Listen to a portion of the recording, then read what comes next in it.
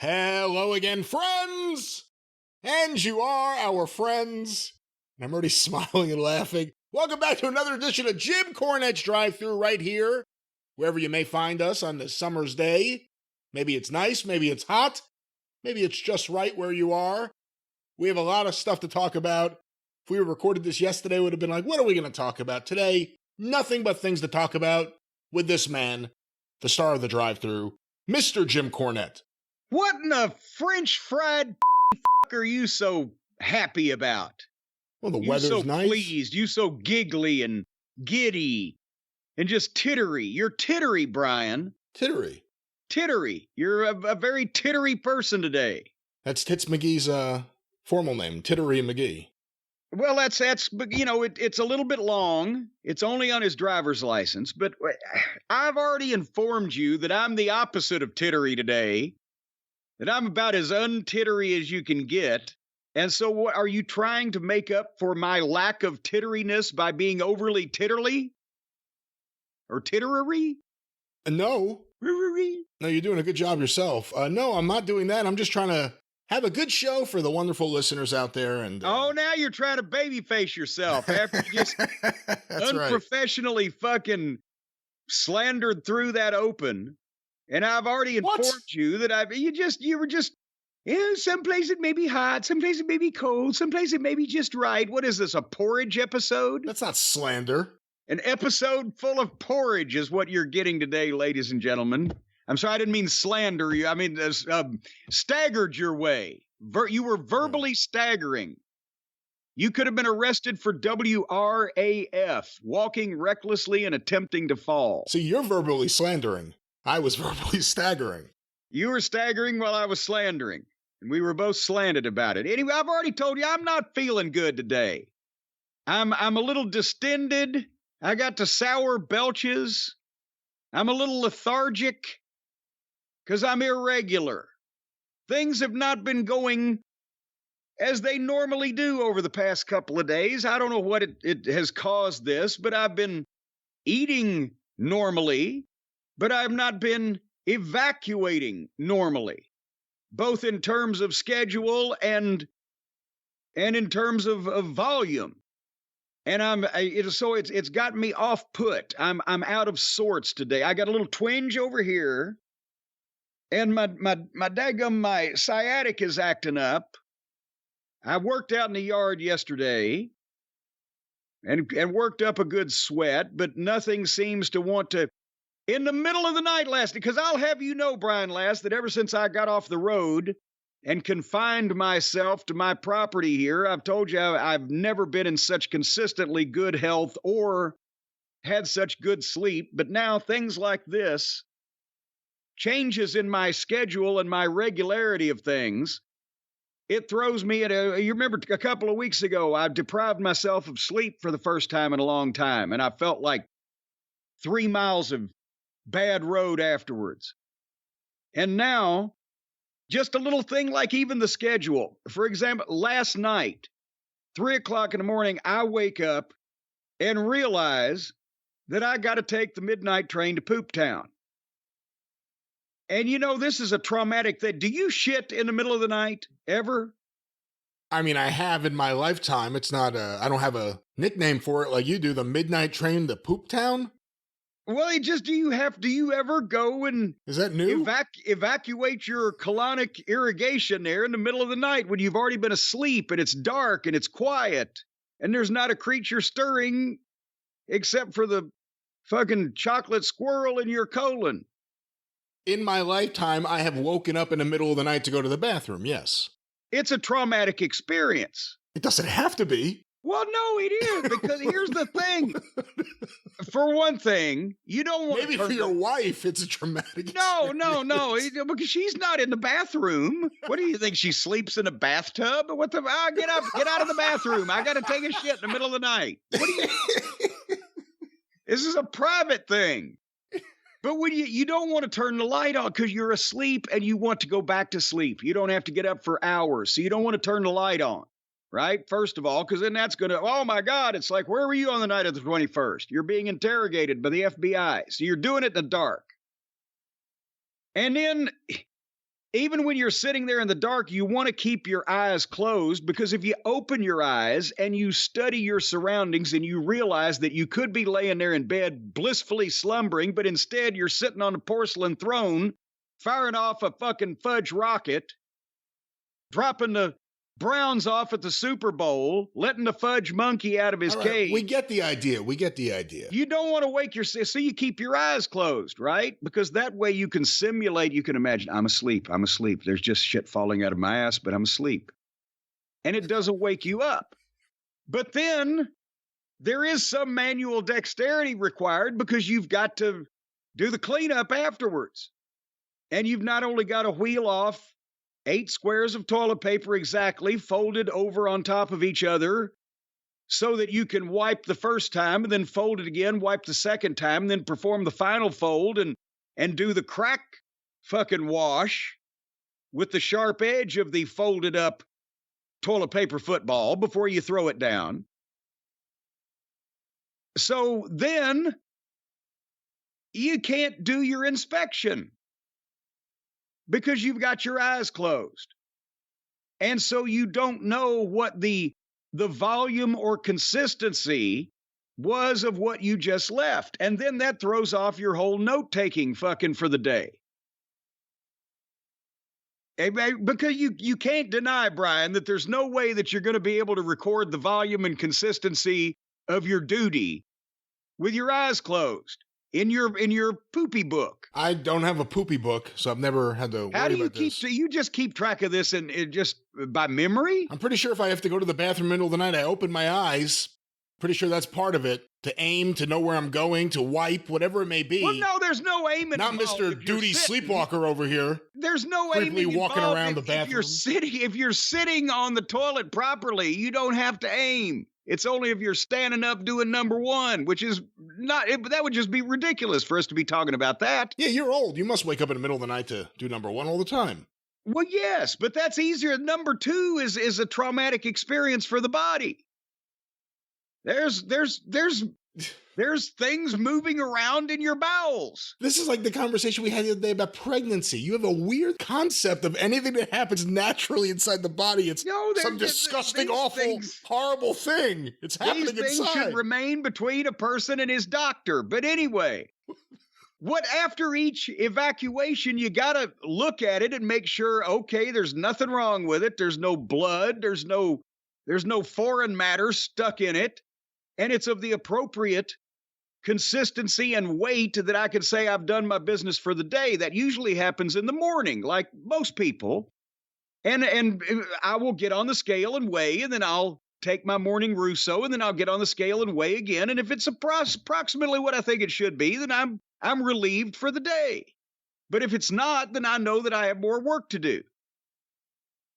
But anyway, I didn't want to go through all that in the middle of the night, so I went back to bed. And then the morning came, and I got up and I tried to Russo, and all I got was a mini Russo. And then I was thrown on, and then that's been it for the last 24 hours. Well, thank you for that update on my show. That's exactly what no one asked for. I'm just telling you, that's why I'm a little out of sorts here today, because of my physical condition at present. All right. Well, can we continue on with the show, or did you have more bathroom I just wanted to let everybody know that if I'm not as normally as entertaining today as I normally am, it's just because I'm feeling puny. I'm under the weather. If you're unhappy because you took a puny Russo this morning, I'm pretty sure you had plenty of Russo last night to fill you up. Oh. We'll get there soon. We'll get there soon. Good transition. No, let's go into that now. Maybe this. And we can talk about other more somber things later on, but maybe this will somehow instigate me to just shit all over the place. I'll do it verbally, even if I'm not physically doing it. Go ahead. Well, let me introduce this. This is the Dark Side of the Ring episode on Bash at the Beach 2000, I believe, with Hulk Hogan versus Jeff Jarrett, Vince Russo and Eric Bischoff, big parts of the behind-the-scenes going-ons, and, of course, Dave Meltzer a big part of this episode. This episode may have been the epitome of the things that are wrong with the series right now, and also the most entertaining show in the history of television. I took lots of notes. I'm telling you. I think that two controversies or two facts have been settled here today, or by this program. Eric Bischoff doesn't know nearly as much about wrestling as he has convinced many people that he does. And now you know why everybody hates Vince Russo if they have to spend more than 10 minutes in a room with him.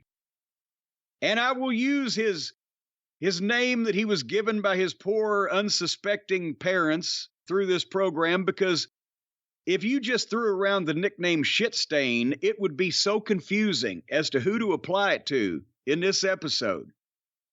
And especially at the root of this, it was a heel program between two guys, both with their own versions of delusions of grandeur.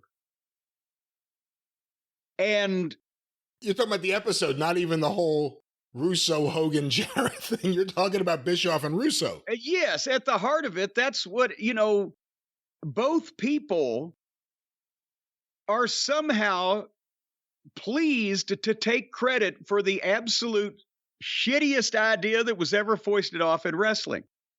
And they both believe that if it had come off exactly as they intended it, which was basically the way it came off as everybody tells a story, that it would have been brilliant.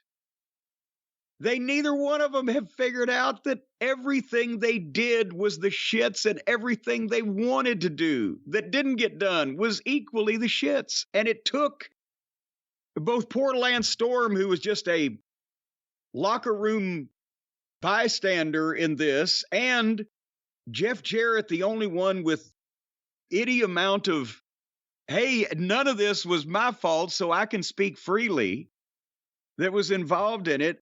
It sounded like they were rational individuals.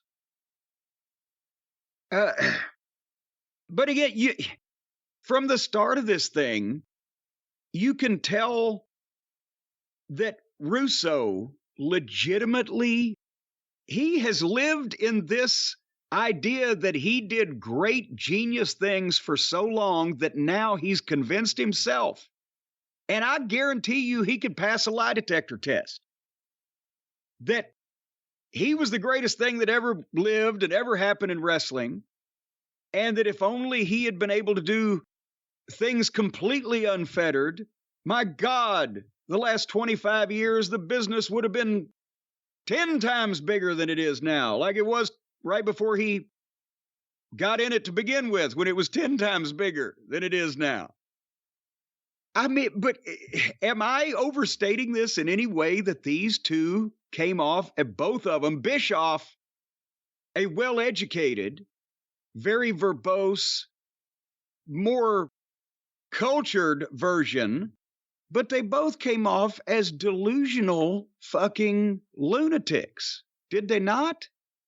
I thought Russo came off worse than Bischoff. Well, yeah, I mean, you almost have to. Even from like the very beginning, it was like, I hate pro wrestling. I hate what it does to people, what it does to me. It makes you into this. It doesn't have to be like that. Oh, wait a minute. He said, I wrote down some quotes. I despise the wrestling business and the people in it. You can't be a good person and exist in the wrestling business.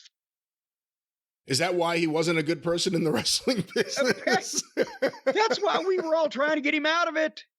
We told you, Vince, you won't like it. No. I mean, with Bischoff, we know from other things that he has either issues with memory, and this is a long time ago, and he's not a young guy, and he's not, he's not an archivist like you or someone. He's not a truth teller, is what you were looking around trying to say. It's either he's forgetful or he just says things that aren't true. But at least he comes across, very smooth while doing it, so that you almost believe he has to know what he's talking about, unless you know the facts. And Russo is just this constant attempt to convince you of what he is saying. I have to be honest with you. I have to tell you. I have to be honest with you. Just be honest. You don't have to constantly tell me you're being honest. Does that mean you're lying all the other times? Yeah, and that's what he does while he's thinking of something to say. Uh, you can tell, first of all, you can tell people who have never really been in the wrestling business because they use the word scripts. And he was doing that when he first, that was where we first knew that he was a fucking completely clueless mark. I never heard the word scripts in a locker room until the late 90s. Maybe with some idiot from Turner Broadcasting's business department during the WCW days, but otherwise, late 90s WWF.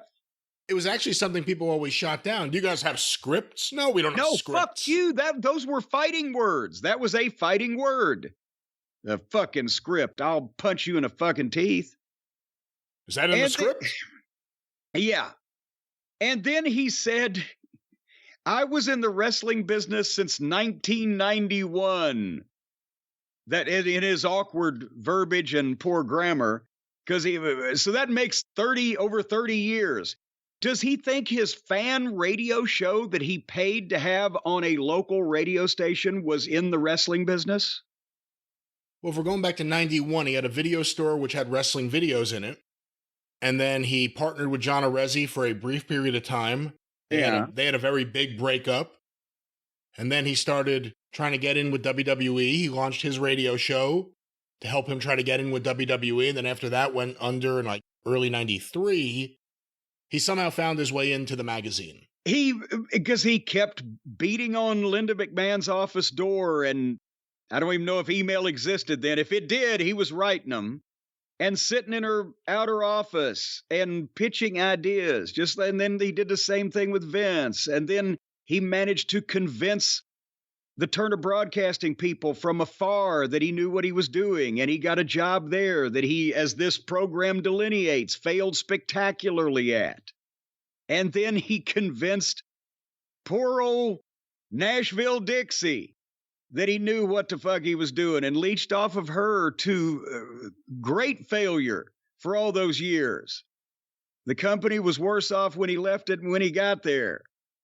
And they were farther in debt, I'll tell you that. And then since then, he has continued to beg people for a job by campaigning about how much better he used to do it, and they ought to let him do it again. And every time anybody's let him do it, it's been the shits. So anyway. And also he says he hates the business and everyone in it. Why should he get any more chances? Everyone in it. Except when he's begging them publicly, give me a job. Or I'm trying to tell Vince he should bring me back. Or I would offer my help to Tony, blah, blah, blah. By the way, I won't belabor it, but somebody go back and find the YouTube clip where you and I sat down and did some figuring and figured out that I have never in the history of my life asked for any job I've ever had in wrestling. They have all been offered to me. You know, the other thing is, I just want to say, Jeff Jarrett came across really good in this. Like, this is the best of Jeff Jarrett, sitting there reasonably and rationally trying to explain something, not being hyperbolic. The other thing with Russo that's unbearable, the more you watch him, he adds syllables to everything. Wrestling. Everything. Wrestling. Everything.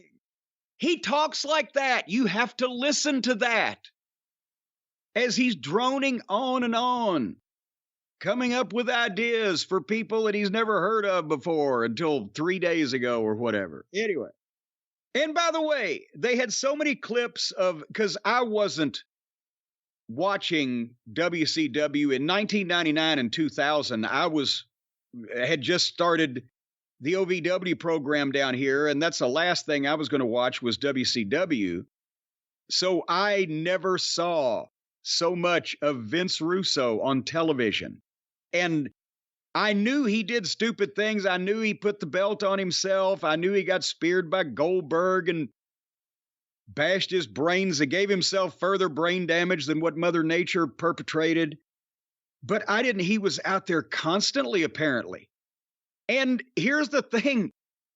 Again, he was acting like that these were brilliant things he was doing when he said, well, every promo that I cut, or what? On every television show that you wrote yourself into, Vince Russo has never appeared on a television program that he didn't write himself into. And Brian, I ask you, going back to when it happened, you were old enough then, did you ever hear anybody say, what a great performance by Vince Russo? What a great promo Russo cut. Wow, did you see that great angle that Russo was in? Ever by anybody? No, I mean, of course not. But yet, I do remember one of his quotes was not in this episode. It was in an interview where this was years ago. And he was trying to defend not only the way he used celebrities, but just any non-wrestling people inside or in the periphery of the blah, blah, blah. And this was a quote that I've committed this to memory. This was where this fucking guy's head was at. Well, if I can learn to work in the ring, anyone can. He convinced himself he learned how to work because he wrote himself into a show to either take bumps or more often give people bumps or carry a baseball bat around like he was goddamn Buford Pusser, wearing his Howard Stern wannabe fucking New York badass outfit. It's embarrassing. He should be ashamed. Howard Stern never dressed like that. No, but Russo thinks he did because that's who he wanted to be. Except if Howard Stern went around hitting people with a baseball bat. The TBS executives down there hired who they had been led to believe was responsible for Vince McMahon's success, and he came in and shit all over the company and thought that he was making himself a star.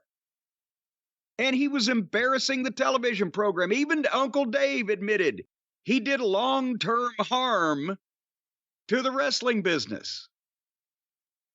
So then, Eric, let's get back to him for a second. Let's go to Eric. What? I was just going to say, the funny thing about this was, it was like, Russo hates Bischoff. Bischoff hates Russo. Yes. They both hate Meltzer. Meltzer's putting them both down. It's the funniest thing. Well, that's why I'm saying let's come back to Russo. Let's go to Bischoff. Eric Bischoff, here's a quote. I studied what made WWF successful and decided to do the opposite. Well, he did. They went out of business. And then he said, I was the first one to create live weekly TV. He didn't say except for every territory in wrestling pre-1984. And then he said bringing in Hulk Hogan in 1994 in WCW was a seismic shift. Hogan bombed as a babyface for almost 2 years before they did the NWO thing. It was Hall and Nash that kicked it off. We've covered that. And Hogan was riding around Universal Studios in a fucking rented goddamn convertible with Jimmy Hart on a megaphone trying to get people to come to the fucking tapings. That was Disney, not Universal. Disney, I'm sorry, Universal was Russo's other fucking project he talked himself into for the next company he killed. So then Russo is telling the audience here on Dark Side how he told Vince McMahon the way that it was going to be. I told Vince. And I've heard that same pitch, but it was groveling and whining to Vince. It wasn't laying the law down to Vince McMahon. It was, but Vince, that's too wrestling. People don't want the wrestling. And Crash TV, he described as short match, backstage fight, vignette, short match, fight in locker room, vignette. What does that sound like? I don't know. I don't know. What? That sounds like the same thing we see on Wednesday nights because a fucking Mark from the goddamn 90s is booking a television show today. His influence lives on. And it's a shits today like it was then because we've all seen it. And it's nothing different. And it doesn't take any talent to just do that. Let's just let everybody fight. It's been tried since with everybody. Even the WWE still does some of that shit because they've got in their patterns, but they're drawing huge ratings for the time these days. But everything that he did has been copied and done, not only by himself in TNA, but by all the other marks for that time in wrestling that had gotten to business and become either wrestlers or promoters. And it's never fucking worked because you don't have Austin and Rock and Taker and Foley. And you don't have the standing of the top company and an unlimited budget. Well, Tony does, not the standing, but the unlimited budget. But this shit has never worked without stars and a guy like Vince McMahon controlling it and running the fucking business. Without one guy clearly in charge, you got what you got here was a bunch of clueless executives, half of them that didn't want wrestling in TBS or on TBS, hiring a bunch of people that were good salesmen of themselves and all fought with each other, Hulk Hogan, Eric Bischoff, Vince Russo, because they all were just out for themselves and how to get the fucking biggest buck out of the billionaire. Sounds familiar? We're flashing back 25 years later today. But that's what you got from Russo. Ideas. Everybody says that. Yeah, he got plenty, even the people that try to be nice to him. Yeah, he had plenty of ideas. Or nice about him, not knock him. Yeah, he had a lot of ideas. Fight in the bathroom. I had that idea in 3rd grade. So then Dave says that WCW in 1999 was headed to the iceberg and TBS sends Bischoff home in 99 because he's got too big for his britches. What was the reason they sent him home? I can't even remember that time. I can't even remember. I was, by that point, before Russo even got there, I stopped watching WCW every week. But I mean, they've written books about this, so it was some goddamn, hey Rube that he got into with the executives. And at the same time, here comes this other knucklehead that can sell them a bill of goods. They've sent Eric home. So here's the fucking guy that they have been led to believe is responsible for the WWF success, Vince Russo, who tried to get, apparently now his story is, I know when they added SmackDown, he went in and tried to get a big raise, which Vince didn't pay you by the fucking show. He paid you by the job. You wrote one show or 20 shows. You didn't really write any shows most of the time because he was fucking taking your papers and doing it the way he wanted anyway. So Vince wants a raise, and now apparently he wanted to move out of town closer to his wife's family, which is apparently in and around the Evansville, Indiana environs. Yeah, the raise is one thing. I could see the argument for that if you're him, but not, I want a raise, and also, I'm moving to Indiana. Yeah, fuck you. He was mad me and Bruce were all the way up in Monroe. Right? Goddamn, pal, you need to be closer to the office. We can't afford it. And so this idiot wants to move to Indiana. Vince says hire a nanny. And considering his kids were little ragamuffins, maybe he should have. They'd have been brought up better. But anyway, so that's when Vince Russo stabs Vince McMahon in the back and makes the under-the-table, behind-the-scenes deal to go to WCW, which after about 6 to 9 months, I'm betting Vince McMahon was like, oh, thank God he did that. Probably Vince McMahon was kicking himself because he didn't have the idea to send Russo down there. But a lot of people, I mean, I don't know if people still talk about this, back in the day, they thought that because of the results and how bad the TV was, that it may have been an intentional thing that Vince McMahon sent him there to kill the company, right? You've heard that. Yes. And there is precedent in wrestling. Remember, Bill Watts paid Grizzly Smith to keep booking for Jack Curtis and George Culkin when he was booking for the opposition in Mississippi because he was running them out of business, doing his best. But at the time, yes, they thought that, but no, because obviously I knew had just come to Louisville, but obviously was talking to people in the office every day, and I got the scoop immediately. Hey, did you hear what Vince did?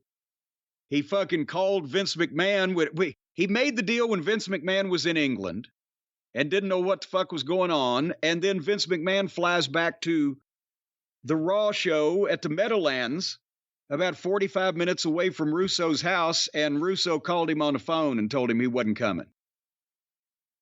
Didn't even have the goddamn nerve, the guts, the balls, or anything to come down and look him in the eye and say, well, I'm soaking Atlanta for a bunch of money, but thank you for the opportunity, Vince.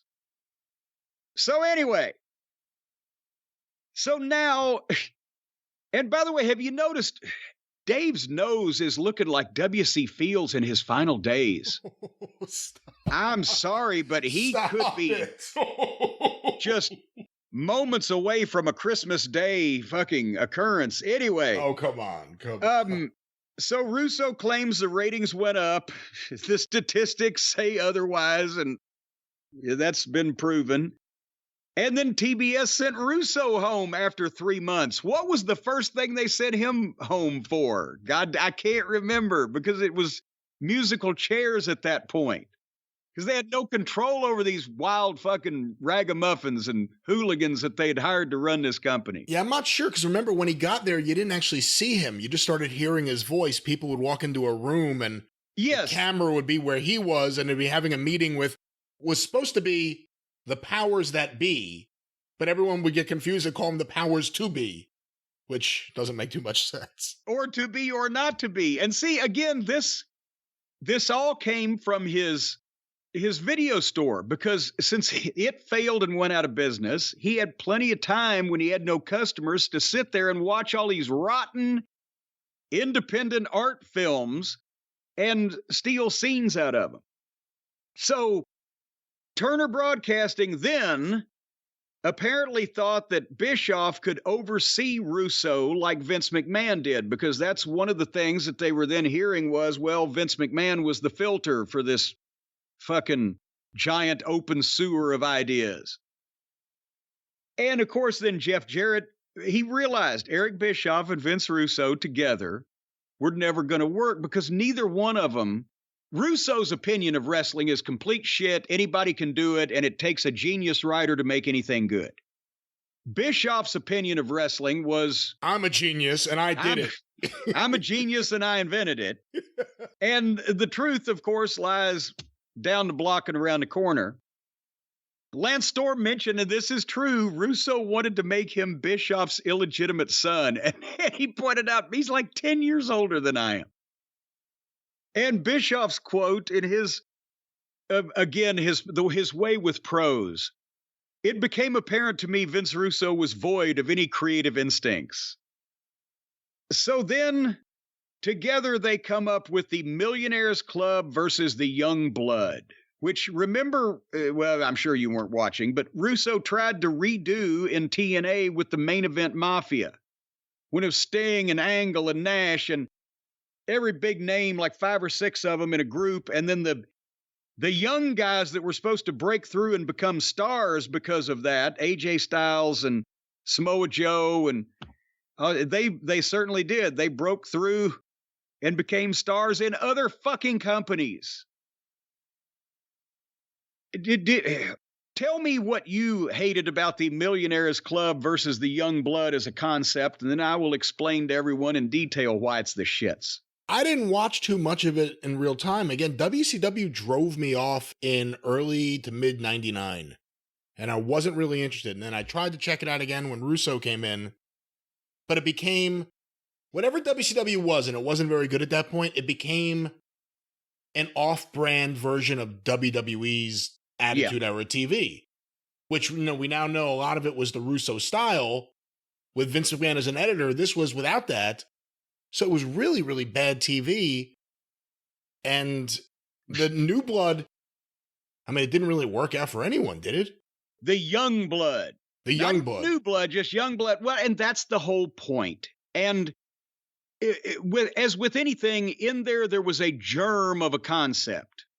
And the idea was Russo was always trying to push, because he would only listen to the smart fans, because the smart fans were the ones who knew he existed. And then later when he was, because he was never going to be on television as anything other than like the magazine editor. He made a few shows in WWF, or he did commentary for a little while on WWF New York. Jesus Christ. But the smart fans were the only ones he listened to. He didn't consider the audience as a whole, which again, even though more were smart, a lot of people were smart, but didn't live their goddamn life about this stuff. And so they didn't know every twist and turn and insider reference. So Russo would get the idea that all the fans were in a backlash against all the stars, all the accepted stars, the big names. And these young guys who are ready because the old guys won't put them over in fake matches. That's why that these young guys are pissed off. I mean, he came out and basically told people that. And then he would have the young guys fight the established guys. But the problem with that was you had on one side a group of the biggest names in fucking wrestling, and on the other side a group of not big fucking names. And so it didn't work. You don't get people over in groups, in mass, in goddamn clumps.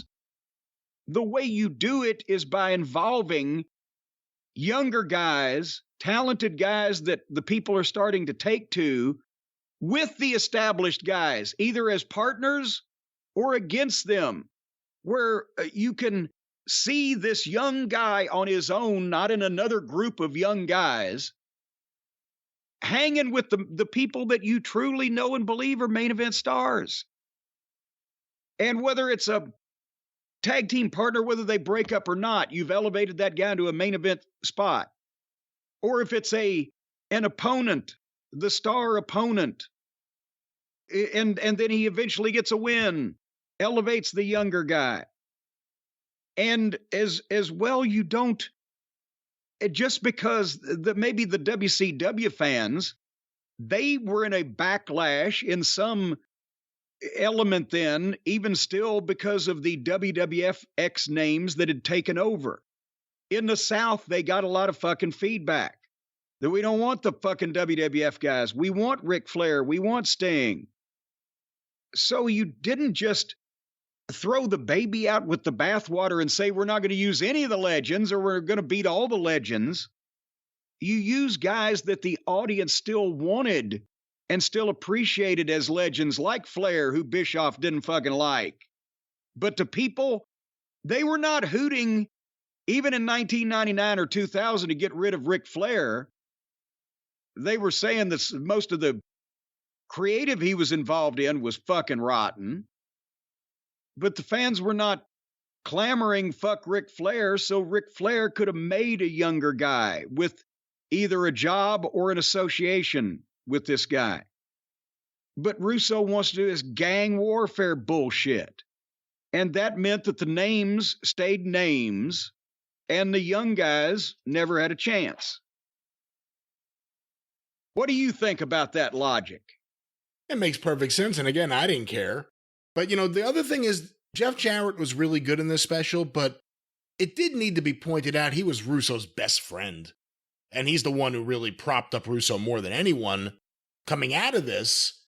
So it does need to be pointed out that he's been like Russo's guy. They made it sound like it just happened to be him in this situation. Well, I can say sometimes you consider people your best friend for a period of time, and then they turn out to be complete weasels. And since Jeff has figured that out now, you can't hold it against him for saying that, not wanting to say in 2023, yeah, I was a friend of this fucking guy's.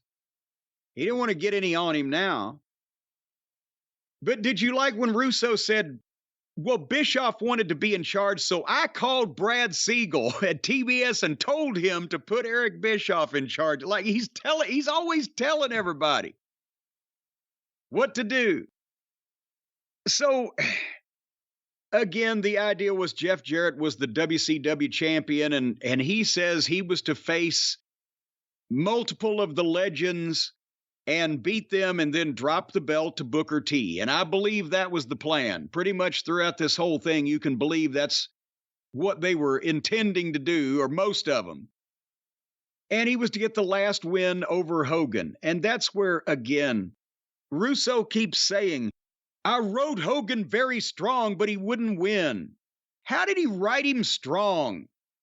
he didn't have shit to do with the way matches were put together. He could put bullet points down like Scott Steiner runs in with a fucking tank.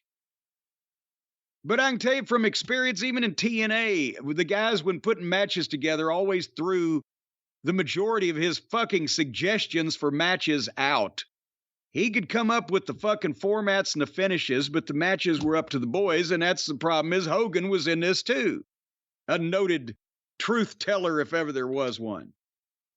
So he's the only person not obviously in the documentary, not speaking to the filmmakers here, so everyone else has their side represented but Hogan. Although I guess you could say Bischoff in a sense represents he Hogan. Was his side was partially represented when they had tape of him on Bubba the Love Sponge, but they couldn't say Bubba the Love Sponge's name, I guess, so they just said a Tampa radio show. But that's the thing. The bone of contention was Hulk Hogan had creative control. Russo wanted Jarrett to beat Hogan and then drop the thing to Booker T. Bischoff, being Hogan's buddy and knowing that they would do business together after this fucking Turner Broadcasting thing immolated or combusted or whatever it did, he was on Hulk's side. And plus, what the fuck? Why would anybody agree with Russo? So Russo says he keeps rewriting the script to have Hogan wipe out more people. And Bischoff's story is Russo didn't get to vote. This is a quote. He didn't get to vote. He thought he did, but he didn't. So everybody's story comes to shit here because the night of the show, Bischoff and Hogan tell Russo that Hogan's winning. He's using his creative control, and they want Jeff Jarrett to throw the match. And then Hogan will storm out mad. And then WCW will realize that Hogan wasn't coming back. So WCW would vacate the title and have a tournament for the new world champion. And the last two guys in the tournament would face each other at Halloween Havoc, where Hulk Hogan would reappear and say, I still have the belt. And if you want this, you've got to beat me. This is the idea that Eric Bischoff is giving you with a straight face that that's what they wanted to do on purpose. He's acted like this was going to be a great fucking idea. It was the blind leading the blind. And Hogan knew how to take advantage of the whole thing. Yeah, then because, Hogan's going to beat everybody and not have to work. He'll get 6 months off and beat everybody. And then Russo flips his shit because I rewrote this show twice. Oh, poor baby. And Bischoff calls Brad Siegel, the president of TBS, and he said, go with Bischoff's idea, which, Jesus, that's why TBS couldn't run a wrestling company and why Vince won the war. Because they would back up an idea like that because it was Hulk Hogan and Eric Bischoff. So then Russo gets mad, and he's determined to do something else. And again, he's in 1995, he was running a failing video store, and 5 years later, he's given Hulk Hogan ultimatums. The reason why that he couldn't get anything done is because nobody took him fucking seriously. Because once you sat in a fucking room with this fucking guy for 10 minutes, if you were in the wrestling business, you knew that he was as full of shit as Aunt Lola's Christmas turkeys. And nobody was taking him seriously. Bischoff, in 1993, had been a C-string announcer. But they gave him the job first, and he got Hogan's ear. And of anybody in the whole fucking equation, you would listen to Hulk Hogan, the biggest wrestling star on the planet at one time, except for the fact that he's only going to do whatever benefits him. And he's going to work the people who are on his side into thinking that it helps them too. So this is the ultimate heel program. So Russo pitches it to Jeff Jarrett. Bro, this is what we're doing.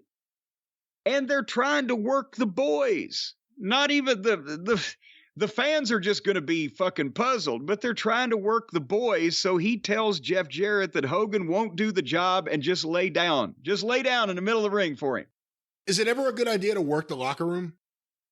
No, well, all right. Digression here for a second. To work the overall locker room sometimes so that they don't spill the goddamn beans with their running their dick lickers on social media or Twitter or Facebook or whatever the fuck about not telling them things that they don't need to know.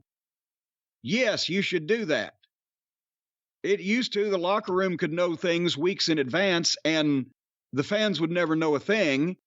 And now it's instantaneous. So I think the locker room should not ever be told shit anymore that they don't absolutely need to know. But I don't think you should lie to the locker room about an angle that you're doing on your fucking show that would get heat if the boys believe it, that they would hate one or more of the top fucking stars in the company. So anyway, in trying to work the boys, he just tells Jeff to lay down, and Jeff is dumbfounded. And he charitably said the story was not well thought out and didn't make any sense. And he explained all the reasons and that everybody loses. And then he was saying, do I really want to be a part of this mess? And my father and my grandmother showed a picture of Teeny with Nick and Roy. He's like, do I jump Hulk Hogan and make him actually beat me? Or, then he finally just got disgusted enough. Let's just get it over with. It's just, and that's the thing. Again, Russo did not care because he always wanted everybody to know that wrestling was fake so that his ridiculously and unfortunately amateurishly inflated ego could take credit for everything. He's like Stan Lee. Think about this, Brian. Stan Lee and Vince Russo wrote multiple exclamation points, randomly capitalized words, were all about catchphrases, and stole Jack Kirby and Steve Ditko's credit. Vince Russo grew up reading Marvel comics. He wrote like Stan Lee. Anyway.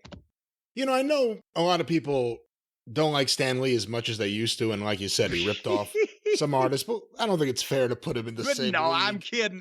But, see, that's the thing.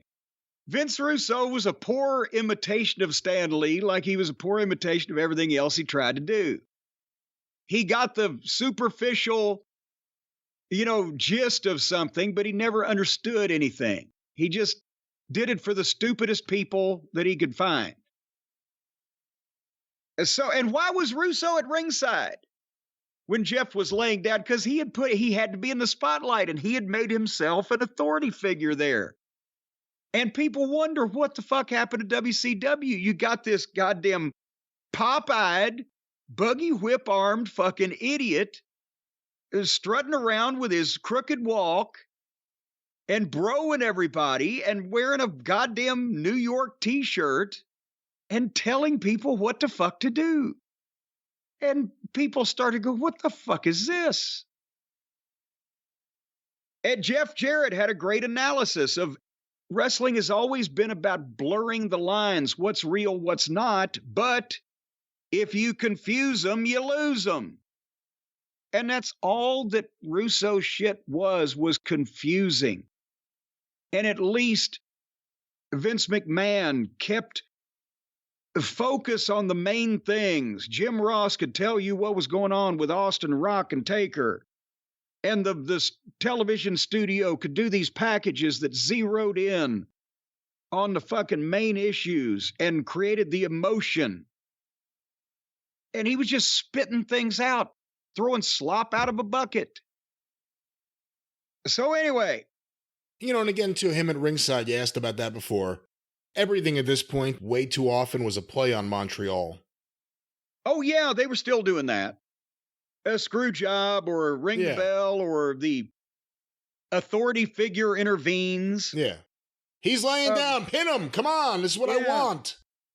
So Russo said that at that, all he cared about was the plan working exactly the same way I laid it out. It's all part of the story. So Hogan pins Jeff. Jeff walks out. Bischoff said it went according to plan, like it had been good to that point.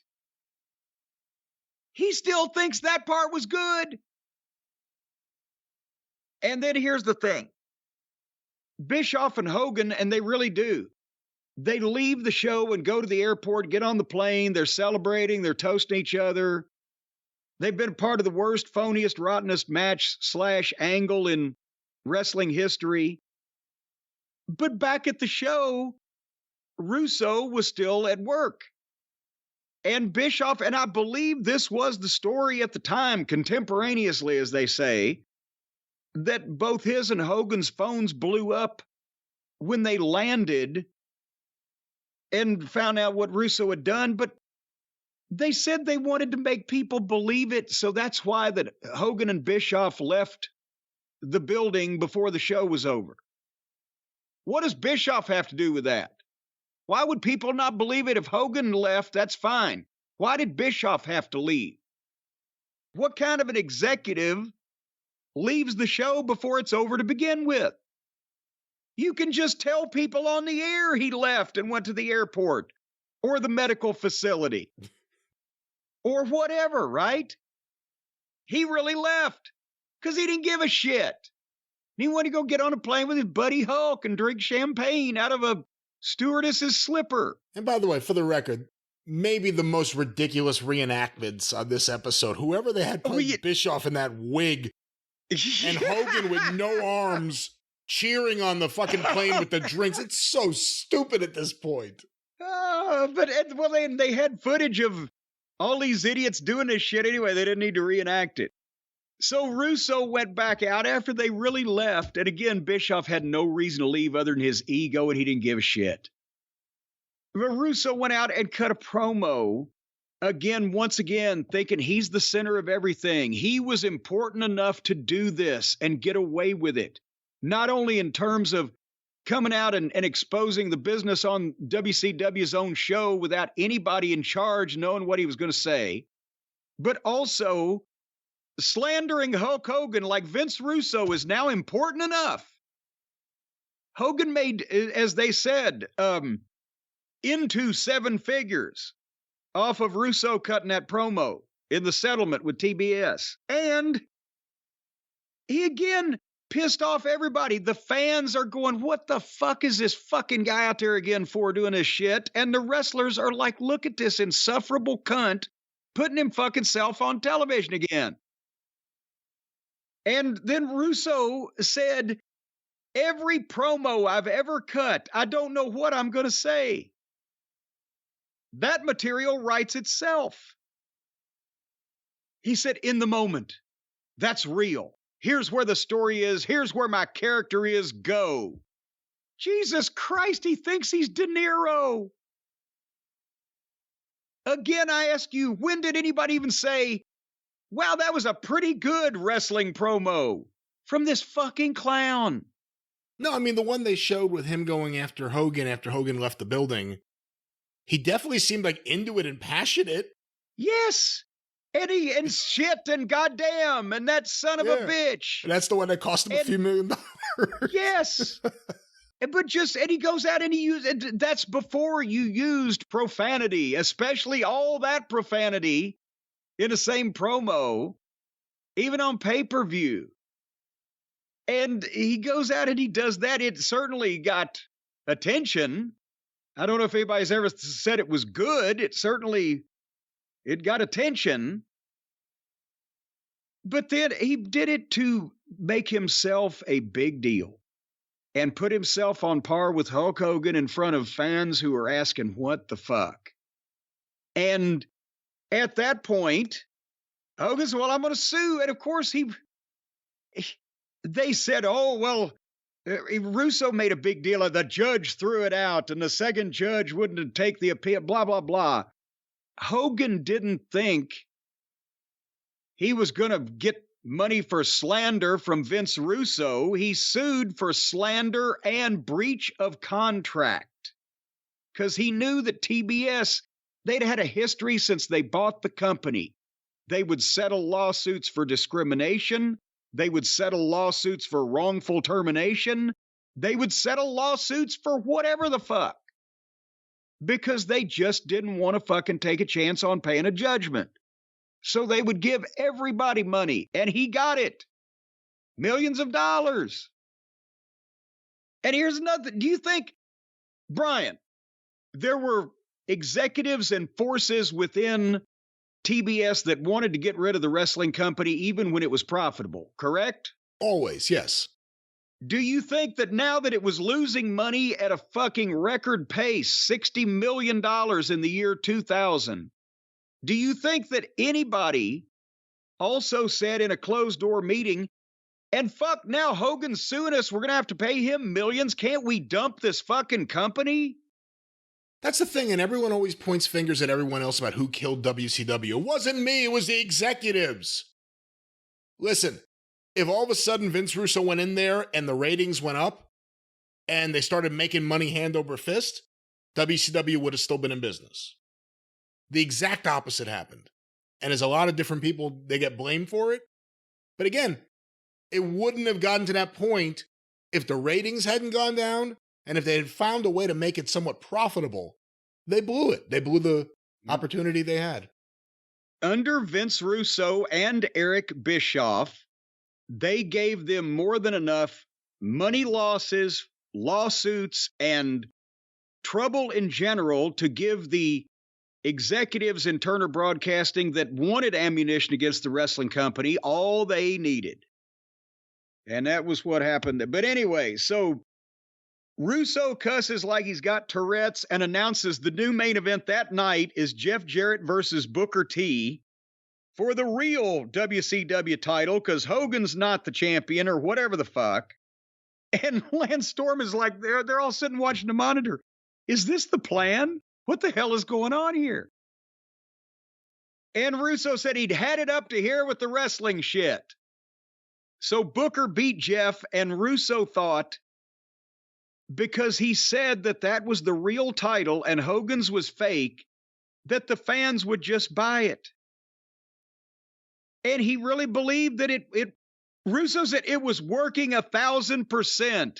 And all I'm reading is Vince Russo finally put Hulk Hogan in his place. Did you love that little exchange? Well, it showed you what audience he was looking to, I guess I should say, for support.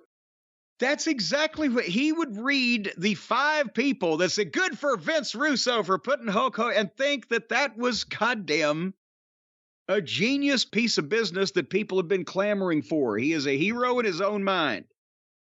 So Russo says everything that happened was the way it was laid out.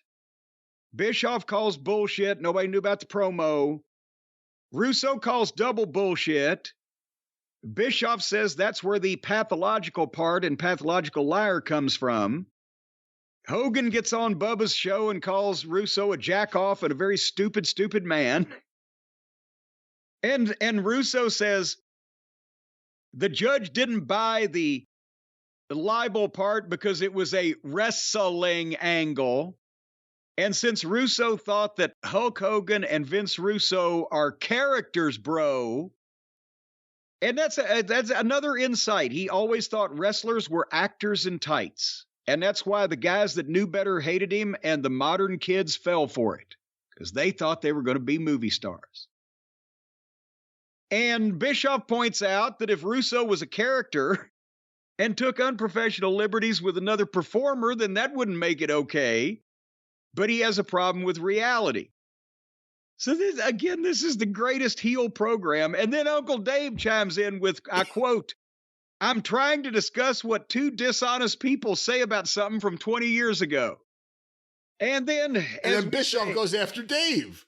Yes. And so calls him a useful idiot. He's a useful idiot. Triple H. Fucking Hulk Hogan. I abbreviated. Hulk Hogan settles with Turner for the fucking money. And Jeff Jarrett summed up Hulk Hogan, a business that gave him everything. That's what he gave back. The most self-centered, egotistical power play that only benefited Hulk.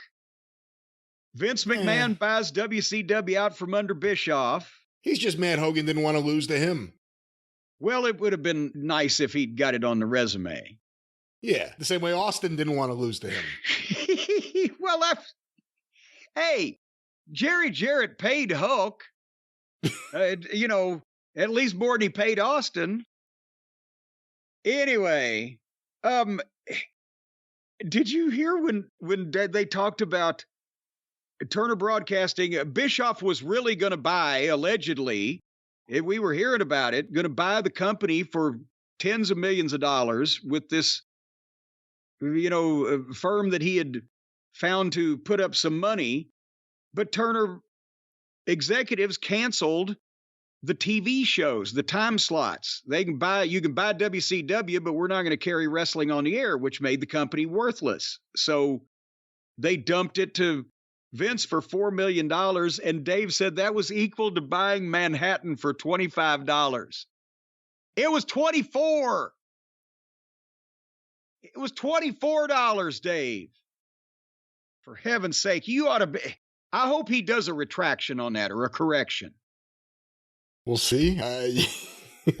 Well, put in the inflation calculator. When was the purchase of Manhattan Island? What was that? 1670 something, maybe? Put in the inflation calculator, $24 to present day, and see how much that's a lot of money. Yeah, hold on. The first one doesn't go back past 1913. Oh, well, no, $24. This one doesn't go past 1914. Inflation calculator, what year? 16? Let's say 1675, just to be a rough, because 1913, $25 wouldn't even have got you the Bronx. Okay, so what are you asking for in 1675 money? $24. $24 in 1675 is worth $2,034.06 today. Well, now that seems a little low. It does. It seems like that ought to be worth at least $27-30 million. That seems a bit high. All right, well, anyway, the closing statement on this program was from Vince Russo. His closing words, "Do you know how little this shit matters? It's a form of entertainment." And then my DVR at that point committed suicide. It just froze up. It said, "I don't want you to even hear any more of this. I care too much about you, Jim." I think anybody, if you watch this show, you may not know any more about Bash at the Beach, or you may not know who to believe, but you will understand now why I would willingly chainsaw this motherfucker's head off if we were alone in the woods together. I think everybody has now figured that out, haven't they? He seems somewhat unbearable, especially if you care about professional wrestling. Again, he seems to have a lot of grievances because he doesn't have a job in wrestling, and then tells you that he hates wrestling, hates the people in wrestling, he's too good for wrestling. And has refused to do anything else for the last 20 years. In his eyes, I guess he was just really good at it for a few years, 25 years ago. I don't know, but Dark Side of the Ring. Hell, a lot of people could say that about sex. An interesting season of Dark Side of the Ring. What is there? One more episode, right? Marty Jannetty? Marty Jannetty, they're going out with a bang. Well, Jim, after Dark Side of the Ring this week, it may be difficult to watch that episode for anyone who hasn't seen it yet, to have to hear all that. But maybe if you just want to get the information, you can watch it with closed captioning on and listen to something else with your Raycons.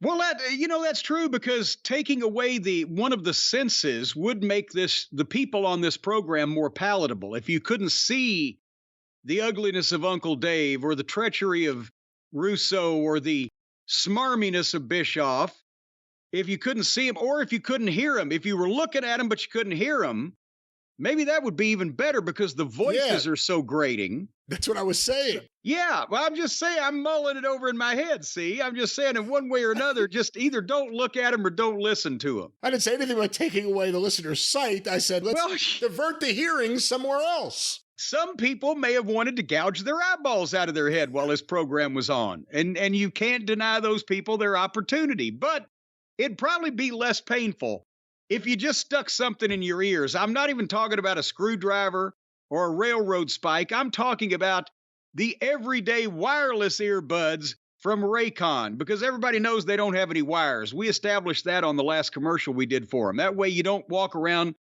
looking like a fucking Martian or a robot or somebody with wires hanging out of your ears.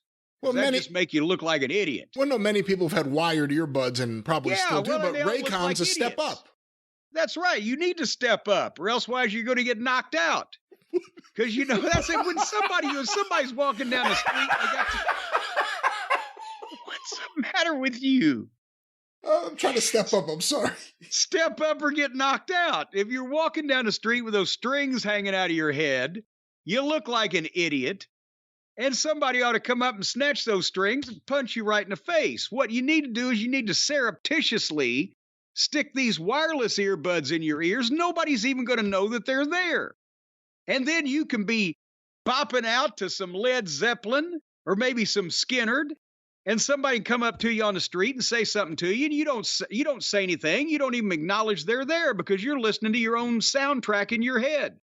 And they'll say something else, and you'll ignore them, and then they'll punch you in the fucking face for being rude and ignoring them. Well, no. But at least you'll be hearing good quality music, and you'll be happy right up until the moment of impact. And don't forget, actually, let's take that back. You do not have to worry about getting punched in the face because there's awareness mode, so you'll be aware of who's around you. And of course, you may be enjoying the wonderful tunes or sounds that you get on your Raycon earbuds, but you'll be aware enough to prevent strangers from punching you in the face. Not unless you've used the earbud tap function to toggle onto the awareness mode. If you're not aware enough to become aware and know you need to be aware, then you'll be unaware. Well, that's why we're letting everyone know. It'll just happen. That's why we're letting everyone know. This is like a public service announcement for all Raycon users. Well, we can't wet nurse these people and just lead them through it by the fucking ear. You're going to have to toggle your own awareness mode if you want to avoid getting punched in the face if you wear Raycon wireless earbuds. But you should wear them. Hyperbolically, metaphorically, you do not have to worry about the risk of being punched in the face just because you're wearing the wonderful Raycon earbuds. But only if you ignore people because you don't toggle the awareness mode. It could just be because just make sure you're aware. It could, if you're ignoring people, it could just be you're rude. It has nothing to do with Raycon. Sometimes they sneak up on you. The rude people? Yes, so you need to fucking be aware. And I'll tell you right now, also, you can stay calm with these things. You put in like some of the nice white noise, or you put in the classical music and you meditate. Or if you want to exercise, you put in the upbeat music to pump you up, and then you can go out there and pump the iron. Or you can put in the rock and roll, and if you go out in a field and you find some of those mushrooms that grow in the middle of cow pies and chew a bunch of them, you'll hear colors, and you'll take a vacation in your head. Because the summertime is here, it's vacation time. That's what they're saying on this copy. And you need to get in a vacation state of mind. Well, let's just specify. You put in the wireless earbuds, you listen to some rock and roll music, and eat some mushrooms grown in cow shit. No, that's not in the copy. That's not in the copy. And you'll take your own vacation. You don't have to go anywhere. Raycon is for responsible adults. And responsible adults can do their thing. Covered mushrooms. Well, hold on now. There's nothing. Raycon does not endorse mushrooms. Raycon has nothing to do with mushrooms other than you may potentially ingest them and have the Raycon earbuds in your ear, but they're two separate things. And that's totally up to you. It's not their responsibility. That's right. It's not in the copy either. Let's just specify that. They did not write any of that. None of this is in the copy, but they do have a 32-hour battery life, 8 hours of playtime. Can you plug other small household appliances into these earbuds and power them as well? I don't believe so, no. But you don't have to worry about power outages because they got batteries. So if you get hit by lightning and your electricity goes out, the battery power will come right up and your corpse will still be playing good quality music or wonderful podcasts when they find you and scoop you up. There is no guarantee that these will continue working after the user is hit by lightning if the earbuds are in the user's ear.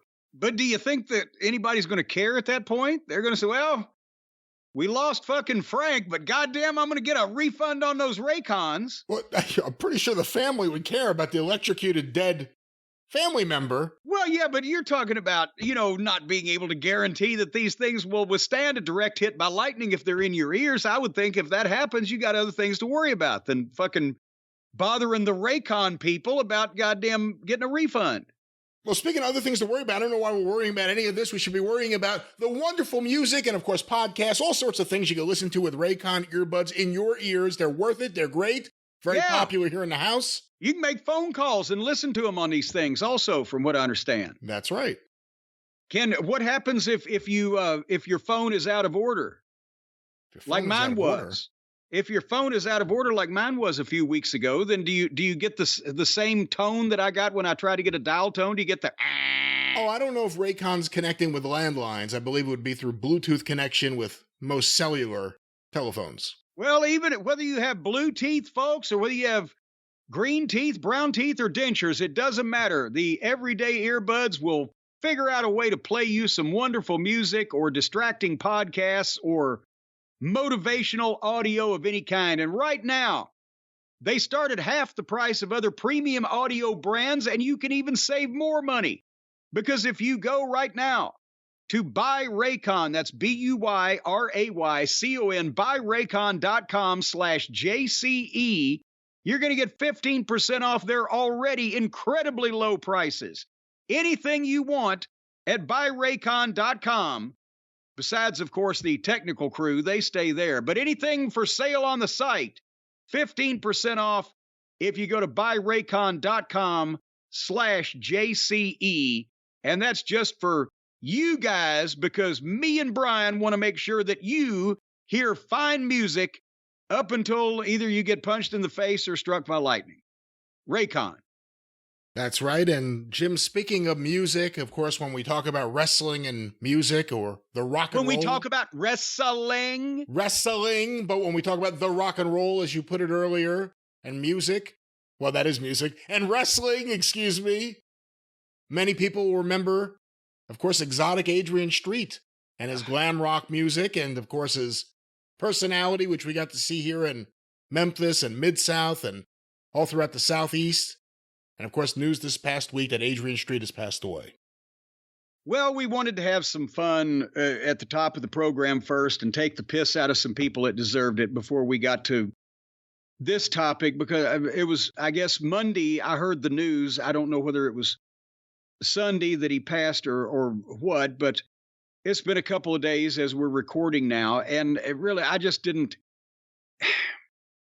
it hit me worse on Monday, hearing that, because not only was Adrian a great wrestler and person, but it's kind of like that was the highlight of my rookie year in wrestling, was managing Adrian and getting to travel with Adrian and Linda. And it, it felt like a part of me there. You know what I mean? Because that was without a doubt, I mean, all respect to the other people that I'd managed first. Jesse Barr, he was about as green as I was, just almost. And Mike Boyette, bless him, had his own things going on with his apocalypse gimmick and everything. We've talked about that. But I got to spend time with Adrian and Linda also, because as we'll talk about, Dundee being the booker and working a program with him, I got to be featured in more important matches, which was a learning experience, as well as just riding in the car with Adrian and Linda was not only so much fun, but I could learn, even though Adrian had spent his entire career in the UK and it was a different style and different business over there, there's some things that are universal, and just learning how a veteran thought about things was so important at that point in time, because I'd only been in the business not even 6 months. And anyway, I know we did a clip on Adrian. It's on the YouTube channel. It's been quite a while ago, but I know it's out there because somebody retweeted it. So I don't know if we're going to repeat ourselves here or if anybody wants to check that out also. There may be different stuff. I can't remember what we said. But I get, where do you start with a guy, Adrian? He wrote, 7 books on his own life. It was a 7-volume series. Just a fascinating fucking guy from start to finish. And I know a lot of people have seen the gimmick and they've seen his matches, and, that was interesting enough. But his entire life story that he actually did, his father worked in the coal mines. There's that famous picture of him in gimmick in front of his dad and his dad's co-workers at the entrance to the coal mine. But he actually did a little bit of it himself and decided he didn't want to. And he was way undersized in terms of height for even the British wrestlers of the time. And Bill Dundee went through kind of the same thing in Australia, a few years later. But in the early 60s, Adrian was only like 5'6", 5'7", maybe. But at least he had that big chest and the big, shoulder spread and upper body, and he took care of himself, and he could fit the fucking picture. But he overcame that. And with the gimmick, which was revolutionary, not only in wrestling, but also he always maintained, and the time period kind of works, that he had an influence on glam rock in England and guys like Mark Bolan and T-Rex, because he was starting to do that shit at that point in time. And, getting on the outs with the joint promotions, the establishment in wrestling at the time in the 70s, after he had been a big star, not only as a single, but he and Bobby Barnes as the Hells Angels. And then he ended up working Outlaw and running his own shows and promoting his own stuff. And of course, that ended up like, most outlaw promotions do. And he didn't make a fortune at it, which was why he came to America, because he couldn't get booked for the establishment, even though he was such a name, because he'd gone outlaw when he felt that they were mistreating him. And he was not a fan of Big Daddies by any stretch of the imagination.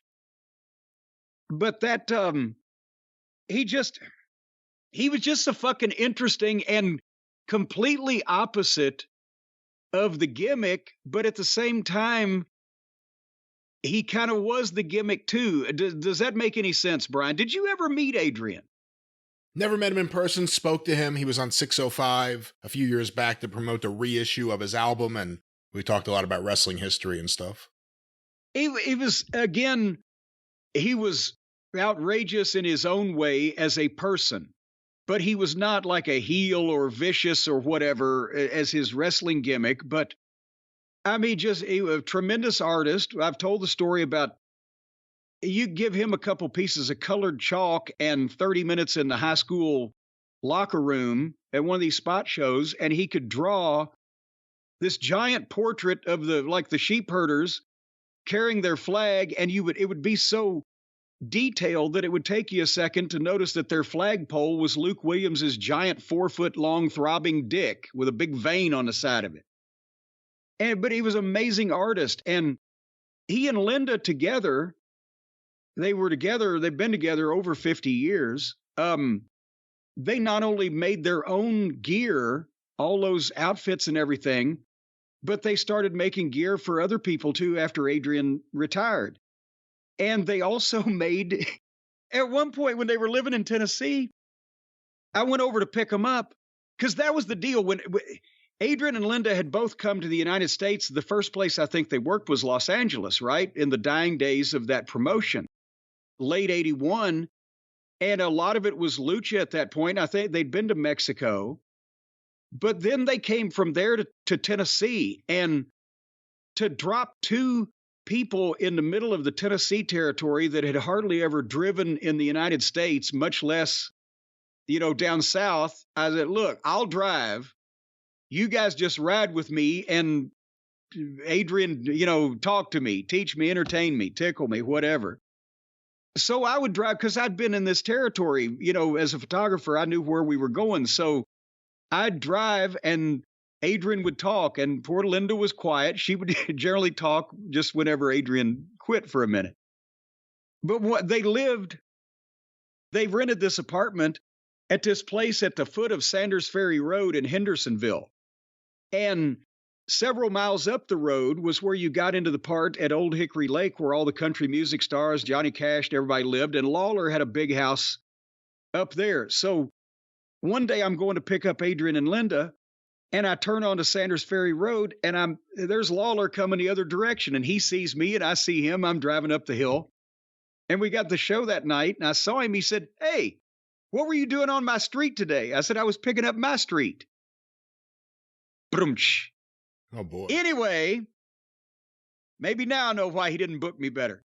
So anyway, I went to their apartment one day.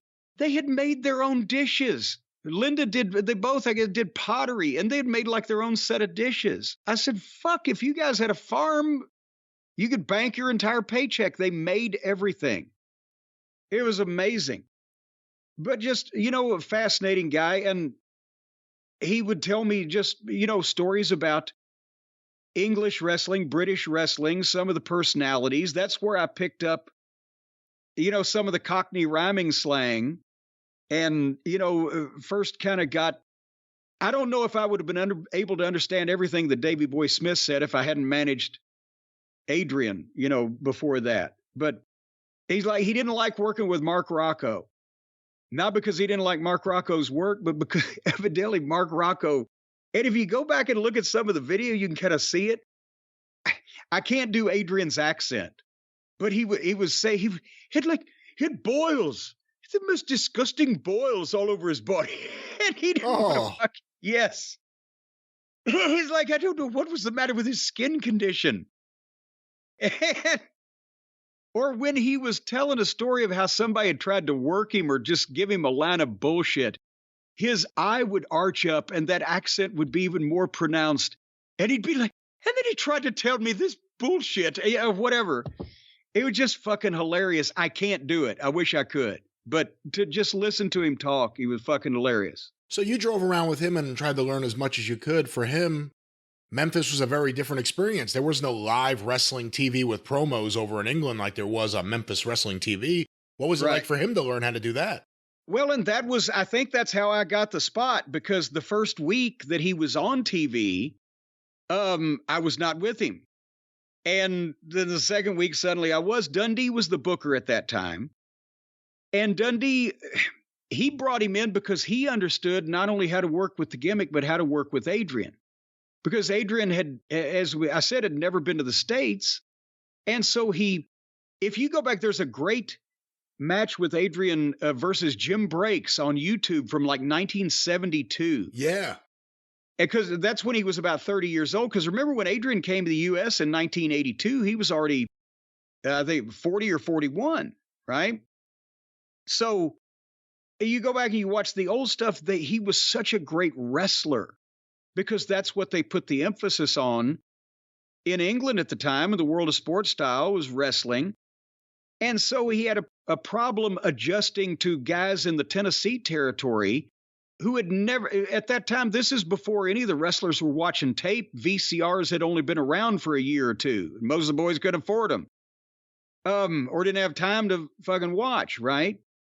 So the guys working Tennessee had never seen World of Sports style. And they really, there were style clashes trying to work with Adrian. But Dundee, because he was from Australia and had worked for Barnett, who had brought Americans in and as British guys as well, he got it. And they had really great matches. The people, they hated Adrian for the gimmick. And they loved Dundee, and I got to go along for the ride and be involved in main events, and the matches were exciting as fuck because people were really into it, right? So that was a big learning experience for me. And I was And they were the same height, so it looked right. Yes, and it looked right, because they were the same height, and they both had the big chests, and it worked visually. And I was able, you asked, to tell Adrian, because I had been a fan here and studied the territories, etc. I could tell him, okay, here's who runs so-and-so, and here's who's worked in so-and-so, and here, things like that. I wasn't telling him any revolutionary concepts about the wrestling business. I've been doing this for 4 months, but I'd been a fan and involved and smart to the business in the United States for years. So I could, tell him to be, what about the Kansas City? Don't go to Kansas City. Shit like that, right? I knew that much. Because that's where I would end up trying to get Ken Wayne to book me in about fucking 6 months before Watts came calling. But anyway. In between Memphis and when you would see him in Mid-South, he went to Florida, he went to Mid-Atlantic, he got around a little bit. Then he came to Mid-South I want to say in the summer of 84, towards the end of the summer of 84. What was that like? How did he mix with what was happening in 84 in Mid-South? It was even hotter, really, because those people despised that gimmick. And, at the time, obviously, it's playing on homophobia.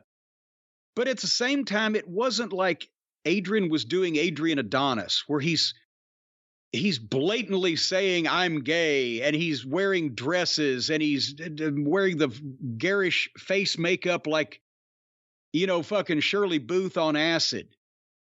Adrian was an English glam rocker with a female valet that he mistreated because he apparently was a male chauvinist pig, even though he was a sissy. And she was portrayed in some cases tougher than he was, but in actuality, and it would take over when he was getting heat as a heel in his matches. All the boys knew he was a fucking shooter and he could stretch almost anybody in the locker room. And I will qualify that with he could stretch everybody in the locker room at the time in Memphis. When he came to Mid-South, there were probably a couple guys just because he was in the mid-40s and he was giving up 100 pounds. He probably wouldn't have wanted to, but he could have fucked him up anyway because he knew all the tricks from 25 years in the wrestling business. He told me in the car when we first started riding together, because he was talking about how are the marks, I said, well, they're not real bad, but you got to watch out. Nashville, certain towns. When he got in the wrestling business to defend himself from the marks that were trying to attack him, he drew circles on his bedroom wall and spent time practicing poking them from out of nowhere as quickly as he could with an index finger, on the theory that if anybody came at him, he was just going to poke him in the fucking eye. And then he would go for the balls. So the whole gimmick was, you could read into it what you wanted. Superficially, the guy's a sissy. He's got the bleached blonde hair and he's prancing around and he's skipping. And his finish in some cases, when they'd let him get away with it, when he first came into territory, is he'd jump up in the job guy's arms and give him a big kiss. And when the guy went, oh shit, he'd roll him up. Yeah, that was one of my favorite things in Mid-South in 84. He shows up. And again, he's prancing, he's bopping around, he's blowing kisses to the camera while he sings his own song. Linda is there with him. So you're like, okay, what exactly is happening here? And in sometimes she would get down on her hands and knees at ringside so he could step on her back to get up on the apron and use her for ring stairs. So remember, he beat Terry Taylor by kissing him, and Terry Taylor's like, what the fuck? And he rolls him up and pins him. And then the next week, I think it was Adrian Street against Chris Adams who came in. And Linda's at ringside. Terry comes down and kisses Linda. That's his revenge. I'll make out with your woman. So then Adrian comes out of the ring and starts beating up Linda.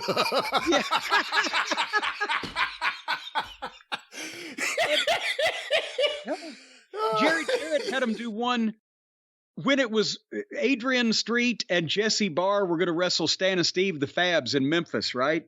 And they did one of the early Fabs videos, which now we can look back on and say this was pure softcore, male pornography. But they were doing it was in the hot tub and they were doing the workout at the gym and they're all sweaty and they're in the Speedos. And then they cut back to the studio and there's Adrian and Linda, both side by side, leaning over, watching the monitor, drooling. And then Adrian notices that Linda's looking and slaps her on the shoulder, like, quit looking at that. So, you didn't know what the fuck was going on, right? But it wasn't like he was lampooning or creating ill will toward gay people, because you didn't know what he fucking was or what the deal, and that was part of it. Right. See, that's the thing. He never came out and said he was gay. People would jump to that assumption. And again, it's a time in society and, of course, amongst wrestling fans where fans did do that. That was something that promoters leaned on. He did it in a certain way. With Adrian Adonis, he announces he's gay, and all of a sudden he's wearing women's clothing. It's a completely different thing. There's no nuance there like there was with Adrian Street. No, it was, I could kill a man eventually. You know, and the names of his songs, Imagine What I Could Do to You, and a sadist in sequins, and it was the sweet transvestite with a broken nose, fucking Rocky Horror Picture Show deal. Right? And see, he was glam rock. Adrian Adonis was not in any way like that. No, it was just preposterous. But even with the Hells Angels, a lot of people think, and Adrian told me this, and I don't know the entire history of motorcycle gangs in England, but in the mid-'60s, when they came up with the Hells Angels, and there are pictures of them on posters from the time wearing leather and studs, but it wasn't Hells Angel shit, it was S&M shit from the clubs in London, right? And you're talking about him and Bobby Barnes. Him and Bobby Barnes. And as well, Hells Angels was supposed to be a different kind of double entendre. As they would come out, he said at one point they got these robes made where they were all in white because they had the bleach blonde hair, right? And they come out in these white flowing robes. And then when they get in the ring, they spread the robes out and the lining is red silk or whatever, bright red. So Hells Angels, white and red, shit like that. He said one night, they're getting in the ring somewhere where they've just got these things, these robes, and they want to make the big entrance in this club somewhere, as they called them back then. And as they're getting in the ring, they have to step up on a chair to step up on the apron and get in the ring. So Adrian's first, and he steps up and he gets in the ring and he spreads the robe open and he's expecting the big ooh from the fans. And instead they're fucking dying laughing. They're just popping, blowing snot laughing. And he turns around and he sees that Bobby Barnes, as he stepped up on that chair on the apron, as he stepped on the apron, the chair had folded up on his foot. And he brought the fucking chair with him on his ankle. And now he said, in an Adrian's accent, he said, I'm there trying to make this grandiose entrance for the fucking punters. And now I turn around and Bobby's walking like a duck with a chair on his fucking foot. But so they didn't have the motorcycle gang connotation to that gimmick as some people may think from hearing the name. And again, they were wearing, it was like what's that fucking Judas Priest lead singer's name? Rob Halford. Rob Halford, yeah. He was wearing that S&M black leather bondage gear. And, as the old saying goes, queer as a football bat. And people, all those English bands doing that were gay, the people in America thought, oh shit, that's fucking tough guy stuff. And they're all dressed up, like they're going to the fucking Velvet Underground or something. But anyway. That's not maybe not the Velvet Underground, maybe the Blue Oyster Bar. Well, the Velvet Underground is why you don't know what their undergrounds are made out of. But that's the thing. Adrian was the furthest thing from homophobic. And both he and Linda, just the sweetest people in the world to everybody. And he was a lot different than a lot of the other boys. In terms of, he loved reading books, painting, various, cultured things that one would imagine from the, a gentleman of the, countryside over there. He lived at one point in a farmhouse that I guess the original house dated back to like 1200 or whatever. And he just, it was a completely different. He'd made a great hippie if he was from San Francisco in terms of being so self-sufficient, being able to make everything and, take care of themselves, But it was so much fun getting a chance for me to do that at that point in time when I was just starting out. It gave me a big boost. And also I got to be, not only involved with the booker in a program and a veteran like Adrian, but get in the ring and work. Somebody just tweeted one of the clips of the matches with Dundee and referee Jerry Calhoun against me and Adrian and Linda. And I remember Jerry Calhoun should have won the Brawl for All. Nobody ever smartened him up. That was like his first match, and he was killing me.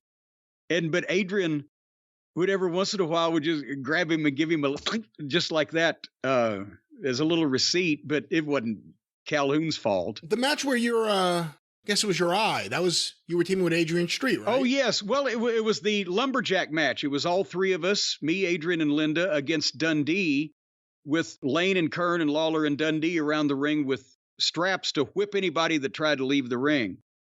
And that was at the Cook Convention Center, and it wasn't the regular Memphis Coliseum ring. It was the TV ring that Buddy Wayne used to bring.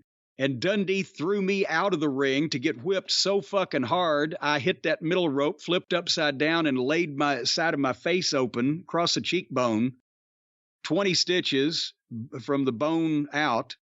And I'm bleeding. And then they all knew I got nosebleeds. So I rolled back in, and Linda's like, "Your nose is bleeding." I said, "It's not my nose. I can stick my index finger inside my cheek now, right?" And then Adrian says, "Your nose is bleeding." I'm like, "It's not my nose." And then we got to finish the match, right? And then Dundee had to get a hold of Linda at some point. So he gets her and tries to pull her back in the ring from the apron, and he pulled her tights up into the ultimate camel toe. And the whole front row got a shot, and she's laying there face down on the mat. She's laughing from embarrassment, but I wasn't looking because I was too busy bleeding in the other direction, so I thought she'd got potatoed. And I go over to her. I'm like, "Are you okay?" And she looked, and she said, she's laughing, right? But she said, "Don't bleed on me." Then after the Dundee beat all three of us, then Adrian grabbed my hand and did the prance around like I was the maypole, like he'd do to get heat back after we lost. But in the meantime, I'm spurting blood 6 inches out of my face. I'm like, "Adrian, can we go now?" It was a wonderful 20 minutes out of my life. And I'll have you know that I worked Jackson, Tennessee and Memphis that day, and my combined payoff was only $30 less than I had to pay the plastic surgeon to sew my face up. But it was experience. And that, that's, again, that's a thing that a lot of people say, "What the fuck?" It's experience. You learn a lot of shit about what not to do and to do in times like that. But I had my biggest week in wrestling until I went to work for Bill Watts managing Adrian Street. Because one week, we were going around with Dundee with the angle, but we set the all-time box office record at the Nashville Fairgrounds Arena with that handicap match in the main event. Lawler didn't like to work Nashville on Saturday nights because he lived in Memphis, so he and Jimmy Hart would main event in Jonesboro, and they'd fill out the card there. And the guys, most of them that lived in Nashville, the Fabs, Dundee, whatever, they'd be booked in Nashville. And we just happened to hit that we were the main event. I believe it was within a week or 2 or 3 weeks that they raised ticket prices across the board. So instead of like 3, 4, and 5, they were 4, 5, and 6. And we sold out and got the gate record for the building. It's my first box office record. I can see you're impressed. I'm very impressed, and more impressed by the career of Adrian Street. And of course, we send our sympathies to the friends, the fans of Exotic Adrian Street, and of course, Miss Linda.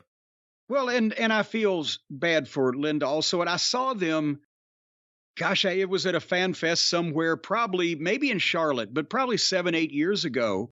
They had lived in Pensacola in the Gulf Breeze area for all those years after he sort of settled in Continental. And when the territories went away, he stayed there and wrote his books, did his art. They did wrestling school and made tights and etc. But it was, I guess, right after I saw him last at that fan fest, they moved back to Wales. After, God, what was it, 35 years away or whatever, I guess, he wanted to get back. But they were together since, they had been together almost 15 years when they came to Tennessee. And there was never any, dalliances or anything like that. Linda totally devoted to Adrian. I don't think, he would never have admitted it, but Adrian couldn't function, I don't think, without her. And I feel bad. She's probably several years younger than he was. But I feel bad, just knowing that how much she's probably going to miss him. because they were always together everywhere. It wasn't like he'd go on the road or whatever, like, normal wrestling marriages. They were always together. And after 50 years, good Lord, one or both of them probably deserve a medal. But yeah, I did, just a unique guy. I encourage everybody to listen to his records and read his books. And we didn't even get to the matches in other territories, but that was the thing, is Adrian was just a natural performer and just a personality. Like Mama Cornette used to say, he wasn't playing a character, he was a character. And, unique, if nothing else. A lot of people tried to copy it, but they never got the gist of it, is that it was just about the flamboyance rather than which team you played for, I guess. Well, of course, everyone will miss the exotic Adrian Street, but fans of AEW, Jim, will not be missing the Elite anytime soon. Oh, you got to go to that now. I have a press release that has been sent to me this morning, August 2nd, 2023. The Elite signed long-term contract extensions with AEW. Kenny Omega, the Young Bucks, and Hangman Adam Page will continue their journey with AEW after helping launch promotion in 2019. Here's the press release. If they're going to continue their journey, how far away will they eventually get? Ahead of tonight's landmark 200th episode of AEW Dynamite live on TBS, AEW CEO, GM, and head of creative Tony Khan today announced that EVPs Kenny Omega, the Young Bucks, Matt and Nick Jackson, as well as Hangman Adam Page, have signed long-term extensions with AEW. The announcement ensures that 4 cornerstones key to the launch of AEW in 2019 will remain with the promotion, where they have helped build AEW into a household name across the globe and competed... Wait a minute. In whose household?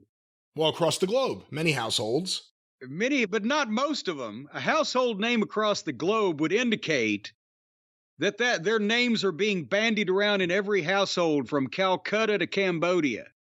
I don't know that's the case. And they have competed in some of the most critically acclaimed matches in professional wrestling history. And if you don't believe us, just listen to this critic. The 4 have experienced unprecedented success both individually and as a group in AEW.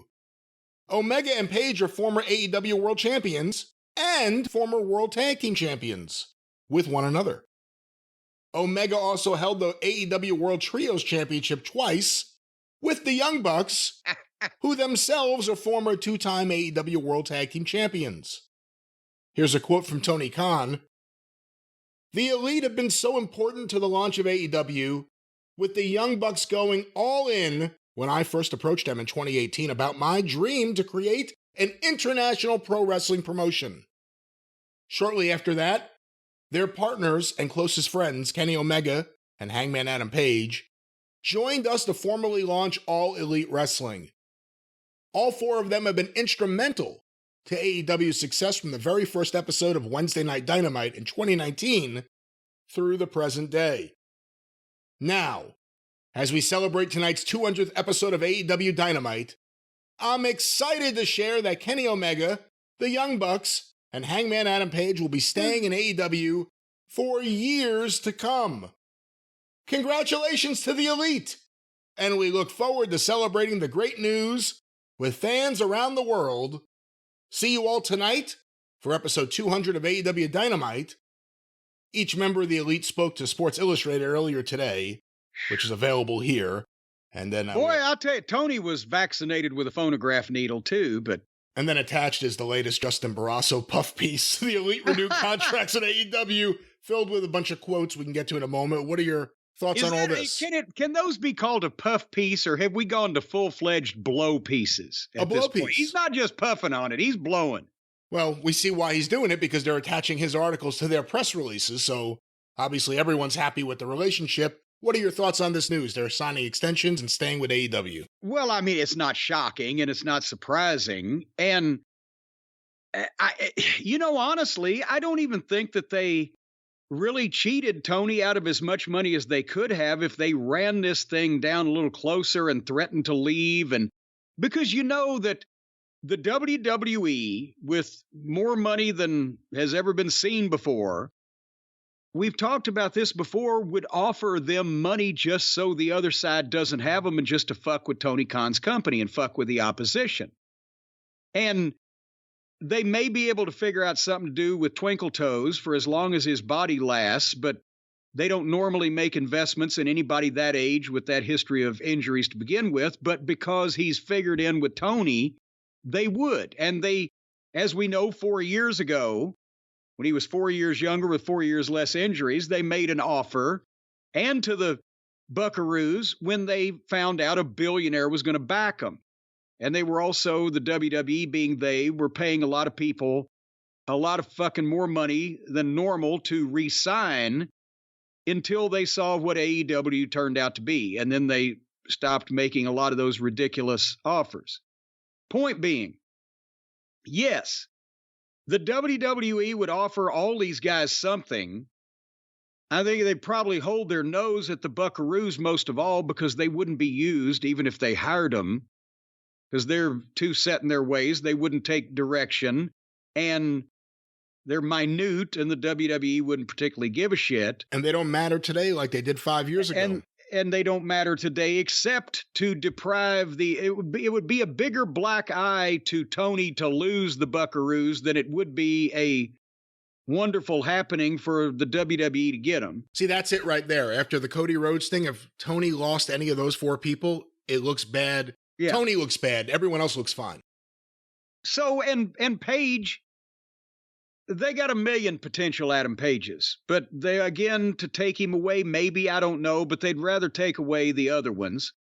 But by the same token, as we've mentioned, I think if they'd have run it down to the nub and threatened Tony that they were going to leave and almost had a foot out the door, they could have jacked him for a bunch more money. So they probably realized that maybe they just ought not rock this fucking boat since they've been treated so well and he's given them all this money for whatever the fuck it is they've done for him. And don't mess it up too bad. And they just said, okay, Tony, for a nice raise or whatever, which I'm sure he gave them, we'll stick around and continue to lose you 200,000 viewers on Wednesday nights. But it's not shocking. He can't lose them. It would be, even if they're not performing, it would be embarrassing for him to lose his upper people. It would be embarrassing for him to lose almost the elites. As embarrassing as it was for him to make those people his upper people. At this point, all elite wrestling, if they lost the elite, it would look awful. And the Young Bucks don't mean what they used to, and I don't think they would do that great in WWE. Again, they don't mean what they used to. Hangman Adam Page, you wonder. The thing about Omega is a main eventer who can't work even a part-time schedule. He works a handful of matches a year, breaks his body down, and you could tell why. I mean, again, He pushed back at all the criticism about the Tiger Driver. Don't tell me how to wrestle. We're telling you not to break your neck, you idiot. No, we're not telling you how to wrestle. Gravity is telling you don't wrestle good. So that's the thing. Omega, like people were like, oh, he would do so great in WWE. I don't think he'd be able to physically do well because they're not going to make him a Brock or even a Logan Paul who comes in and out. He would have to be there on TV like a Cody or like anyone else.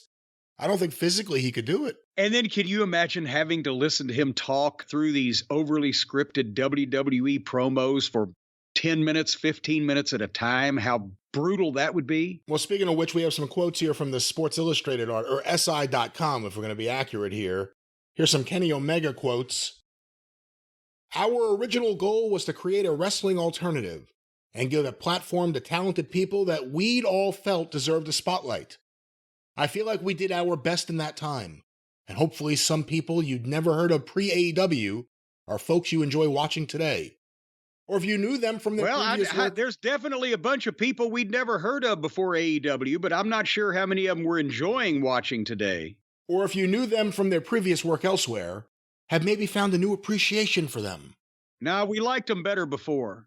That feeling, combined with the feeling of knowing they can provide for themselves and their family doing what they love, was always the biggest reward of being an EVP/founder. Pro wrestling has a presence almost everywhere on the planet. In my pursuit to become as complete a performer as possible, my goal was always to experience the styles of the world at the highest level. I believe that with AEW's current working relationships, and possibly future, I can challenge all forms of pro wrestling and diversify my style so that I'm equipped for any scenario I may encounter in the ring. I can stick my finger in any wrestling match anywhere around the world and screw up their business at the twinkling of an eye or a toe. Omega would have been a prize commodity had he entertained free agency. While so many other wrestlers dream of headlining WWE's signature WrestleMania event, Omega prefers to pave a new path. I was careful to weigh out all options and was open-minded to all possibilities. I'm here to help whomever I can while I'm still around. Up to this point, I've made the choice to sacrifice everything in the name of pro wrestling. I can't say that family or my kids influenced the decision to stay with AEW. He has kids? I'm not married and without kids. But what I can say is that I'm incredibly proud of my match catalog and the wonderful people I've met and continue to meet. It's such a weird thing. I may not have kids, but I'm proud of my match catalog. AEW not only allows me to continue doing what I do at a high level, but allows the freedom to pursue some other passions I have in life, which, after nearly 25 years in the ring, have become more and more important to me. What are his other passions? Maybe video game work. Jesus Christ. If he's so anxious to be a complete performer, why can't he work on doing a promo? And if he wants to master all styles of wrestling, how about American-style professional wrestling? Because you suck at that. We have a quote here from the Jacksons, Matt and Nick Jackson, the Massey brothers, who are proud natives of Rancho Cucamonga, California, are founding fathers of AEW as half of the company's 4 original EVPs. Cody Rhodes was also part of that quartet. Before he left to become the hottest babyface in the business. The Bucks will remain in AEW, keeping the Elite in their home promotion. Here's a quote from Matt Jackson. We're literally the E in AEW. The Elite are the main characters of this company. No matter how different AEW is now from its original inception, we are the DNA. Oh, good. And if you lose the foundation of your home, it eventually collapses. Does that mean that if we had one of those purple fluorescent lights and we shone it on them, that they would show up as green splotches because they're the DNA of AEW? I think technically, based on what he's saying here, yes, that's exactly what that means. And if you lose the foundation of your home, it eventually collapses. It'd be a lie if I said that didn't weigh on us when making this decision. Does anybody honestly think that if the Buckaroos said, fuck it, we're going to cease to exist on this planet, we're going to Pluto in a spaceship, that it would negatively impact one way or the other AEW business at this point? No, it would not. Just Maddie and Nikki. It would have been a unique sight to see the Bucks leave AEW and wrestle inside a WWE ring. A number of factors, with their families atop that list, played a role in their return. Here's a quote from Nick Jackson. Are you kidding me? This guy's giving us all this money and we work 1 day a week? Why would I ever go there? I get to do whatever I want. No one tells me no. And all the money. No, I made up that quote. Here's a quote from Nick Jackson. If we're going to be honest, the schedule was a huge part of it. I have a wife and 3 young children, and seeing them as much as possible was a big factor. I'm not going to lie. The money was a huge factor, too. Actually, basically just said what I said. At this point in my life and my career, I just couldn't see myself being on the road half of the year or even more than that. I have so much respect for the guys and girls that are able to do that year after year. We for sure could have made memories in WWE, but what's more important to me is making memories with my family. With the position we're in, I'll be able to do that and still make memories in AEW. So what are your thoughts on the memory making? Making a lot of memories. Making a lot of memories. Hopefully PTSD doesn't block many of them out for the wrestling fans when they have to watch years more of this drivel that we are fed, this pablum from these children. So obviously, just to take a break for a second, they work some Wednesdays. It's not even every Wednesday they're at TV. They work some Wednesdays, no Saturdays, unless there's a pay-per-view, and then they'll work that Saturday. So 1 day a week, maybe 2 days a week at the most, some travel, maybe on a private plane, but some travel. WWE, are they working a crazy schedule nowadays? I mean, no one talks about the crazy WWE schedule anymore, do they? No, they do, what, 2 or 3 house shows in their TV, or their TV on Friday and then 2 or 3 house shows. And does anybody work Tuesday, Wednesday, Thursday anymore? It's fucking insane. The full-time wrestlers wrestle 4 days a week. Jesus Christ. My asshole bleeds for all of their misery. The Young Bucks certainly would have created lasting memories in WWE, yet it is more significant to them to create those in AEW. Here's another quote from Matt Jackson. Oh, good God. In my older years of my career, being closer to the end than I am the beginning, I'm not really one who worries much about my legacy anymore. I've kind of noticed, like a summer tan, most memories fade. Oh, good Lord. Or... is that no, did you make that up? No, it says that here. I've kind of noticed, like a summer tan, most memories fade. Or they're remembered differently, or told with errors anyway. Oftentimes the memory is almost instantly forgotten because you hit the refresh button. As far as my own personal stories... do you have a refresh button? Yeah, right on top of my head. As far as my own personal stories, I'll have enough to retell my grandchildren for a lifetime. And much of those stories can be about how I helped create a massively successful wrestling company where all of your favorites can be seen on live television every week. Ultimately, I made the best decision for my family. Working in AEW will allow me the most time with my children, and they're still at the young age where they need their dad at home as much as possible. And as soon as I find out who that son of a bitch is, I'm going to make him come over to my house and be there. Having the strongest marriage possible with my wife Dana is so important to me as well. When wrestling is finished, I want to come home to a full, healthy home. The entire elite was going to make the decision of where we were going together. And that's what we did. We stuck together. Whatever we do, wherever we go, we're all gonna go through it together. The entire elite's gonna do this together. Through thick and through thin. Yeah, the entire elite's gonna do this together, other than Cody, who did it on his own. Which isn't typical in the wrestling business. But again, I used the word family earlier. We're not just locker room pals. We're more like a family. And we did what the family wanted. And then I'll go a little bit more here from Nick Jackson. The goal for us is to continue to build the company and still be true alternatives. We can't lose that identity. Short-term goals, the goal is to help make All In as successful and big as possible. I don't think any of us ever thought we'd be able to sell 70,000 tickets for one show, but here we are. They sold 70,000 tickets. It's mind-blowing, and we keep moving the goalposts further and further. This is what we helped create. It made the wrestling business so much healthier. We take pride in the success AEW has achieved. I think it's huge for AEW to keep the elite. It's a W for the company and for us. And finally, I'll end this with Matt Jackson here. Oh boy. Our next goal in AEW, piss more people off, make people happy, continue to think outside the box, tell unique stories, share a laugh with the guys in the locker room, make my parents proud, shine a light in an often dark place, and when it's over, to come home to my family in one piece.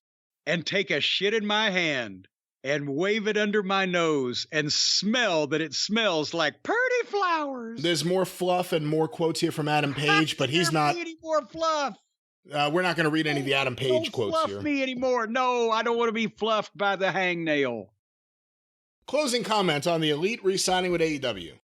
Again, nobody's surprised. Tony had to keep him. He's over a barrel because he's treated them this way and presented them like this, that they are the E in his company, and he's stuck with them. And they've divided the locker room. They've divided his fan base with their childish backstage maneuvering and fucking grade school goddamn whisper campaigns and who's whose friend. They lose viewers. Kenny, on his own, in limited doses, people will watch his shit. But when he gets with the Cucamonga kids, bleh. And Hangnail is the definition of Captain Average. He's there, he's not, nobody cares, he's around again, blah. So they've got Tony over a barrel. He has to keep him, he has to pay him, and they're not going to be taken to task for the damage they've done to potentially growing the company past this ceiling they've hit of people who just want to laugh at silly fucking phony wrestling. That's their audience, and they've got it. But you can't get anybody else on top of that by the nature of it. So there's where they are. Well, Jim, let's stay on the topic of AEW. Of course, we're talking about the stars of AEW Dynamite. Some Wednesdays they seem to be at home doing nothing. But AEW Collision this past week, July 29th, 2023, we have the ratings. And actually, when I heard this, I was like, goddamn. The one show, but of course it had the main event, and we know what to attribute the ratings success to, but the one show that we were like, oh, geez, this isn't the Collision we've come to know. It did a great number, but it was basically all on the back of the one advertised thing they couldn't turn down, which was what's going to happen with FTR and Cole and MJF. To me, it's more about Cole and MJF. They've proven it now on Wednesday nights. They keep popping the number. They keep popping the key demo. Well, that's why I'm saying they wanted to know what was going to happen. Are they going to win? Are they going to break up? What are they going to do? The rating, AEW Collision, July 29th on TNT, Saturday night, was watched by 739,000 viewers on average. So they've been on the air for 6 weeks, and they're within about 100,000 of the normal numbers that Wednesday night gets for this thing. Go ahead. Well, here we go. Quarter 1, 8 to 8:15 p.m. This is compiled by WrestleNomics. The opening backstage promos and the ladder match, Andrade El Idolo versus Buddy Matthews with picture-in-picture. They open with 755,000 viewers.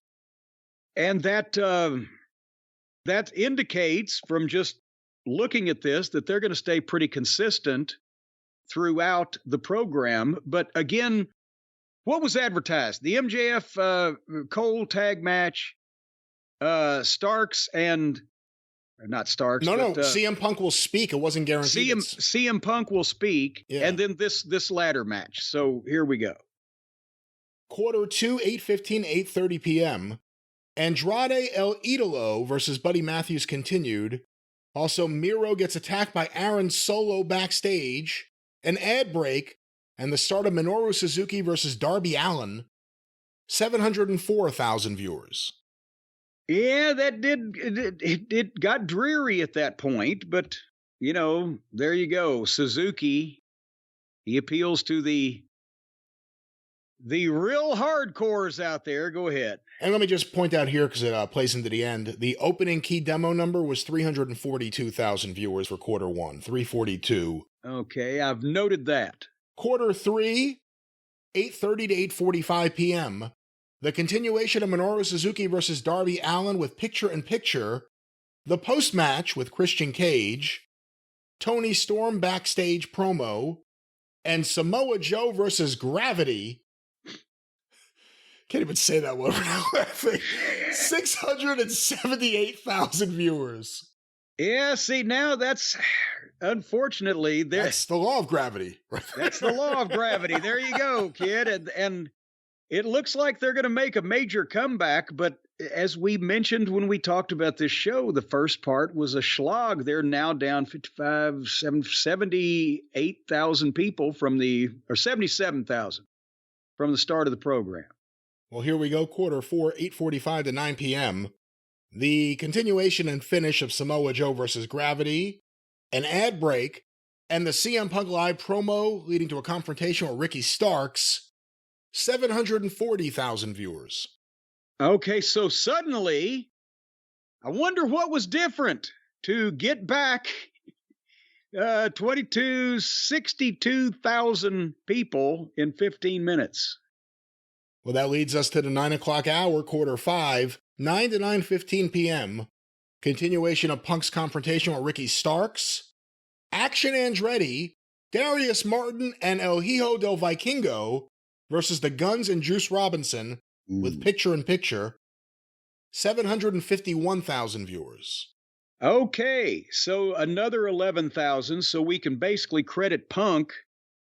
I don't think the sixth man got it. Credit Punk with getting them back from 77,000 down to almost exactly where they were at the start of the program. Where are we now? Quarter 6. The finish of the previous six-man tag match, the post-match with Jay White, Mercedes Martinez versus Kiera Hogan with picture-in-picture, 682,000 viewers. Jesus Christ. Apparently, they ought to just put out like the emergency weather warning when you get a thunderstorm warning or something, the beep, beep, beep, and it pop up. They ought to do that whenever Punk's on TV to alert people to switch over, because that's apparently what they're looking for. Because now they just went from 751 to 682. That's almost 70,000 people, which is what they just had gained. But it was very similar to kind of a Dynamite booking pattern. Here's Punk, followed by a six-man match with some talented people, but no one's been presented in a way that would make you really care about this specific match, followed by a women's match out of nowhere. Mercedes Martinez and Kiera Hogan have been nowhere near this program. So it's literally two random women for this audience thrown together for this match. But that brings us to quarter 7, 9:30 to 9:45 p.m., an ad break, and FTR versus Adam Cole and MJF with picture-in-picture, 756,000 viewers. Boom, guys. Give me quarter 8 and then we'll talk about it. Quarter 8, there's also a 1-minute overrun, so I'll give you that too. Quarter 8, 9:45 to 10 p.m., continuation of FTR versus Cole and MJF, and the post-match, 837,000 viewers. Jesus Christ. In the key demo, 426,000 viewers, the high, obviously, of the entire episode. And 1-minute overrun, 833 and 422. So they kept for that 1-minute overrun, so that really doesn't matter much. And it's 1 minute, so you don't really get... But here's what happened. They came on the air with 755,000 people, and within 45 minutes, they had lost 77,000. CM Punk shows up, and they get back the 77,000 they lost. CM Punk goes away, and they lose another 70-something thousand. And then MJF and Adam Cole show up, and they gain the 70-something thousand back, and then get another 80,000 for the last 15 minutes. So basically, if you just gave CM Punk an hour and MJF and Adam Cole an hour, you could do the highest rated show in wrestling. And that's the only way to look at this. And again, Collision, not only, even though they don't keep their audience all the way through, they finish with the same or larger audience than they started with, which is unlike almost any Wednesday night program. And instead of it being a program of attrition where they start with a big number and slowly dribble people away because they're just seeing a bunch of dreck, these people are motivated to see the main event stars of the program, and they apparently keep an eye on it somehow, or have a warning system going off so they can pop back in whenever the 3 or 4 interesting people in the company show up. You think Tony's harassing MJF about working more Saturdays already after this number? They've got something here. They've got Punk and the real world champion, and the fact that he's going to draw a viewing boom when he comes on the screen.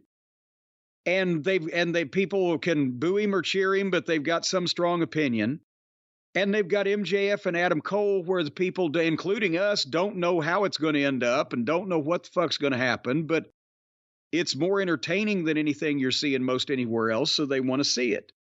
And they got those fucking two things. What else? What do they have on Wednesday night? Jon Moxley and the Blackpool Combat Club, Chris Jericho and Don Callis and their Folly. The Elite haven't really been on too much Beyond Blood and Guts lately. MJF and Cole, big part of Dynamite. Well, MJF and Cole bop back and forth, yes. But what about when these numbers, if these numbers get any closer, what do you think? I mean, because we didn't think that they would catch up to Wednesday night, at least for a while. Well, all the experts were saying Saturday night's this big handicap, and who was it? Coachman said, well, wrestling's never worked on Saturday night except for fucking 40 years in every territory in the country, but nevertheless. He doesn't work on Saturday nights. He doesn't work on Saturday nights. His shit doesn't work most of the time.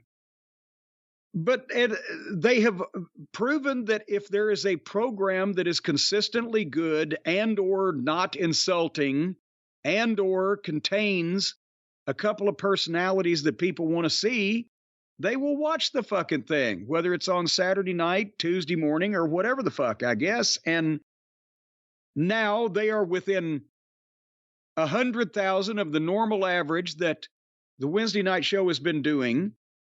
And can you tell me the last time, except for Blood and Guts, that Wednesday night finished with almost 100,000 more? Well, I don't even think Blood and Guts was 100,000 more. They finished with a big number. Wednesday never finishes with more than they start with, and Wednesday never finishes with over 800,000. And this show did both. In that press release about the Elite resigning, they talk so much about AEW being an alternative to, without saying WWE, everything else out there. It really means WWE. I think they're showing Saturday, internally, Saturday is an alternative to Wednesday. And based on some of the viewing patterns of the audience, it also may be a different audience than is watching on Wednesday. Yeah, Saturday night is an alternative to AEW's rottenness. They will give us a program that there's still some rotten, as we saw the other night, but they're trying to be good. And people are starting to say, oh, you know what? This is kind of more interesting because we're seeing something different. It's not all the same shit with same whiny-ass little pussies. Which would be AEW Dynamite, which we will be reviewing later on in this episode. But Jim, another big story breaking as we are recording. I have an article here, CNBC.com. WWE boss Vince McMahon hit with federal grand jury subpoena and search warrant, company reveals. Here are the key points. Federal law enforcement agents executed a search warrant on World Wrestling Entertainment boss Vince McMahon and served him with a federal grand jury subpoena last month, WWE disclosed. No wonder Jerry McDevitt retired. The actions represent the escalation of an ongoing investigation into allegations that McMahon had paid millions of dollars over the years to women after being accused of sexual misconduct. WWE also revealed that McMahon, quote, went on medical leave after undergoing major spinal surgery. So those are the headlines and the big bullet points here. Before I get to anything else, how much of this are you aware of right now? What do you want to say about it? Well, first of all, why is there still an ongoing investigation? Haven't we established, yes, he did? Yes, he did have sexual congress with these women, and yes, he did pay them some money. Didn't we pretty much move past that a while back? Well, I don't know if I want to say move past it, but we certainly acknowledge that did happen. We have moved past whether it was in doubt or not, is what I'm saying to you. Why are they still investigating? Well, are they trying to find out if there's more? What difference does it make? He came back and took his ball back and sold it. What are they going to do now? No, it hasn't been sold yet. It hasn't happened yet. It hasn't been official yet. Well, I bet you he's got some kind of money from somebody in a fucking satchel somewhere. What do you think they're searching for? A search warrant? What would they be looking for? I don't know, but... does he have a dress? Like with stains on it? Like what are they looking for? No, neither one of them were wearing clothes when that happened. But the summons, the subpoena, and the surgery seemed to be a recurring trend because do you remember the neck brace? The steroid trial in 1992, at the same time as Vince was in court testifying. Oh, in 94. That trial, 94. 94. I'm sorry. The whole thing started in 92. But in 94, when he was in court testifying, he was wearing a neck brace from a neck surgery that I believe I have heard mentioned was an elective procedure that he just decided, well, it'd be a good time to get it done. There's pictures of him smiling and holding hands with Linda wearing this fucking, I don't know, it was a neck brace or a toilet seat around his neck. But he had neck surgery so he could go into court wearing a neck brace. It looked like a goddamn, I expected to see fucking Joe Pesci show up. And now at the same 30 years later, he's subpoenaed and or summonsed and or searched. And he also got surgery on his fucking neck. His back this time. Spinal surgery. Well, your spine. You can wheel him into the courtroom in a bed. Where is it? Yeah. Is it upper back, lower neck? Is it in between his taint and his coccyx? According to WWE, McMahon's leave began on July 21st, and he will remain on medical leave until further notice, but will remain executive chairman. When was he served? With the subpoena or the summons or the search warrant? The search warrant and subpoena came on July 17th, which is a year went on after medical news. leave on July 21st. On July 21st, he went on medical leave. That's right. And had a major spinal surgery is what we are being told. I wonder if he used Shawn Michaels as back doctor. I was kind of joking before, but now timeline-wise, no wonder Jerry McDevitt's like, you know what? I'm done with the MLW case. I'm done with all of this. Yeah, well, then that's what I'm saying. I'm saying, look at is this history going around the bend again? If he lives to be 110, is the government going to come after him again? But again, when you say when the government come after him, the first time it was a bullshit. I mean, not to say that he didn't love steroids and want his guys on it, but right. The distribution charge in Nassau County was bullshit. We don't know what this is yet. I don't know. All I'm saying is it seems awfully odd. Now, I'm not saying that somebody would have majorly invasive spinal surgery just as a reflex action from getting served, but maybe he thought, well, it might be a good time. Get some sympathy. I don't know, but every time he gets in some hot water like this, he's going to the surgeon. So if there's another big trial for Vince McMahon, do you think he shows up to court with the mustache and the dyed hair or without it? I'm thinking he's looking for sympathy. He's going to go full on Vincent the Chin Gigante. Really? He's going to show up in a bathrobe. He's going to come in a bathrobe and slippers with no socks. He's going to have a neck brace on. His hair will be disheveled. He'll be drooling out of one side of his mouth, and he'll be walking in circles. You know, it's sad. That's the way he's going to get out of it. It's really sad that I could envision Vince McMahon doing these things based on all of his acting that I've seen for years as Mr. McMahon. I could totally see him do it. There's nothing he wouldn't do to stay out of jail, right? Of course. Vince McMahon's never going to go to jail. If he has to buy the goddamn jail, he will not be going to jail. And we don't know if this is a jailable offense or if this is a search warrant related to whatever they're investigating related to the financial fucking concerns and whether or not that he may then be able to plead ignorance is no excuse of the law or some shit like that. But we have a search warrant. No one's seen Linda in years. Well, there you go. Where's Linda in all this? Somebody find where Linda is. Maybe they can nominate her to be his court-appointed caretaker. And then there's a fucking reality show. He's going to keep playing this game. Again, last year, he gets hit with all these charges, then just announces, 77, time to retire. I'm going. Lets it all die down, pops back up, bigger than ever.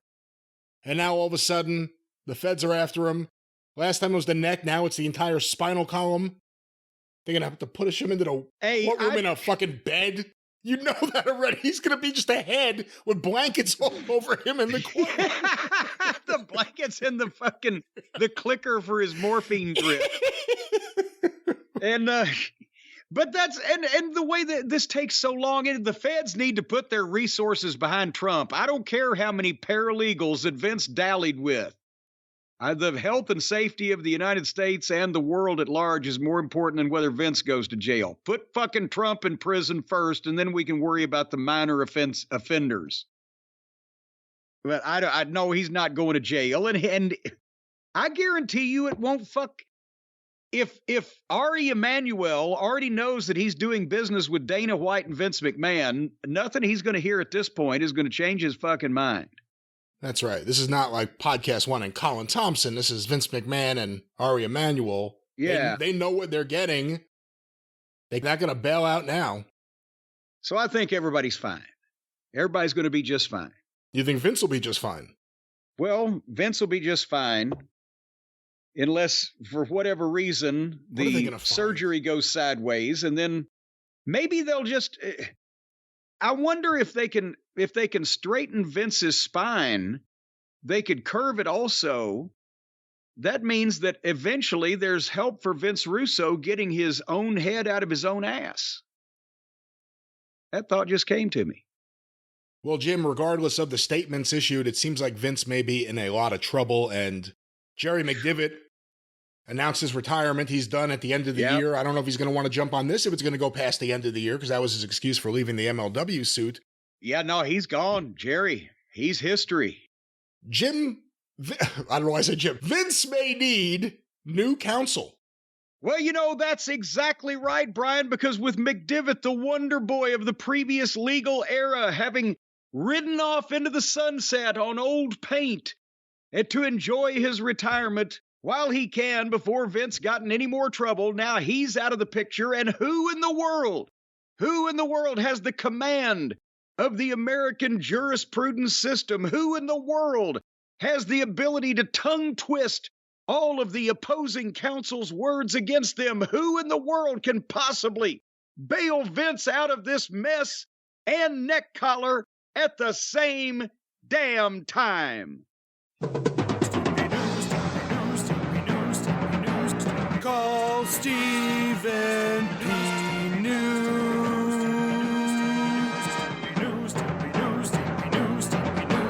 If you need to sue.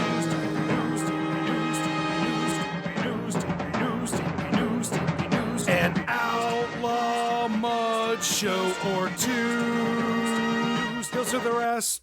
And Brian, yes, I say this in all sincerity. I believe the only person that could stand up in front of a judge, that could stand up in front of a jury and point at Vince McMahon and say, Your Honor, ladies and gentlemen of the jury, this here crook is innocent, is the man, the myth, the legend himself, Stephen P. New at newlawoffice.com, 888-692-8084. The phone call won't cost you a thing, but in return, you will be showered with American currency, greenback dollars, courtesy of the people that have wronged you, have unlawfully terminated you, have given you cancer.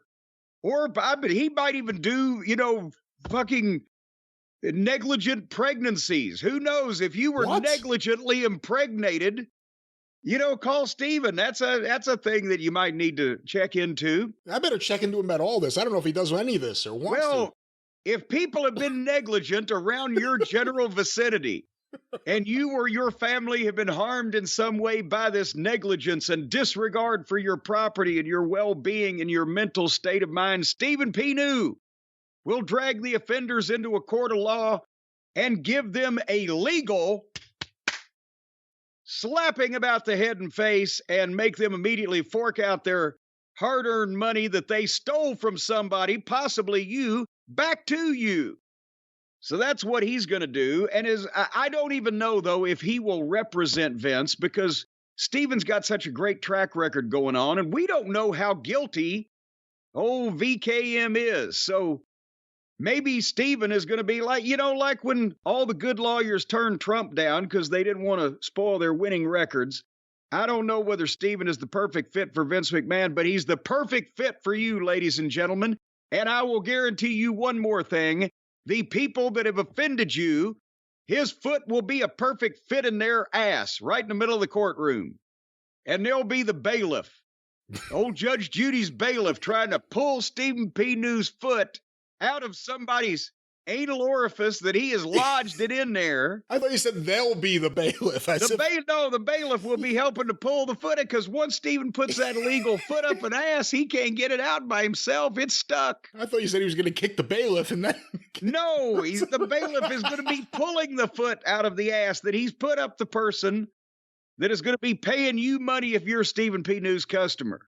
And I don't know whether we're going to get any particular money out of Colin Thompson, the alleged weasel from Cast Media, but by gum, we're going to have him hauled into court, and he's going to be answering a litany of questions, because that's one thing that Stephen P. New is good for doing in a courtroom, and that's asking a lot of questions. We're going to be going through his emails. We're going to be going through his text messages. We're going to be talking to friends in Los Angeles and St. Louis and Chicago. We're going to be doing everything we have to do to find out where our money went and how it was spent. Where spent. Everybody else's is, too. That's right. It might be somewhere on a South American island, or a South American country out in the Pacific Ocean, or you never know where that these things are hidden. But anyway, Stephen P. New will find out. NewLawOffice.com, 888-692-8084. That's right. Do you think when Vince goes to trial, the Wild Samoans will show up again like they did in '94 to mouth the words "not guilty" to the jury? Yeah, they just sat there in the courtroom and stared at the jury and not guilty. How great would that be if all of a sudden old Alpha and old Sika show up in matching suits to the courtroom? No, but it's got to be the next generation. Now it's got to be Rikishi. In comes a 400-pound giant and sits there on two chairs. You don't think it would be better if it was the original two? That's like a throwback to the first film. I'm afraid, unfortunately, that the modern jury audience might not recognize how badass those guys were in their prime, and instead see fossilized remains of what was once the Wild Samoans. Well, this has been the Drive Thru, ladies and gentlemen. But with that, let's travel through time so we can talk about things that we have not yet talked about, and in some cases not yet seen or heard about. Let's now travel on the mothership.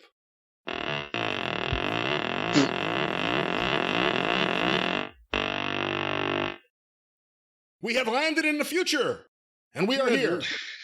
That mothership sounds like me after I have a really spicy dinner. Well, let's not go back to the happy talk from part 1 of this program. Well, nothing's changed. Anyway, what are we going to first? The stuff that we've already seen before we traveled through time, or the stuff that we had to travel through time to look at? Well, why don't we stay on the topic of defecation and talk about whatever you saw on Monday Night Raw this past week. Ooh, boy. There were a couple things I really liked. Well, in 3 hours, almost statistically, it's almost impossible to fucking whiff everything in 3 hours. But therein lies the problem again, this program especially. Many of them these days are a slog, but Raw, 3 hours.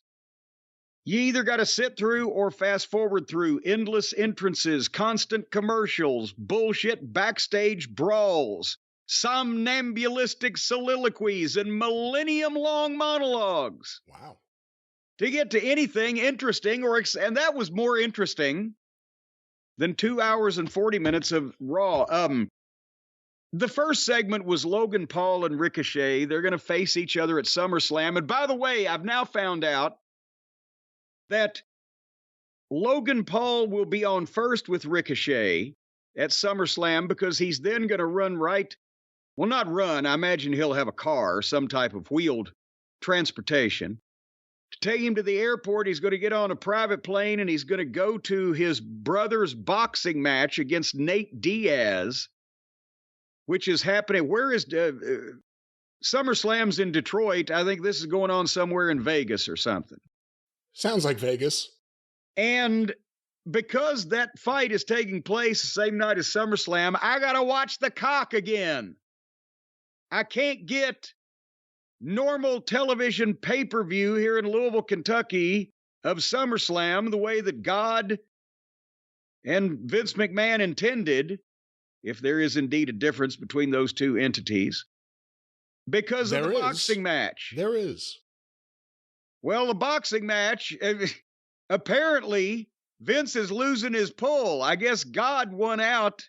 God picked the boxing match because now I got to watch the cock for SummerSlam instead of actually on a real fucking television. How's that possible? Isn't there more than one pay-per-view station on every cable system? Yeah, I can get it in Spanish. Oh, well, that may be better. There's a low def pay-per-view channel on Spectrum here in the metropolitan Louisville area. There's a low def pay-per-view channel and a high def pay-per-view channel. And then there's a low def pay-per-view channel in Spanish. And I'm not sure if there's a high def pay-per-view channel in Spanish, but the only one that is carrying SummerSlam is in Spanish. Why don't you play that in high def and then blast the Peacock from the computer for that audio? I'd like to blast a cock around here, but we'll continue on with this review. Yeah, I don't want to hear any more details about at least blasting the cock. I'm looking at you, Dick. Anyway, so Logan Paul and Ricochet were talking to each other about their virus match they're going to have at SummerSlam. Everything is going to be all kinds of viruses going on. Viral. Yeah. That's basically, they're going to have this thing in a fucking plastic bubble like the Seinfeld boys so they don't infect everybody. But the exact wording was Logan Paul said, we're going to put on a hell of a match. And the gist of this, then they're promoting it this way and they're talking about it this way, is that they're going to do a bunch of spectacular, cunning stunts. And it's gonna go viral. And Logan Paul will probably video them with his own camera phone while they're having this match or whatever. And then the only thing, they had just talked to each other about all this. And then Logan Paul told Ricochet that the girl ring announcer, what's her name? Samantha Irvin. Okay, well, I thought she was the one that was married to the crocodile hunter. No. What was her name? Well, his name was Steve Irwin. I don't remember what her name was, his wife. Well, she lived. Yeah, she's still alive for all I know. Yeah. Well, for all you know, for all everybody knows, she's doing quite well. I don't know that. I don't keep up with the family of the crocodile hunter. I didn't even watch his show when he was alive. It was a tragic story, though. I'm going to fuck with all this shit under the water. Hopefully nothing. Yeah, well, it's kind of like, you remember the Yul Gibbons, the guy in the 70s, did the commercials for all the cereal because he ate plants and nuts and wild things and he ended up dying of stomach cancer.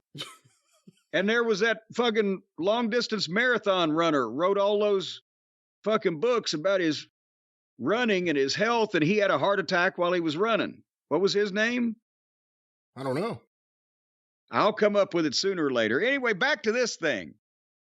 So they got into a fight when Logan Paul said that Ricochet is going to have his fiance or financier, whichever one she is, the lady ring announcer, Steve Irwin, or the crocodile lady, or whoever her name is. Samantha Fox. That's not her. Fox. No? Samantha Stevens?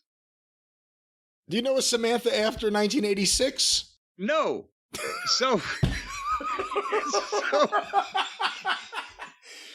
So anyway, she's going to have to announce him as the winner of the match over Ricochet. And that was the point where Ricochet, I've had all I can stands, I can't stands no more. And he just tackled him and they got into a fight for about 10 seconds that turned into sloppy parkour. And it ended up with Logan Paul knocking him out. And he took a selfie of himself standing over Ricochet.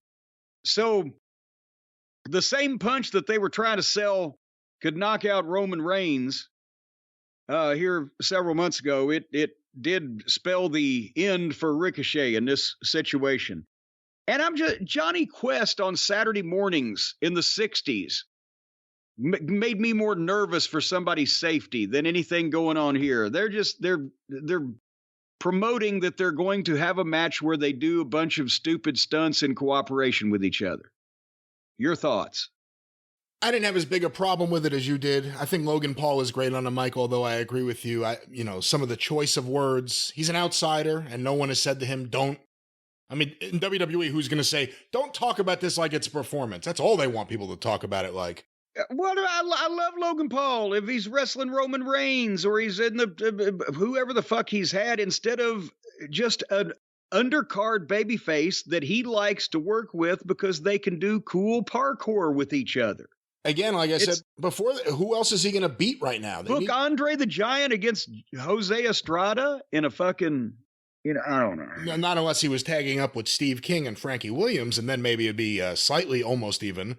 Conquistadors. Okay. But, no, I mean, Logan Paul's really good here, and we'll see how this is. Again, they're opening it up. If you are wrestling someone and you know they're leaving right away afterwards to go do something else, you happy for them or do you potato them?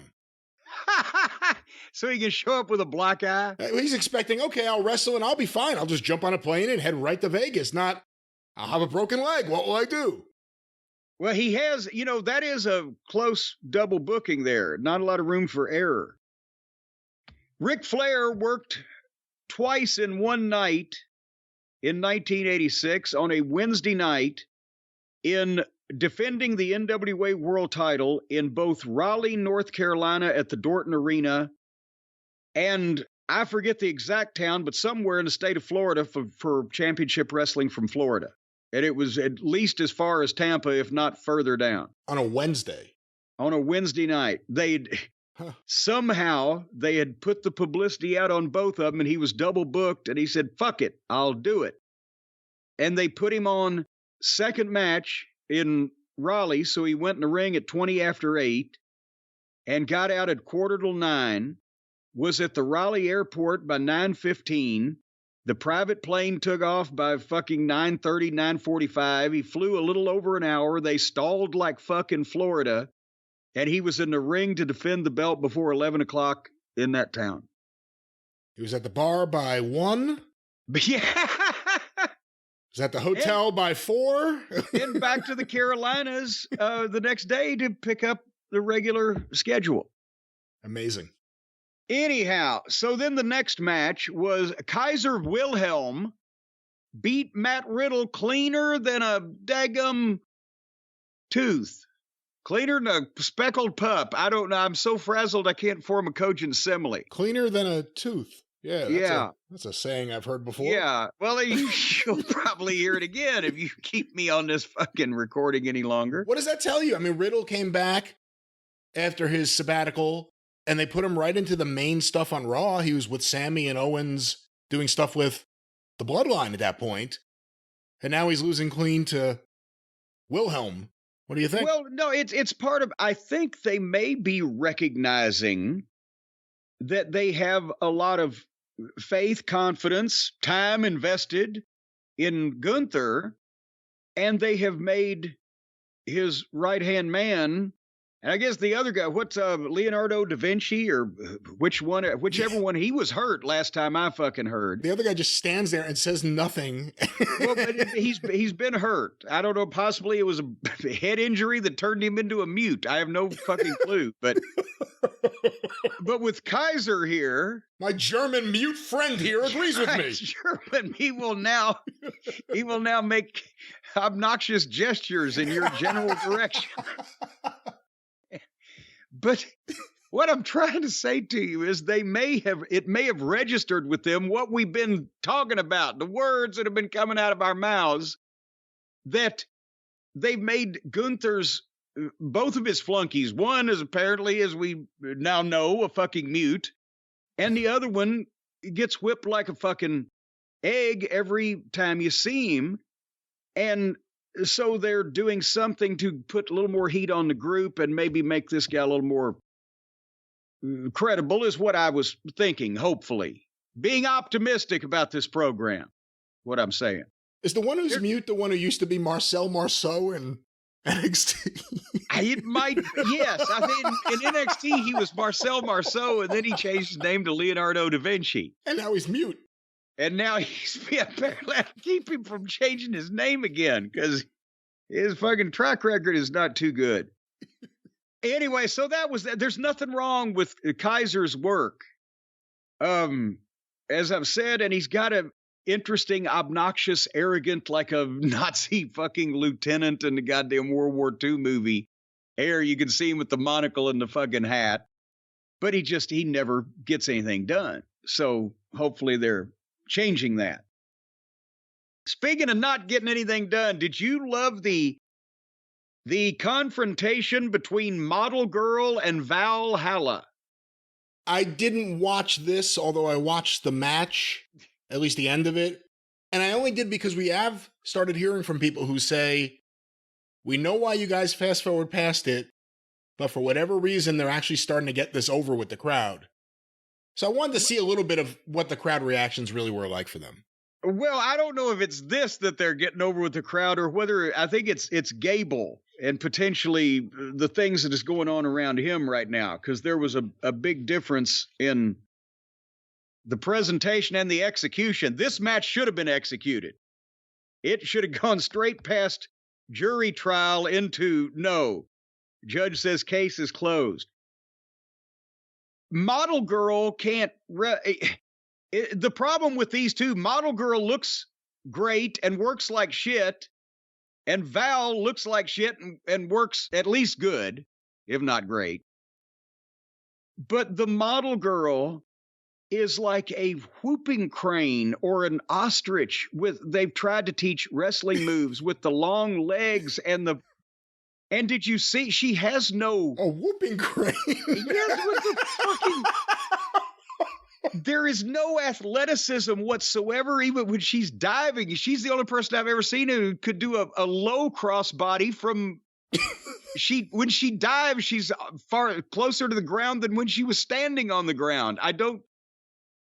And it's the long arms and she's green as grass, and I don't know if she's ever going to get this. I mean, you saw that much, correct?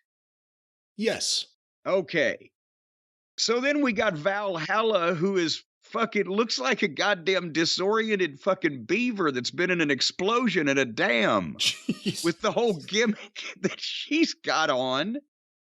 And this looked like it looked like, again, the model is a cashier at Walgreens. They gave her a tape of a wrestling match and told her to figure it out. And Val can work. She's had some experience, so she's trying to move her around. But good Lord. After Model Girl, Jane Cargill now reminds me of Mildred Burke, is all I'm going to say about that thing. I will have better things to say about old Shoosh Boy later on. Valhalla looks like she's ready to go to Burning Man. It looks like somebody partially set her on fire. There's black makeup, like it's soot. I don't know what's happening. Anyway, we were an hour into the show with those basic things having happened and some other clips of things. And then the Judgment Day. And I love the Judgment. I love Rhea Ripley. And I love Dominic's whole chicken shit thing. And Damian Priest is a badass. And well, there's Finn. But it's every week they come out and they just do, each one of them does a promo because they do ratings. Apparently, this was the highest rated segment of Raw this past Monday night for them to just come out and talk. But they come out and talk and then they badmouth Raquel Rodriguez Gonzalez de Molina. And out she comes and all three of the guys, Rhea Ripley's fucking, her boys, her group, what do the kids call them? Her posse. I don't know. This fucking mad woman comes out and tackles her, and all three of the guys just jump out of the ring and let Raquel beat the shit out of Rhea for a good little while. Rhea told them to leave. Did she? Yeah, if you watch the beginning, she tells them to get out of the ring. She'll take care of it. Oh, God. I don't know. You know, here's the thing. If some fucking giant woman with the the lat spread or whatever of Raquel came after Suzanne, even if Suzanne told you, hey, I got this, and then that girl's just wailing away on her, would you stand there? Well, no, that's a little bit different. That's not on camera.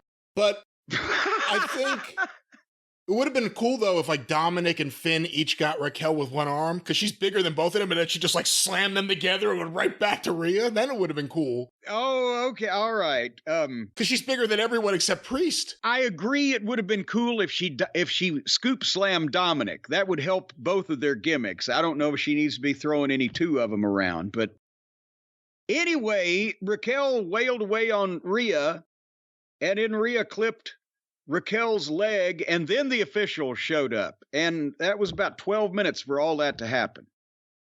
And the Judgment Day is over. They've got at least a group on Raw now to match, maybe not match, but to the Raw version of the Bloodline on SmackDown. People are interested in what's going on because Rhea's a star and Dominic has heat, and he's the darling chicken shit of the moment.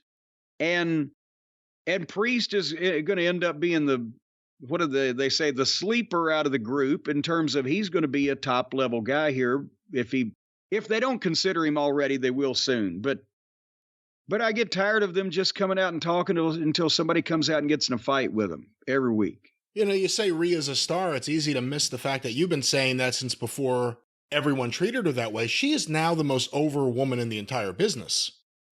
Well, just who couldn't see that coming? Well, I mean, Gemini, it's not like I'm Nostradamus or anything. Even though I predicted this when she was still on NXT of 3 years ago, that she would be the biggest female star in the business and then graduate into movies, major motion pictures and sitcoms. Well, it was plain as the nose on everybody's face. I think everybody was just lying and trying to disagree with me. That's why they weren't saying it. You know, a lot of this, and not just this, but a lot of things you see, like even with the Bloodline, it's so reminiscent of like the NWO at the peak of Nitro. You knew that like in the middle of the show, Hogan and every one of these flunkies, and you know, some other like Nash and Hall were main eventers, but you know, Bagwell and Virgil and everyone else, they were all going to come out there, and for 10 minutes they were going to talk in the ring, and it may not be anything new or anything exciting, but you're going to get to see them, and maybe it'll lead to something at the end of the show. That's what this is with the Judgment Day. They get them out there. They have the most over female in the business. Dominic started this trend of people just booing nonstop. And he started it because he's been fantastic in his role. Priest, unless something goes wrong, Priest is, you know, I think going to be in the main event somewhere soon. And, you know, Balor they like to, and actually, I think Balor's been doing a pretty good job with this Rollins stuff, all things considered. He pointed out how ridiculous Rollins is. You're not crazy, you're pretending to be crazy, which is exactly right. But, you know, it's like the NWO. They come out there, and like you said, they pop the rating. People want to see them. They're young. You got two of the youngest people in the business on the main roster in the same group. How about that? So, you know, the Judgment Day are one of the hot things. You know, we'll talk about it in a little while, but underneath everyone's nose, it happened. Wrestling got hot again, and the Judgment Day are a big part of it. Well, did wrestling get hot again, or did the WWE get hot again? Very good point. We'll discuss. Who else's crotch is on fire right now? Anyway, you belabored me on this because Ronda and Shayna, they did sit-down packages on their history from the UFC and the Ultimate Fighter to today. And it's normally the kind of thing that I like, and for the kind of people who like that kind. But in this case, I'm so past giving a shit that I was like, please, I want to get to fucking Gunther and Brock and Cody. Anything good. And so, and you said this was the best thing they've done since Ronda's come back to the business. This is the best thing they've done since her first run. It was the best video package they've done about Ronda. It was the best thing they've done with Shayna Baszler. It made you care about what's going on. It made you understand what the hell was going on. Talked about their history. I mean, you see Marina Shafir and I forget the other girl's name. In some of the photos, they're talking about their real history. How she was Ronda's sparring partner. Ronda would kick her ass every single day. And then her and her other friends got to live with Ronda. So Ronda could kick their ass every day. And it all led into this. They both cried in these videos. I hope there's a way we can get you to see it because it was and Ronda's leaving apparently. It was the best thing they've done with Ronda. It was incredible. Well, that's what I'm saying. We're like a week away from her being done, and we suddenly see all this shit that would have hooked everybody had we had an inkling of all these things that they could reveal. Why did they wait till the last minute, I wonder? Because I almost zoomed past it, and I said, you know what, let me stop and see. And they hooked me. It was almost like a UFC video more than a WWE video. It was great. It was great. I'll check and see if one of the DVRs in the house has still got some of these elements on it. I don't want to, fill up my DVR with stuff I'm never going to watch again. And I'm so excited to get rid of these shows after I watch them. But nevertheless, this is where Imperium confronted Shoosh Boy and company, Fat Otis and Model Girl, and basically said that they didn't like them because they were turning the show into a joke. And that's why we all don't like them. And they belittled Chad. That's not a pun.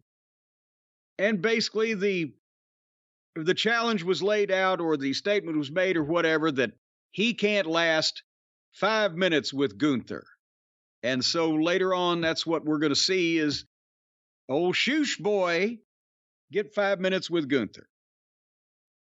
And so I was interested in that because it's Gunther. At this point, I'll watch Gunther eat a goddamn pot roast. I don't care because he's always good. But then, did you see Tommaso Ciampa? You know what? I hate to say it. This was the match I fast-forwarded through. And I like both guys, but there were so many other things on the show that actually meant something that I fast-forwarded through. Well, I didn't watch it either because I knew what was going to happen because they had Shaky Nakamura, this broken-down senior citizen in a scuba diving suit, beat Tommaso Ciampa with a kind of a schoolboy and pulled the trunks because he's still mad at Bronson Reed. But again, love Ciampa. Wish we saw him and actually doing something every so often. But we finally got to Brock. And Brian, I want you to tell me what you think about this. It was an in-ring. Brock does his entrance, and he's going to do an in-ring promo, and he kind of started, ladies and gentlemen, my name is Brock Lesnar, but without the overwhelming emotion and smarminess of Paul. And he gave his credentials, and it was kind of a matter-of-fact thing. I think he claimed to be the WWE champion. But UFC champion, NCAA champion, and there was a concept here. Maybe they told him, go out there and be matter-of-fact. Just say, this is my business. It's business with me. And this Saturday, I'm going to get paid to go out there and kick Cody Rhodes' ass. And this Saturday, Cody Rhodes gets paid to get his ass kicked by Brock Lesnar because it's business. But he was so matter-of-fact and kind of more monotone than normal. He wasn't that laughing, over-the-top hillbilly Brock, that the people whatted the fuck out of him. And I don't know if the whatting was working, even though he tried to. It was like he was giving them the opening. He'd say 3 or 4 words and stop so they could what, since they were doing it anyway, but I don't know if it was helping him out. It was an odd, but otherwise, he called Cody out, said, if you want to tell me otherwise, than I'm going to beat you, then come on out here. And I'll respect that and shake your hand and see you Saturday. Or if you don't, I'm still going to see you Saturday. You got 5 seconds. And Cody's music was playing at 3. But what did you think of Brock's? Other than the what chance, and to be honest, I don't know if there's anything that Brock would have come out there and done that they wouldn't have done it. Sometimes the crowd is just ready for that, and they're going to do it. I actually thought it was pretty effective. Him coming out there and saying, I'm Brock Lesnar. I'm this, I'm this, I'm this. You got to be kidding me. I think that's actually effective as opposed to yelling. Well, I know I didn't mean he didn't have to yell. I like the idea that he's coming out and listing his credentials and saying that it's, all business or whatever. But I thought that he geared it back to the point where he didn't really have a lot of expressions, and he just went with the stopping so they'd what? He just kind of went with it. He didn't have to be fucking foaming at the mouth. I would think he'd be more condescending, maybe, about just put some little emotion in there. He was trying to lull, in his own way, Cody out for the handshake. And I have to be honest, that's the part I really had a problem with. The fact that Cody, after everything that's happened and getting beaten up in front of his mother, would even want to come out there and shake his hand. Well, that's the thing. There we get to part 2, the second half.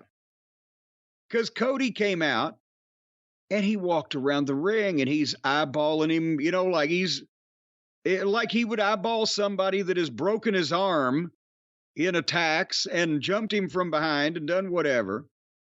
And he got in cautiously, stepped in carefully, didn't take his eyes off, he had the face-to-face, and then stuck his hand out for, like you said, to shake the guy's hand after he F5'd him in front of his mother.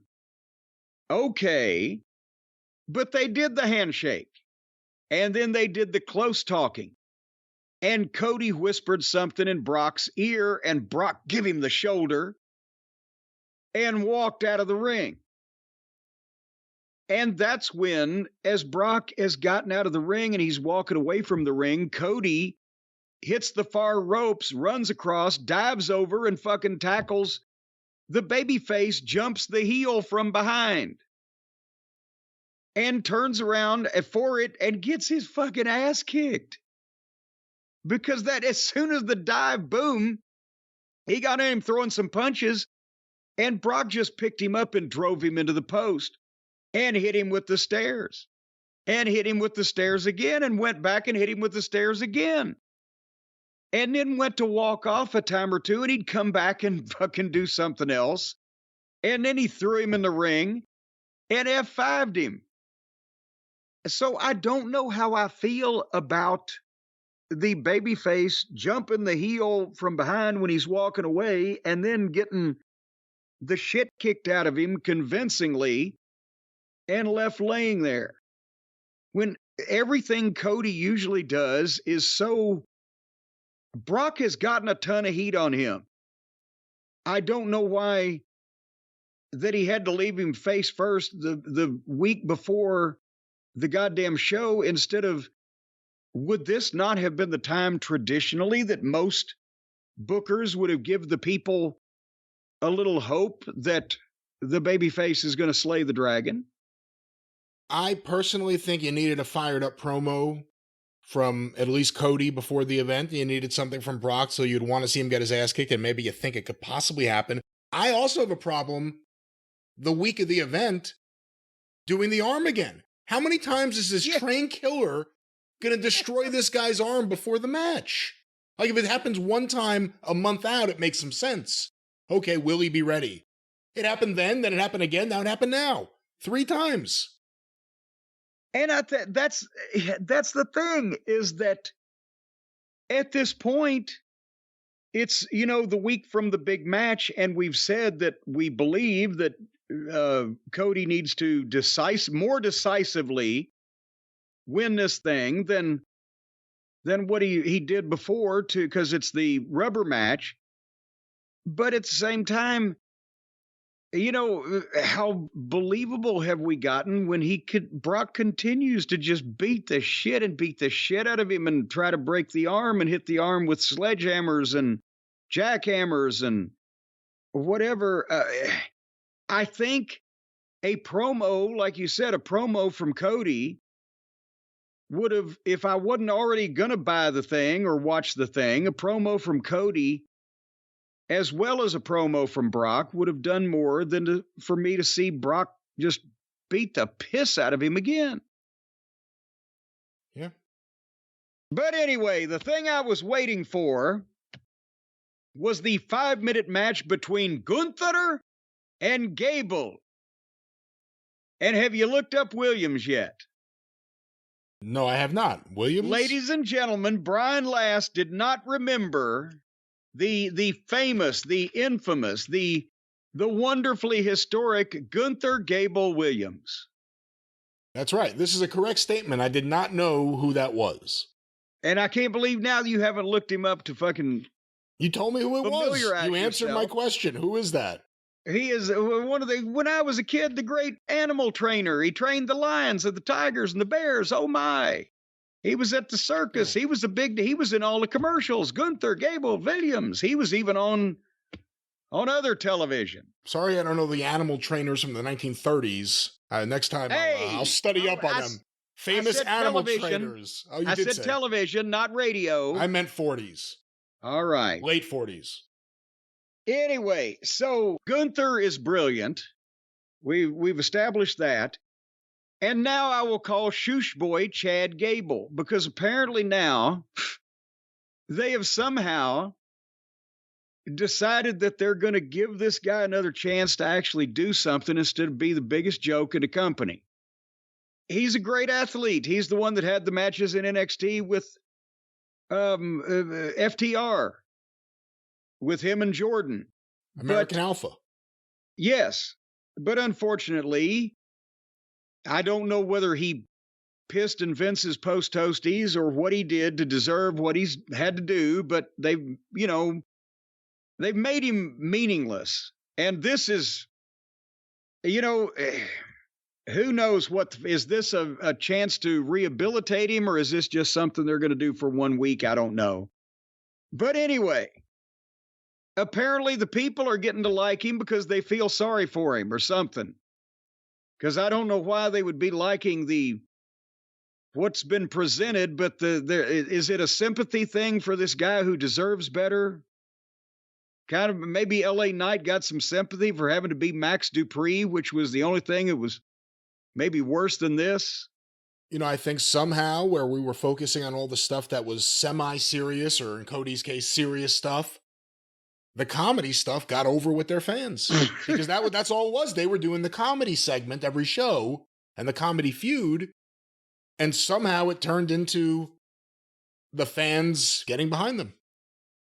Well, in whatever reason, hopefully this is the start of something better and no more shooshes. I don't know. But Gable's great as an athlete. And Gunther is perfect, as we've said, at working with anybody of any different size, and selling or reacting appropriately, registering whatever. And Gunther was controlling this for the first 2.5 minutes, right, out of the 5, because he's bigger and he's stronger. And they were doing nice wrestling. Gable has a great bridge, right, wrestler's bridge. And then he started having Gable fight back from underneath a bit. Gable sold great. And then finally Gunther goes for the powerbomb with a little over a minute left, and Gable rolled out of it and got the ankle lock and then started a little comeback. But he got caught in a fucking sleeper, and they've got 20 seconds left, so they're timing this perfectly. And then Gable is fading. But at 10 seconds, Gunther switches around, goes for the powerbomb. But Gable fights out, and both of them take the bump over the top rope, and Gable slides in, the time runs out, and Gable wins the thing. Which he won, but obviously didn't beat Gunther, didn't pin him, but he won the thing. He lasted the 5 minutes. Exactly. And the place went crazy. Because that was obviously not what Gunther had wanted, and pomposity has gotten the piss taken out of it. If we could stop for 1 second, between the backstage promo and beyond the match, the time in between the match and the restart, Gunther, his facial reactions, his tone on the mic, we always talk about him in the ring, but he's nailing everything else. Yeah, he is who he is purported to be. He understands how to project that. And, you can't really find any point in a match where he doesn't have the right expression on his face, or he's not registering what's happening the right way. And that's what Gunther now, he wanted more time. And, I think they restarted it a little easily, a little quickly in terms of, without some type of, conversation amongst everybody at ringside, like, what do we do? What do we do? But otherwise, they restart the thing and then they go to the break. And I'm like, fuck, I want to see this. Don't go to the fucking break. But anyway, that's obviously the feeling that they want people to have, but it would be wonderful if they let something actually fucking register when this guy's getting over. But he's still getting over. He's getting over with the people in the building. Anyway, when they come back, again, Gable's still fighting from underneath, but every time Gunther will hit one of those fucking chops, they're bam. But then Gable, when he'd have an opportunity, started working on Gunther's arm. Maybe, try to get a fucking submission. And they did a nice superplex off the top that he gave Gunther, and both of them sold. And then there was Germans going on. Gable, I think he did two of them, but one of them, he picked Gunther up and just bridged him over. It was tremendous. Several 2 counts, back and forth. And then Gunther finally just leveled him with about 3 chops and hit the powerbomb 1, 2, 3. So obviously that was what they had to do. They're trying to make Gable, but they can't go insane and beat Gunther. And they got to protect that powerbomb. But it shows what Gable can do. And I don't what the fuck? Have they just now figured this out? Is it too late? I don't think it's too late. If they continue in this tone next week and the week after, if Otis all of a sudden starts slowly dropping the comedy elements that are over the top, he's another guy with legit credentials. These guys go back. Then it's not crazy. And it would be nice to see him get a chance here. If you're WWE and you're booking next week's show, what does Gable come out and do? What does he say about it? Is it, because it's not I beat you within 10 minutes or something. It's I lasted 5 minutes, but then you beat me. So what exactly does he say in terms of wanting a rematch because he showed he could last the 5, but not the 10? I mean, what do you say? Well, first of all, I think we're done with the shoosh, at least in terms of being used to antagonize the audience, because now that they're taking to them somewhat, they want him to be, the fans to like him and to be a babyface. He might come out sometime and say shoosh to the fucking heels, and then it'll get a big pop. But he's got to come out and say, hey, Gunther's acting like he won or he proved his point. I proved my point. He said that he couldn't, or that I couldn't last 5 minutes with him, and I said I could, and I did that. I didn't say I could beat him. I didn't even say he couldn't beat me. I did frame it that way. But at the same time, that's when, if you wanted to continue it, then that maybe that's why they're building Kaiser Wilhelm up. Because, all right, well, then you say, well, look at here, if you can beat, or if you can last 10 minutes with Kaiser Wilhelm, then I'll give you another chance to blah, blah, or something, and continue it that way, so you're not just doing it every week. But yeah, Gable has to come out and crow about it. Then you have the heel shush him, and he slaps the heel. There you go. And then they have a stipulation where the loser has to sit down and watch Model Girl wrestle. You know what the problem, too, is? You just presented a scenario. I'm thinking of scenarios. It seems like based on what they did on Raw, WWE would think there was more in the tank for this whole thing. I'm interested to see where this will go. I'm not interested in Gunther and Drew McIntyre. Isn't that the match at SummerSlam? Yeah, and you know what? Even the fans on Twitter, since we've mentioned that, they can't really figure out what's the matter with Drew either. Just been around and nothing new. Oh, well. At this point, there was 50 minutes left into the show. We'd already been past 2 hours to get to that point, and I remembered I had to rub Harley's belly. Did I miss anything else? Was there anything of note? I wouldn't say anything of note other than I thought the Becky Lynch confrontation with Trish Stratus and Zoe Stark leading to Pierce having a thing backstage with Trish and Zoe. I thought that was good, but I've liked that a little bit more than you in terms of the actual feud. Well, as a matter of fact, come to think of, I was zipping past a little bit of that. I thought I was actually watching MeTV and an old episode of Petticoat Junction. Come on. The color is much better on this show. And no, the color was better back in the 60s. It was all pastels. Come ride the little train that is rolling down the tracks to the junction. Forget about your cares. It is time to relax at the junction. Lots of girls, you bet. And even more when you get to the junction. Petticoat Junction. Oh, God. Yeah, that's exactly what I thought about when I saw Pierce and Trish and Zoe. I thought about Petticoat Junction. Well, Adam Pierce looks a little bit like Uncle Joe, who's a moving kind of slow at the junction. All right. Well, I thought that was a good segment, and you didn't watch the main event, and I kind of didn't care for it either. So that was Raw. There you go. That was a very Raw. Let's get the reviews out of the way and then get a couple of other topics before we get out of here. We have traveled through time, of course. AEW Dynamite had another banner episode last night. Oh, good Lord. Coming from Tampa, Florida on the 2nd of August.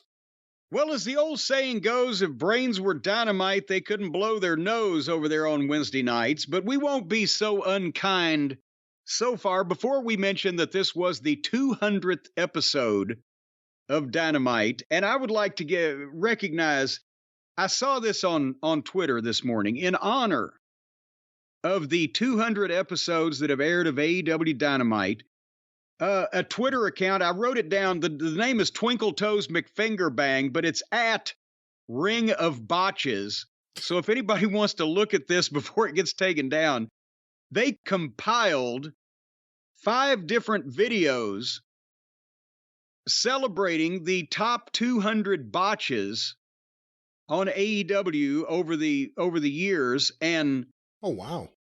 It was like 2 minutes and 18 seconds or whatever you can put on Twitter. 5 different videos, and it never stopped coming. Many of them set to Heaven is a Place on Earth. But just the fact that nobody has had a tragedy, let's put it that way, is just in fucking credible. And or on the other side of the fence, the incredible shit that they've done that didn't come within a fucking half a mile of anybody that they've sold was also incredible. But it was more cringy watching this was a hell of a piece of work to compile this, and even numbered them on the screen, counting down 200, 199, 198. It was amazing. In order of appearance, not in order of like quality of the botch, right? Well, that would be subjective. I don't even know if it was in order of appearance. It was in order of one came after another one, and there was 200 of them. Do you think there should be star ratings for botches? I don't think we ought to open that can of peas or worms or whatever insect or mammal life may lie within that fucking can. Speaking of insect and mammal life, we had both of them represented with Chris Jericho and Don Fallis were out there. Which one is the mammal and which one is the insect? So remember, this tag team match was set up where Don said, team up with a member of my family just to see if this thing fits. And Jericho said, okay, so it's Jericho and Take a Shit. And then Don surprised Jericho with the opponents were Garcia and Guevara. And that's not a Hispanic remake of Cagney and Lacey. That's Sammy Guevara and Danny Garcia, the Rock's ex-wife. And they same name, different person, obviously. Is that 2 different people? She's much bigger. Okay. So they beat up Jericho for a while. A lot of chops in this match. And I got to be honest with you, I'm not a fan of Garcia's little dance there. But Take a Shit, every time he gets in the ring, he looks the best of anybody. He's got the size. He's in shape. He's got an intriguing... He's a good-looking young man, but he's got that look like if you put him in a fucking suit... He's a goddamn high-level Japanese Yakuza guy. He's not one of the fucking finger cutters. he's got personality, and he moves across the ring like crazy. And there were two segments of this match. The first segment, it wasn't nothing to write home about. The second segment, they got a slow heat on Garcia. At one point, Jericho went for the line salt. Garcia was supposed to raise his knees, but he was where Jericho had left him. He was too far in the middle of the ring, so Jericho did the line salt and landed with his knees on Garcia. But since Garcia was supposed to raise his knees, Jericho sold it like he'd landed on. And then they made simultaneous cold tags. And Garcia made a comeback with dives. Dive, dive, dive. Can you imagine if you put any of these fucking AEW wrestlers in the Navy and had them on a submarine? If somebody said dive, dive, dive, it looked like a goddamn chaos at Romper Room. Anyway, so Sammy did a backflip off the top rope to the floor onto Take-A-Shit and elbowed Take-A-Shit right in a fucking mush, right in the mouth. And he goes down, whoa, fuck. I told you, elbows, knees, 200 pounds almost of human beings spinning from 12 feet in the air. You want to catch the motherfucker? So then Garcia got a sharpshooter while the referee's attention was elsewhere, and Don got the bat and hit Garcia in the head with it and broke the hold, and Jericho saw it and was shocked and concerned and then covered him anyway, 1, 2, 3. So there was nothing silly, and they didn't use furniture, but it was a standard tag team match, and there's more strife now because later on in a backstage confrontation, Daddy Mac Daddy tells Jericho there's a mandatory Jericho Appreciators meeting next week and he needs to be there. So obviously there's going to be repercussions for this perceived treachery. Brian, what do you think? Should they announce that they're staying together as a faction but without him, so they'll just be like the non-appreciators? Well, no, then they're just appreciators. If you take the Jericho out of the Jericho Appreciation Society, you go from jazz to just ass. But what if... Actually, that may be an appropriate name. They all look like a big group of ass. All right. Well, that was the opening of the show. I agree with you about Takeshita. Takeshita's really good. He deserves better. You know, I tried to give them a little bit of credit for those early weeks after his heel turn where he came out with Don Callis and they gave him the dark, ominous drone music. And Takeshita looked like a badass and he was winning. Then they started having him get his ass kicked a little bit by the Bucks or whatever it was. And now he's doing this. He's just lost in the middle of all this crap. They should be doing something with just him. Yeah. As a matter of fact, why could we not find out that Takeshita, as they call him, even though we know his real name. As they call him, who? His parents? Yeah. Everyone who's known him his entire life? Yeah, all those people, even though we know his real name, they call him that. Why couldn't we find out that not only is he Japanese and has just come here, but that also that his family is connected. And he could wear that fucking, you know, the leather and the fucking Japanese gangster looking shit. And at some point, and he obviously has a ton of money because his family's connected. So he's got Don as his, you know, business manager because speak American, because English is a second language. But Don's doing his business, but he's got all kinds of money, and he's got women. They could have the women around him, the limousines, and then if somebody fucks with him, he could go to cut off their fucking finger.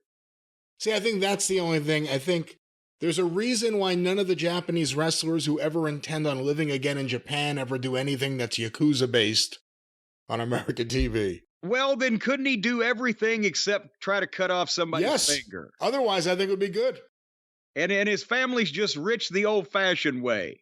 Otherwise, he's just a second fiddle in the middle of Jericho's drama feud. He could be a rich kid whose father has bought his way into wrestling, and he's got all the limousines and the private planes and women hanging off of him and all these suits and everything. Is this because of his rich father? If you substitute the word father for mother, you're fantasy booking the first year of Jim Cornette. Well, no, if you substitute the word father for the word shad, you're just fucking said Tony don't have the women. And, well, his father's got a lot of money. Tony may have the women too, but he doesn't look as good in a suit. But you see where I'm going with this. Make the fucking guy star. But is this doing it, being in the middle of this Jericho stuff? Because the focus went from him and Don Callis to Callis and Jericho right away. Yeah. And did we ever see Don in Take's corner just with Take winning a significant match? I think that first week. And it was like, okay, they're trying it with this guy. No, I mean, it was a job guy. I'm talking about a significant match that's been advertised and was an accomplishment of some kind. I think he beat a job guy. Well, it was definitely a job match, but I don't think he's had a significant match that was one-on-one with Callis. And if they have, it was on a Friday night. Has he had a significant match with one-on-one with anybody that he's won? Take a shit. I don't know. Well, there you go. So already he's in good hands. Now we'll move on to the next thing. And speaking of moving on to the next thing, and I just mentioned him a few minutes ago, you do it, Brian. Thanks, guys. Well, there you have it. Tony Khan to come out on they've changed the view on the bridge of the Starship Enterprise. It was a little closer shot, but and they do the nice soft focus in the background with the pleasing lights, so you can't really tell whether it's a green screen or not. And he read a slow-moving teleprompter statement thanking everybody, first of all, for watching. And boy, I don't know how you could ever express enough gratitude for people watching this particular program. I am a real boy. I have emotion and feeling, just like you. And right before his spring in the back wound all the way down and he stopped being able to talk, he introduced a package of highlights from the first 200 episodes, which contained a lot of really stupid, recklessly dangerous spots, dumb bumps, and garbage matches. And that was about 80% of it. And you had a couple of actual highlights of real stars just being real stars, but mostly it was just chaos and mayhem. You know, I liked it. I'm always a sucker for these kind of retrospective videos. So even though it was filled with a lot of garbage shit, Do you mean in a 2.5-minute video of the first 200 episodes, we needed to see the Puddin' Gang pull up in his mother's minivan? I think if you were going to do an encapsulation of 200 episodes of this show, that has to be there. How many times has it been on the show? I don't think we should do an encapsulation. I think we should do an incarceration of 200 episodes of this show. They should be quarantined somewhere. How many drive-ins? How many drive-ins did she have? Oh, at least 4 or 5. Right. So you have to show her. You have to show that. Oh, my God. But yeah, there was a lot of stuff I'd completely forgotten about. Mike Tyson and his crew facing off with Jericho that went nowhere. And of course, Shaq and Jade, which went nowhere. Nowhere. And Cody and Brandy. It was good that, you know what? That was one of the things I did like to see, that they showed Cody in there. They showed Brandy in there because they are an important part of the story.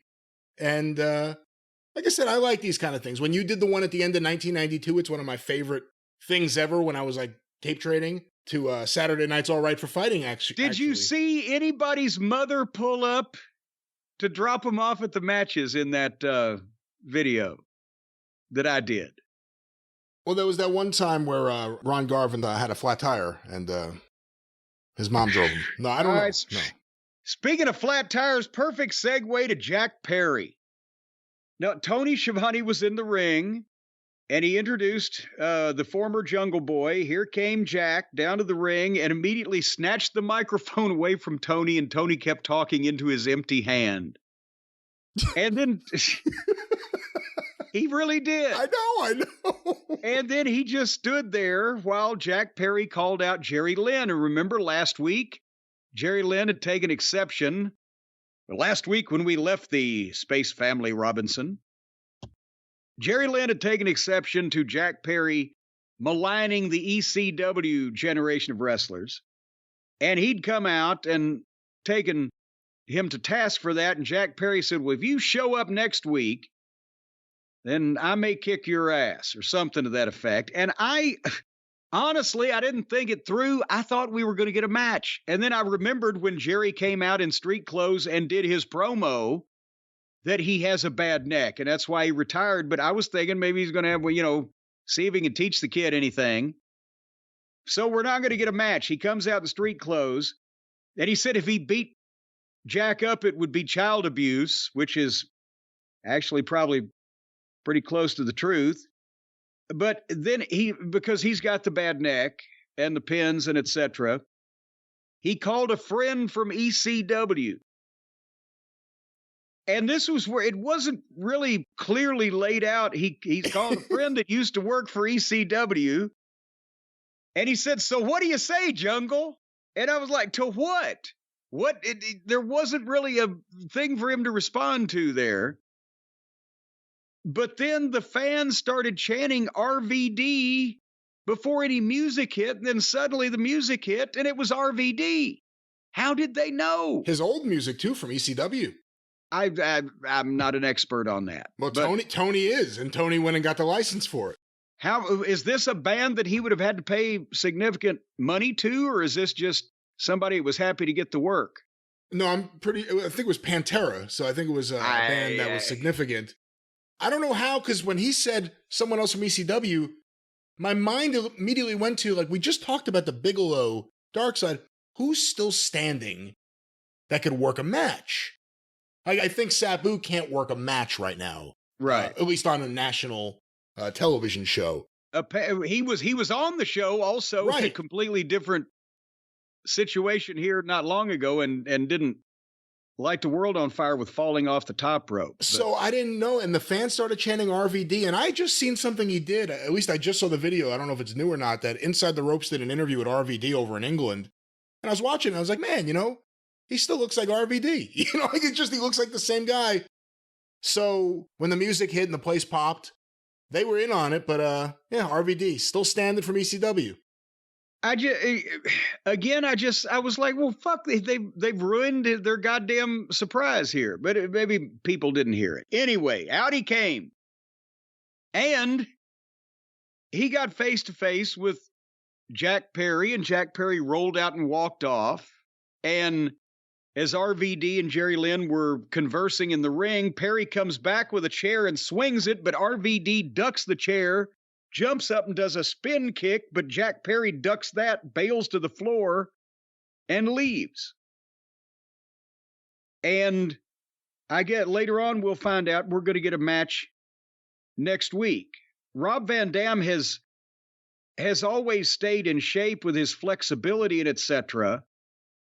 Here did it look like he was walking in I don't know how to phrase it. I don't want to make it sound like he was a cripple, but was he walking a little crooked? Is he still wrestling and having matches? And is that a good thing for him to want to do on a national TV show against this kid 30 years younger than him? I haven't seen Rob work in ages and eons. I haven't seen him work, I don't think, since he left WWE the last time. I believe he went to Impact, and he's done various other things. I don't know if he's working a full-time schedule wrestling right now, but I would have to think there has to be a way to get something good out of at least, I'm not saying go 20 minutes. Yeah, well, hopefully nobody will say that about any of these matches. But a good few minutes with Rob Van Dam, you'll get, people will be happy to see him, and they'll be upset when Jungle Boy pins him. And I'm not going to completely shit once again. Hopefully will that be the finish. I'm not going to shit on it now, especially if they don't go too long, and especially if Jungle Boy doesn't win. Holy free holy. No, but every week, I've enjoyed Jungle Boy's heel stuff so far, but every week he leans into it a little bit more. Just a little bit more. There's a little bit more than it was the last week. So I'm still optimistic this could work out and be something. It sounds like a helicopter leaning into your property up there. Did you get the helipad opened up on the south wing? The one time I say nothing about the background noise is the one time you mentioned the background noise. So now that's the only time I've heard it. God damn it. Anyway, all right, let's get to the next part of this thing. And again, folks, we have not got the ratings yet. This just happened last night. Ratings haven't come out, but we are both, Brian and I, just salivating to find this out because there's limits to human endurance. I mean, if you were confined to a hospital bed in a medically induced coma and could not reach the remote or use telekinesis to will the channel to change, you may have watched the rest of this program. But this one right here, triple threat, anything goes, no DQ, lazy booking. My specialty. Trent of the Puddin' Gang, Penthouse with Alex. Knock, knock. And you heard him, folks, the plumber, John Moxley. Captain Blood. Didn't they just do last week a triple threat tag team match with these guys and 3 more guys? You know what? It was midway through this match where I realized it wasn't a rematch. There was no other tag team. It was just a singles 3-way. They went from a 3-way tag team match last week that's no DQ, anything goes, to this week a triple threat, anything goes, no DQ singles match with half of the people that were in the match last week. And so to make up for it, there was more garbage here and more. Again, it was the same garbage match you would expect from 3 guys who are either rotten workers, have no common sense, or work for a company run by a mark, or in some cases, all 3. The first 2 moves. I'm sorry, John. I didn't mean to interrupt you. Checkmate. Well, the thing is, they started fighting before the plumber even got to the goddamn ring, as far as I can recall, but they were all on the floor. That's where the match started. And the first 2 moves of the match were dives. People were diving before they even fucking said hello.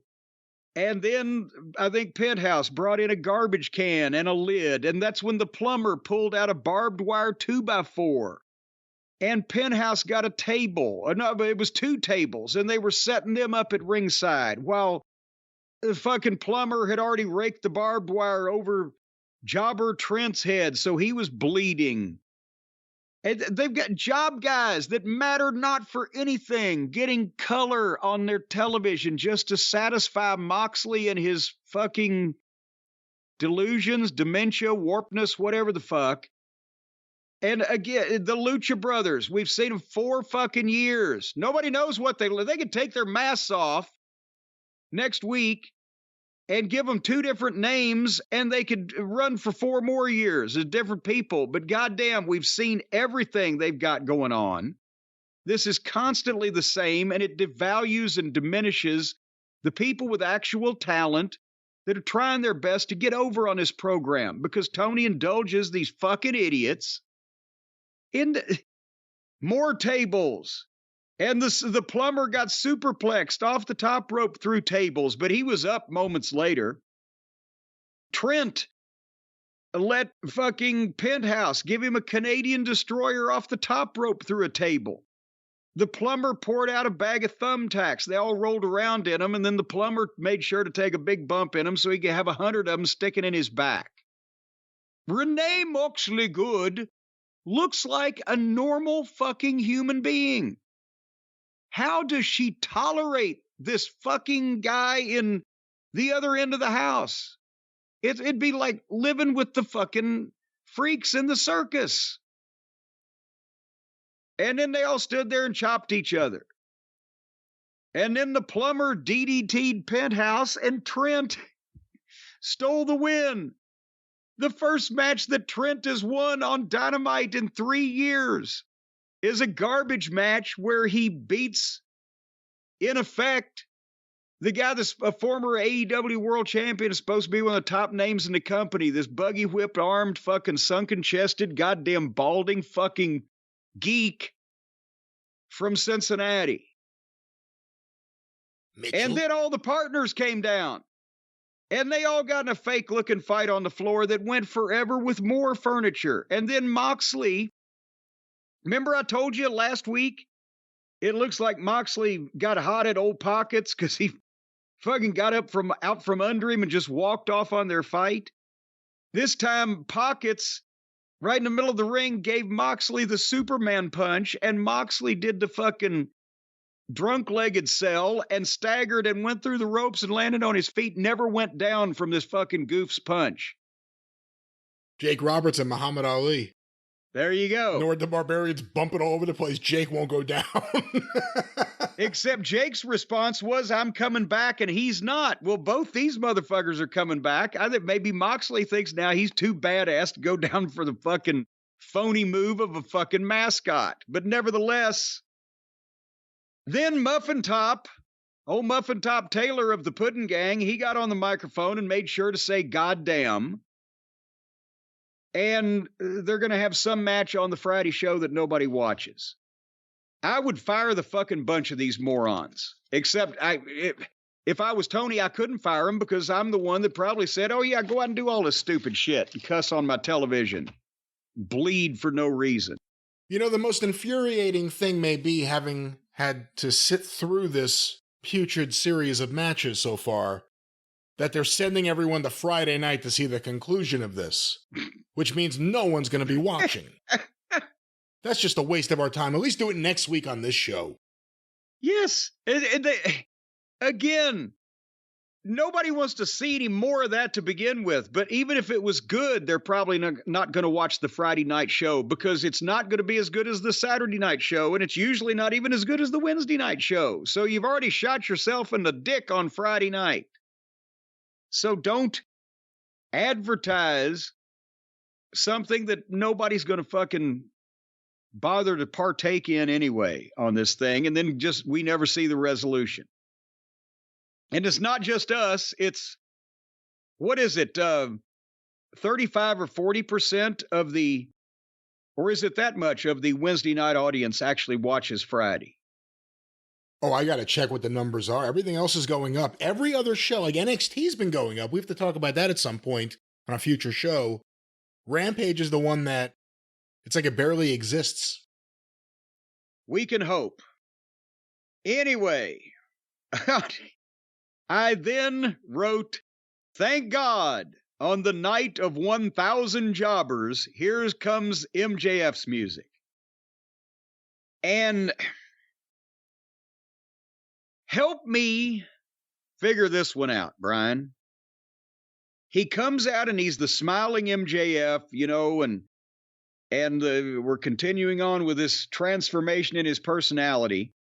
But he said that not only does he have ADD, and I'm thinking, if this motherfucker has ADD, everyone should aspire to have ADD. He's the quickest, smartest, most clever fucking guy in the company and gets everything about the wrestling business.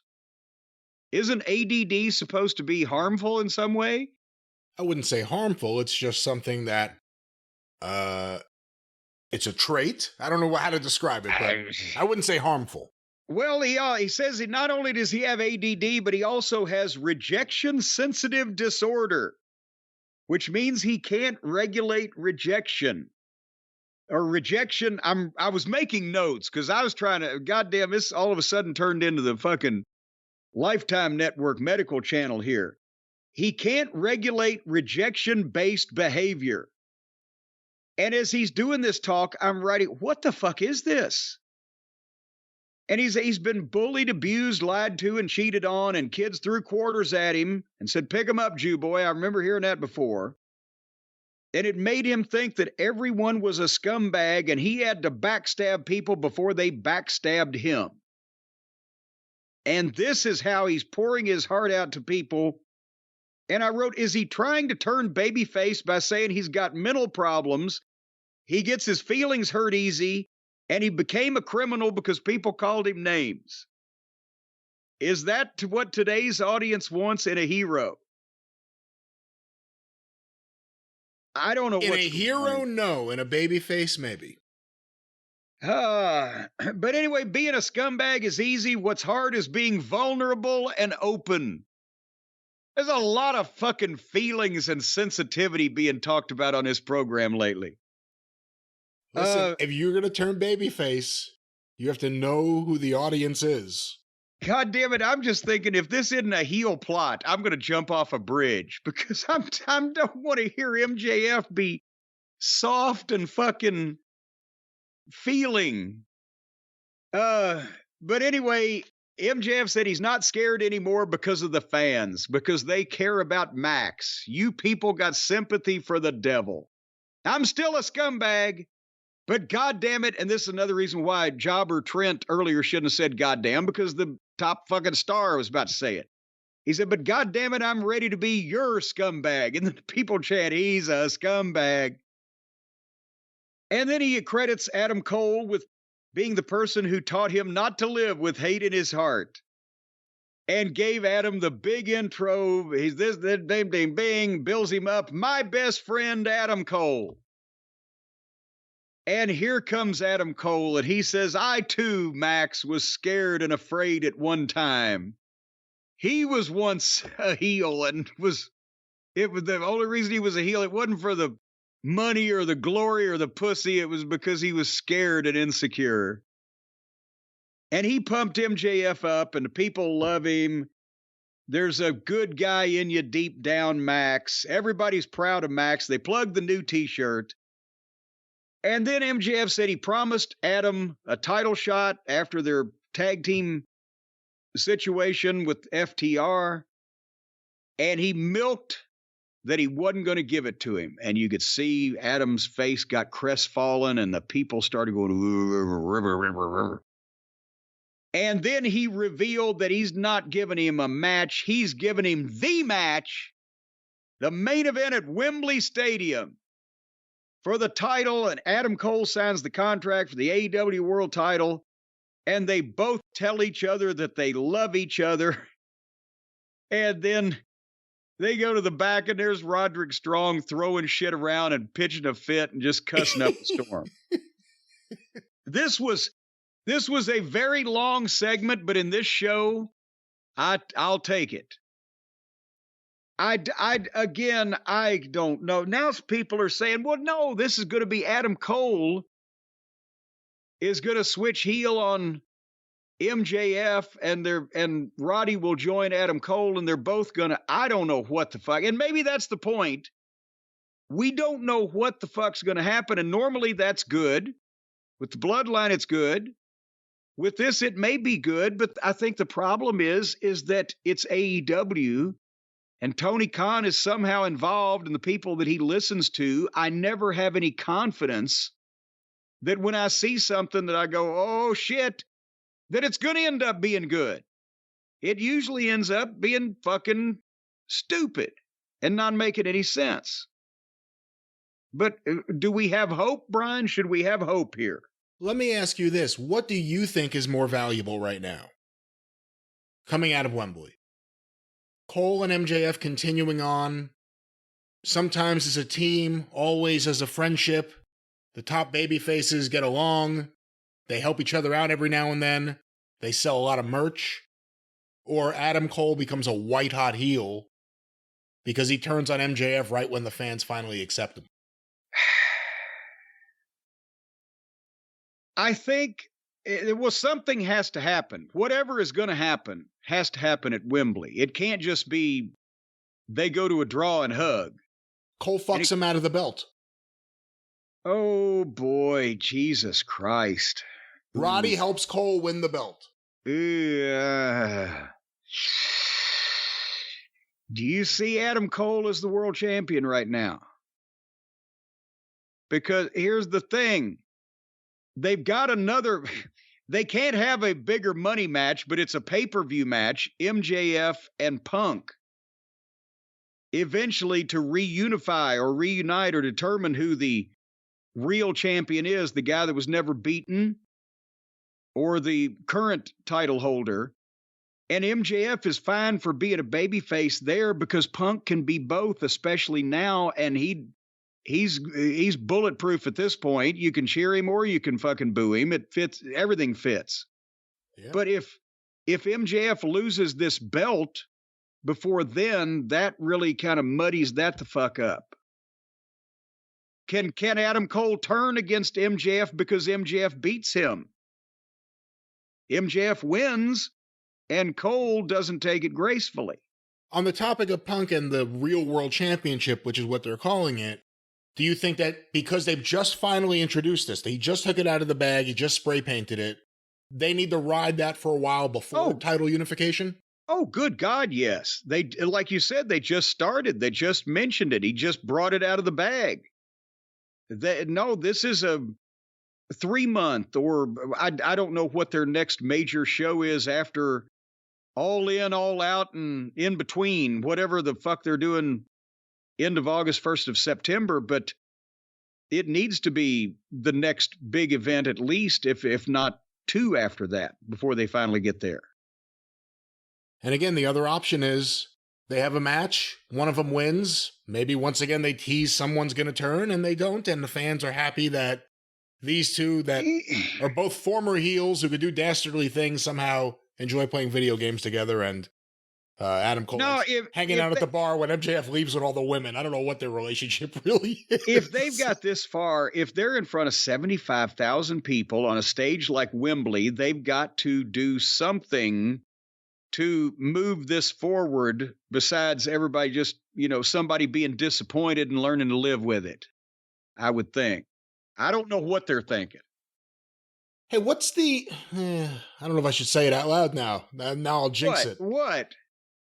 What's the status of Kyle O'Reilly right now? We don't know. He got surgery of some description and has been out ever since. That was a while ago. I'm not saying he has to heal right away, but I think it was his neck. I think it's like a year type of deal. Okay. But but it's intriguing. We have no idea where who does MJF get to fight all these fucking guys? And he's still the singles world champion and above. I don't know. What do you mean? Who does he get to fight all these guys? Like who's on his side? Well, yeah, if Adam Cole turns on him and Adam Cole has Kyle O'Reilly and has Roderick Strong. Hey, MJF's going to have to go find those kids that threw the coins at him. Hey, you know who he could find? I'll fantasy book this with you.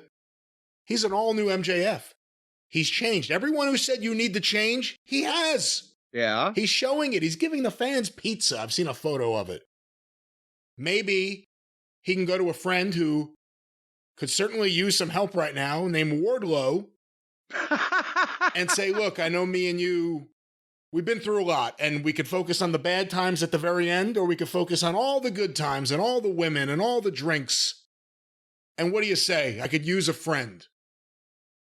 And Wardlow could say, I've been looking for a reason to ditch Arn. This sounds like the plan. There you go. I forgot about Wardlow being there. Right? But now here's the thing. Now since Wardlow is as big as Cole and O'Reilly and Roddy put together, who does Cole and O'Reilly and Roddy go to get to even up between MJF and Wardlow?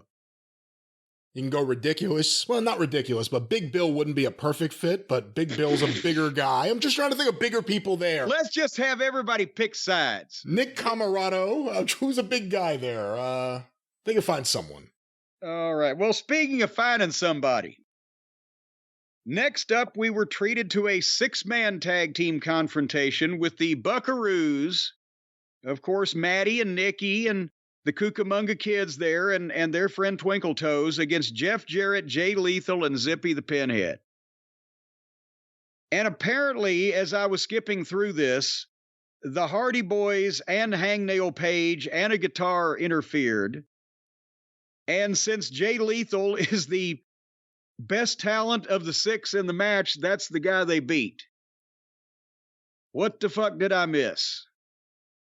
Probably everything that I missed because, I'm not going to watch this. I wasn't going to watch this match. And I mean, they gimmicked it up. You could tell on fast forward to get through it.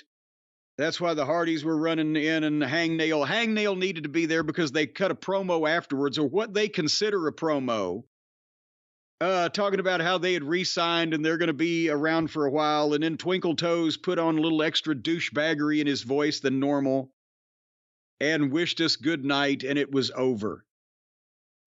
Yeah, for me, it was like... Let me ask you one question. Yeah. And then you can comment on that. But has there ever been a case where any single wrestling personality in the business has ever been praised as the best in the business by this number of people and has never done a memorable, a significant, or even a really fired up good promo? Anybody ever? Well, I think to the fans who like Kenny Omega, they would probably point to a Japanese promo or something here or there, but I think he's a horrible promo, and I think all four of them. That's what I'm saying. I think the thing about the Bucks and Omega and even Adam Page, and Adam Page is the best of the four of them, and even he stinks, but none of them could do promos because they all come across like, Kenny and the Bucks come across so unnatural and fake, but in different ways. So I don't think you can combine them at the same time. Well, anyway, that's what happened there. Did you like the video of the breaking and entering and criminal aggravated assault? No, I hated this. I absolutely hated this segment completely. This is everything I hate about these vignette videos. Completely fake. I mean, it looks good. It would be good on like Showtime, like in the middle of some show, like, here's what happened. But for wrestling, no, this doesn't work for me. Last week on The Wire. Yeah, The Wire, they wish. This doesn't work for me for wrestling, no.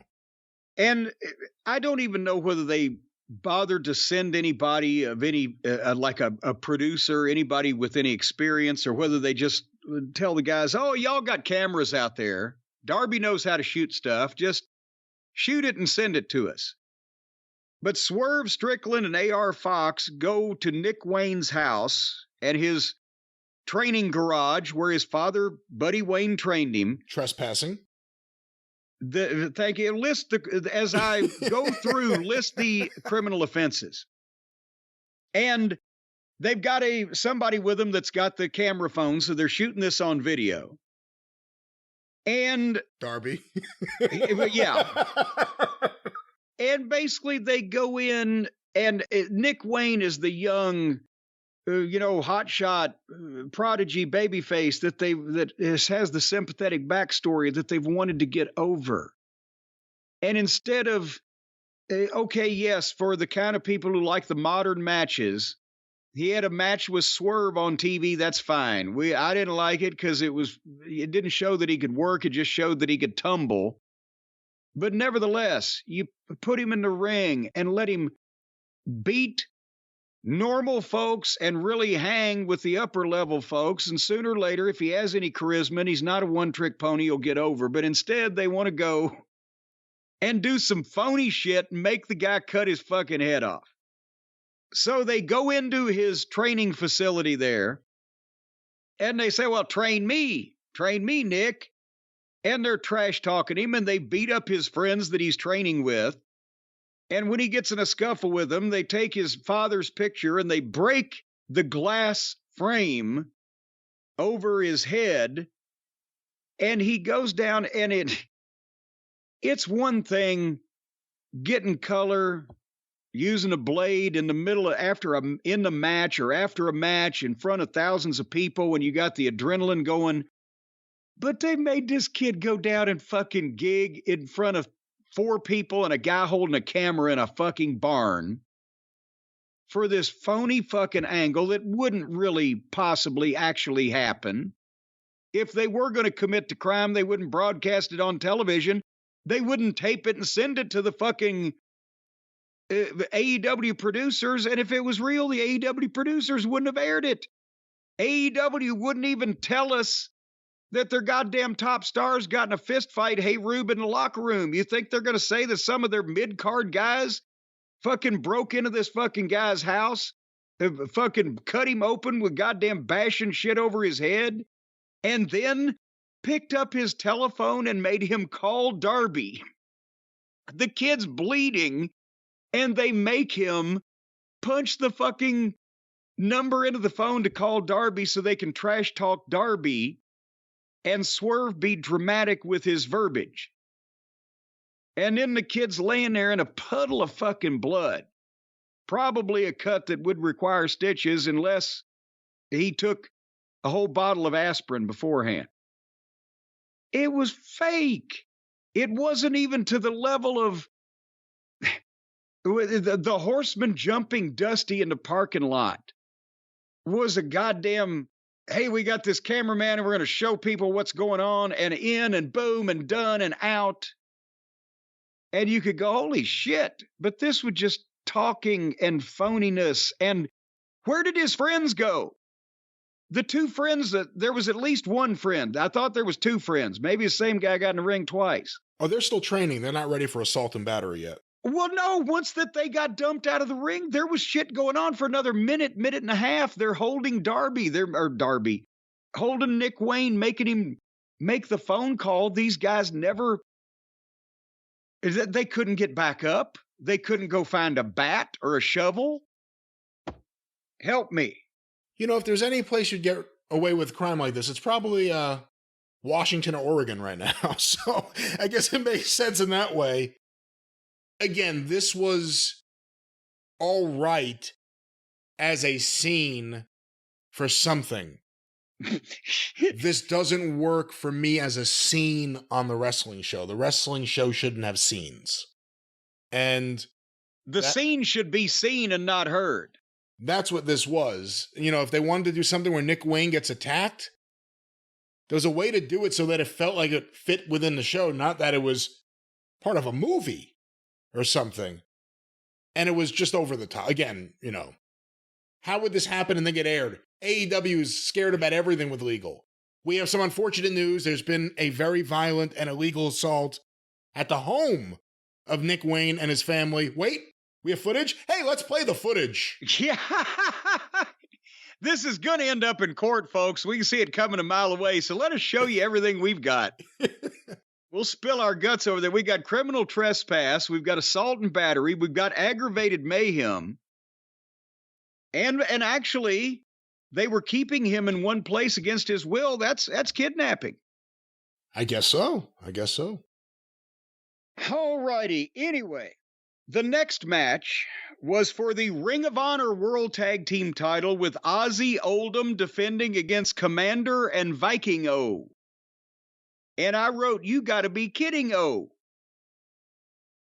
And 10 minutes later, Ozzy Oldham was still the Ring of Honor Tag Team Champions.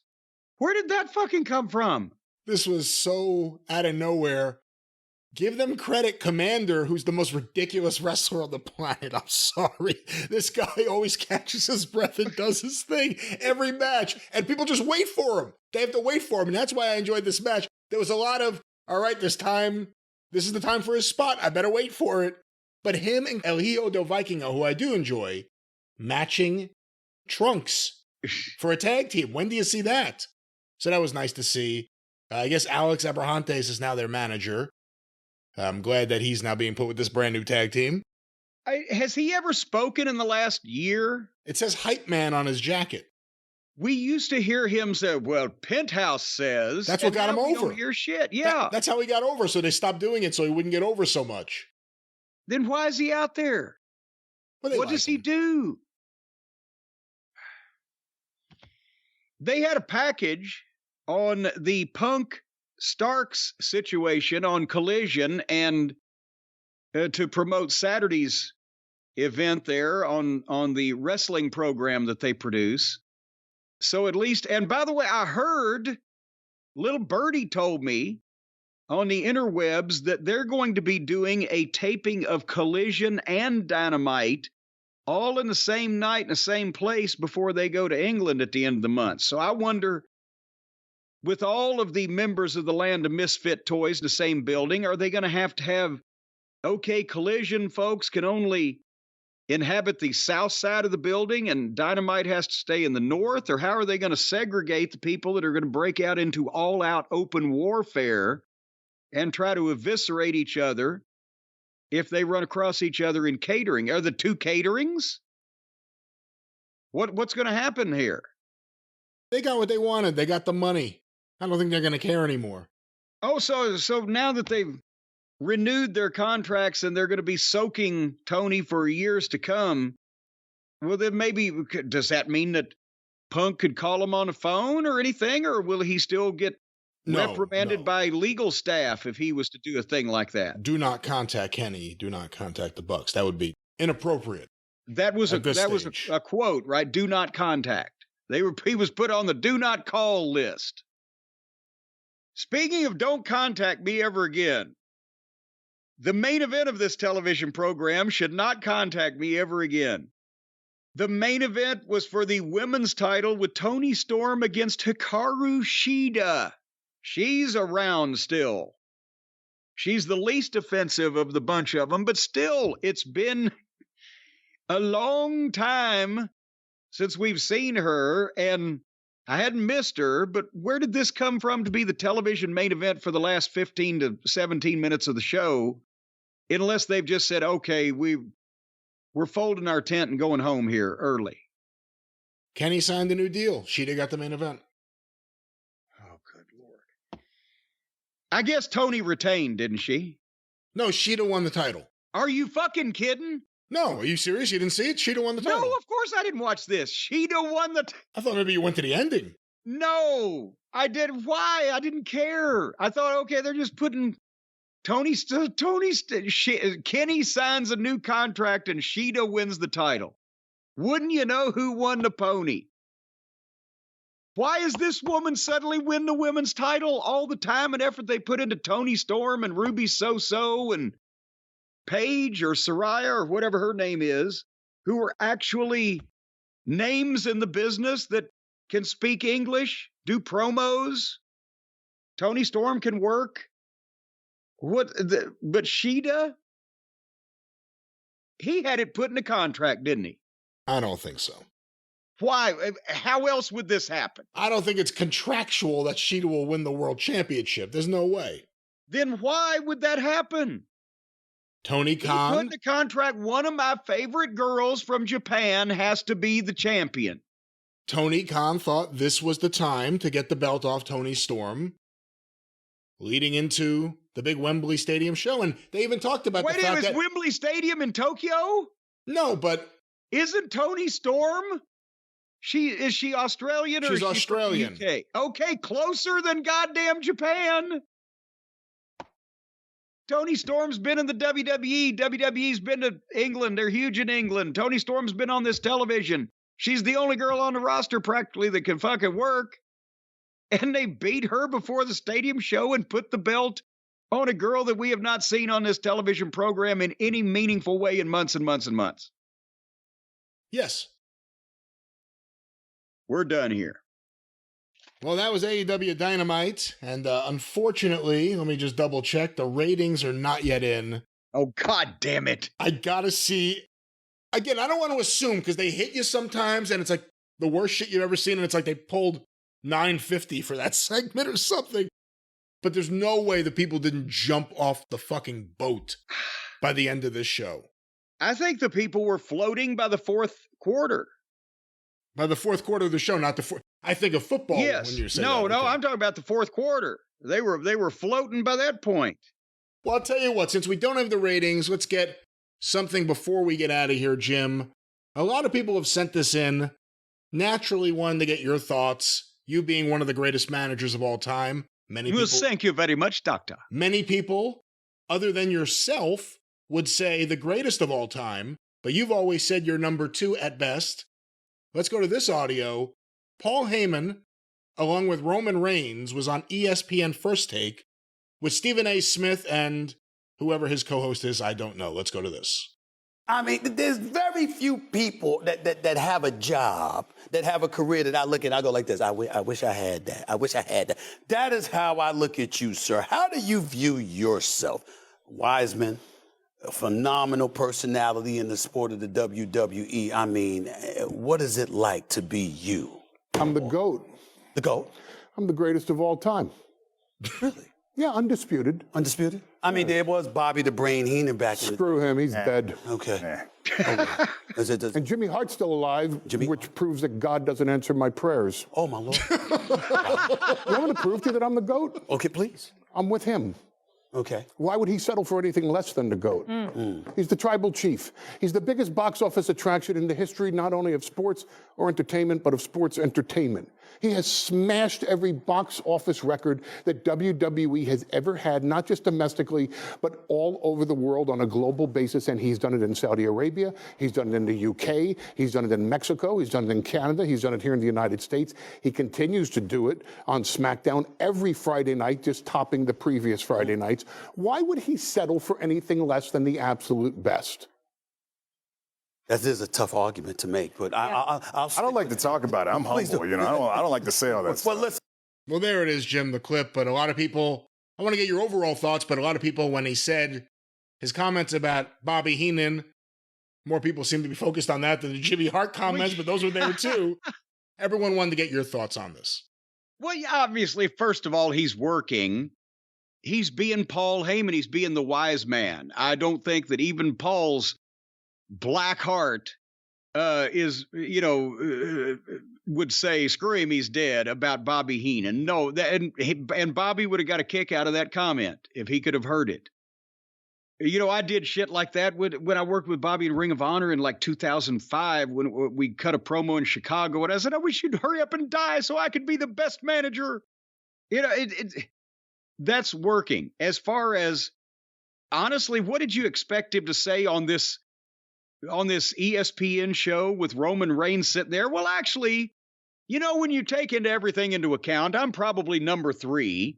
No, he's not going to. He said, yes, I'm the greatest of all time. I would have said the same thing on there, even though here, when I'm being myself and I have no reason to work, I'm not in that situation. I say I'm number 2. Bobby was number 1. I will acquiesce number 1 to him every day of the week, and I will fight anybody with facts and statistics that doesn't claim me as number 2, even though it is somewhat objective.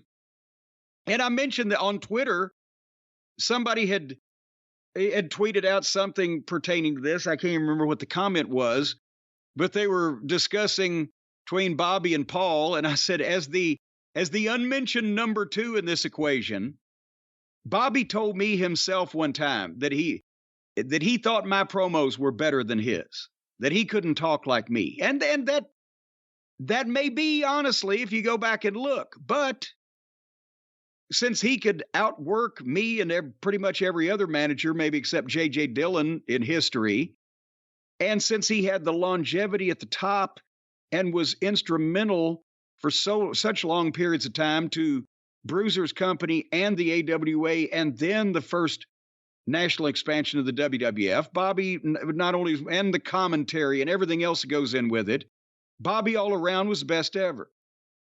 And I think I nudge Paul out in terms of, I will never say that I could work like Bobby Heenan, but I could outwork Paul. He never got that part of it. And I had more longevity as a manager in the territory days and or the 90s uninterrupted than Paul, who did it briefly in WCW, but then chose to open ECW. He wasn't managing as much at that point in time, where I still was in Smoky Mountain. But, you know, you can compare our various attributes and etc., but neither one of us compare to Bobby.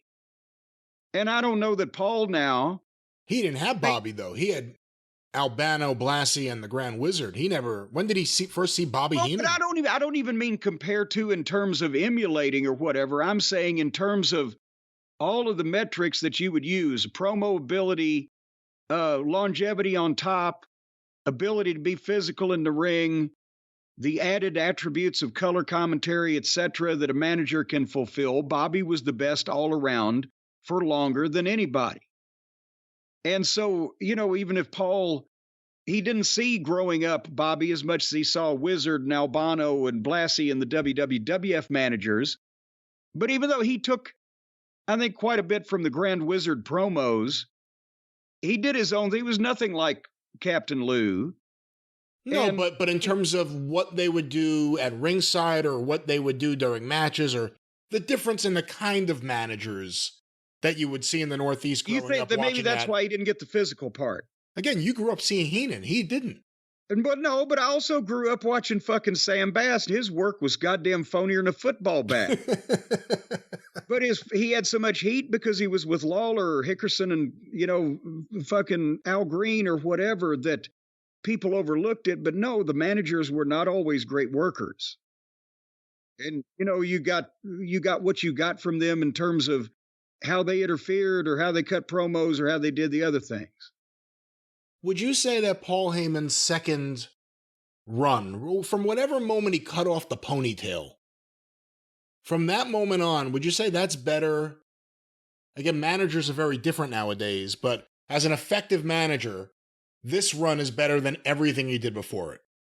Oh, yeah. Well, I was about to say that when you interrupted me earlier, in that I think now Paul's verbal ability, his promos, and the different way he does things is probably better now than anything that he did before when he was a full-time manager in 1989 through 1990, whatever the fuck, and or the earlier stuff in the WWF when he was still, wearing a trench coat and the ponytail and the hat and the whole 9 yards. He's found his niche with this, and he comes off so believable, and he's a repulsive looking human being. So that adds to it. Don't say that. That's not nice. Goddamn, there's nothing about him that's attractive, but that adds to it. There's probably someone who finds him attractive out there. There's some people that like to have their balls nailed to a step stool, but we're not going to fucking consider those opinions as the vast majority of the populace. I don't know if that's comparable, but I get your point. So, but no, I think, and if I was managing now, I would probably be doing promos of a different nature and probably playing on, things that we have said or talked about here on this podcast and doing things a different approach. But I'm not going to be doing that because I don't intend to manage anybody that's not in my fucking house. But I think is Paul's promo, because when he first started, it was like, I'm evil and I'm going to scream at you, and here's why. And I'm from Wall Street, New York City. Yes, and he'd choke the phone. He would literally strangle his phone in anger. But now he's calmed down when he's gotten fat and bald and probably has, congestive heart failure and has been given some deadline on his longevity expectations. Jesus. I love Paul. You'll never get past what he did to you in 1988. That's clearly what. No, I'm never going to get past the fact that fucking look at me. I'm like 4 years older than him, and look at me and look at him now. I'm never going to let anybody forget that. In terms of the comments about Heenan and Jimmy Hart in that segment from ESPN First Take, what does it say about someone who, when in character, and I know you don't really like that, but that's what he is in that moment. Yeah, will say anything. I mean, I can't imagine if I was a heel in that moment, there may be certain things I wouldn't say, like, I'm glad a legendary guy is dead. That may be too far, but what do you think about someone who there is no too far? They'll say anything. Well, no, I fully endorse that. I would have said some variation of the same thing. And, and I love the line about Jimmy, too. Poo-poo, I love you, poo-poo, Jimmy Hart. Jimmy Hart again. There's a guy who, in another classification or another description, he was more important to Memphis wrestling for about a 5-year period than any other manager, even Heenan to the AWA or Heenan to Bruiser's territory. Jimmy was more important to the Memphis territory than any other manager to any other territory, I think, solidly for a 5 straight year period in history. So you got, and I took a lot more stuff from Jimmy really than anybody but Bobby Heenan, because he was the one that not only was I was watching right at the time I got in the business, but I was working with him. Certainly, you didn't take the bumps from him. You took those from Heenan. Well, no, but to be fair to Jimmy, a lot of people don't realize he was already in 1979. He was almost 40 years old when he started as a manager, and at that age, and had never trained and never was trained. Just figure it out like they did to me. And he got hurt because at least I had a little bit more padding, and my bones were 20 years younger. right? But Jimmy had injuries to go through all of that. They were always banging him up and beating him up, but you couldn't have expected him to at that age to start to learn to take a lot of these bumps. So he took a lot of bumps, but he didn't take big ones. He stayed on the ground as much as possible and rolled a lot, but he still got hurt. All right. Well, that is our last topic here. No questions this week and nothing else because there's a lot of things, and we got even more stuff to talk about, which you'll be hearing on the Jim Cornette Experience in a few days, including another update on Colin Thompson, Cast Media, and what happened to all of our money.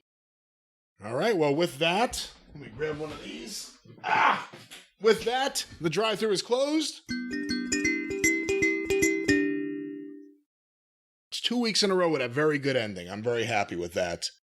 Of course, you could hear more of this fun, relaxing wrestling talk with wrestling's two favorite shock jocks on the Jim Cornette Experience, wherever you find your favorite podcast in a few days. And of course, next week, right back here on the drive-thru.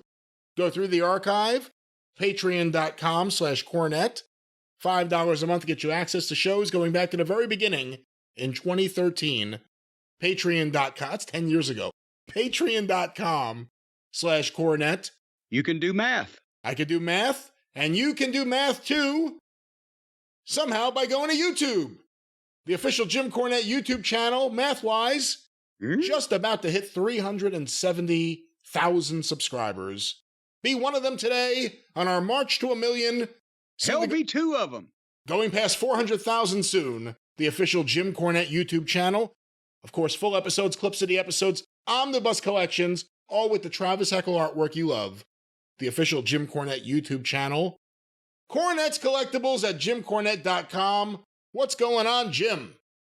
This coming experience, I will have a big announcement on the greatest thing that we've ever done in the history of things that we've done. You're getting out of showbiz. No. Oh. You're staying in showbiz. You can take the boy out of the theater, but you can't take the theater out of the boy. We'll find out more at JimCornette.com. Of course, the drive-thru is brought to you by the law office of Stephen P. New, 888-692-8084. Get even with Stephen at newlawoffice.com. Somebody needs to help pull his foot out of other people's asses. Well, there'll be more feet and more asses this week on The Experience, but until then, for Jim Cornette, I'm the great Brian Last. Tally-ho!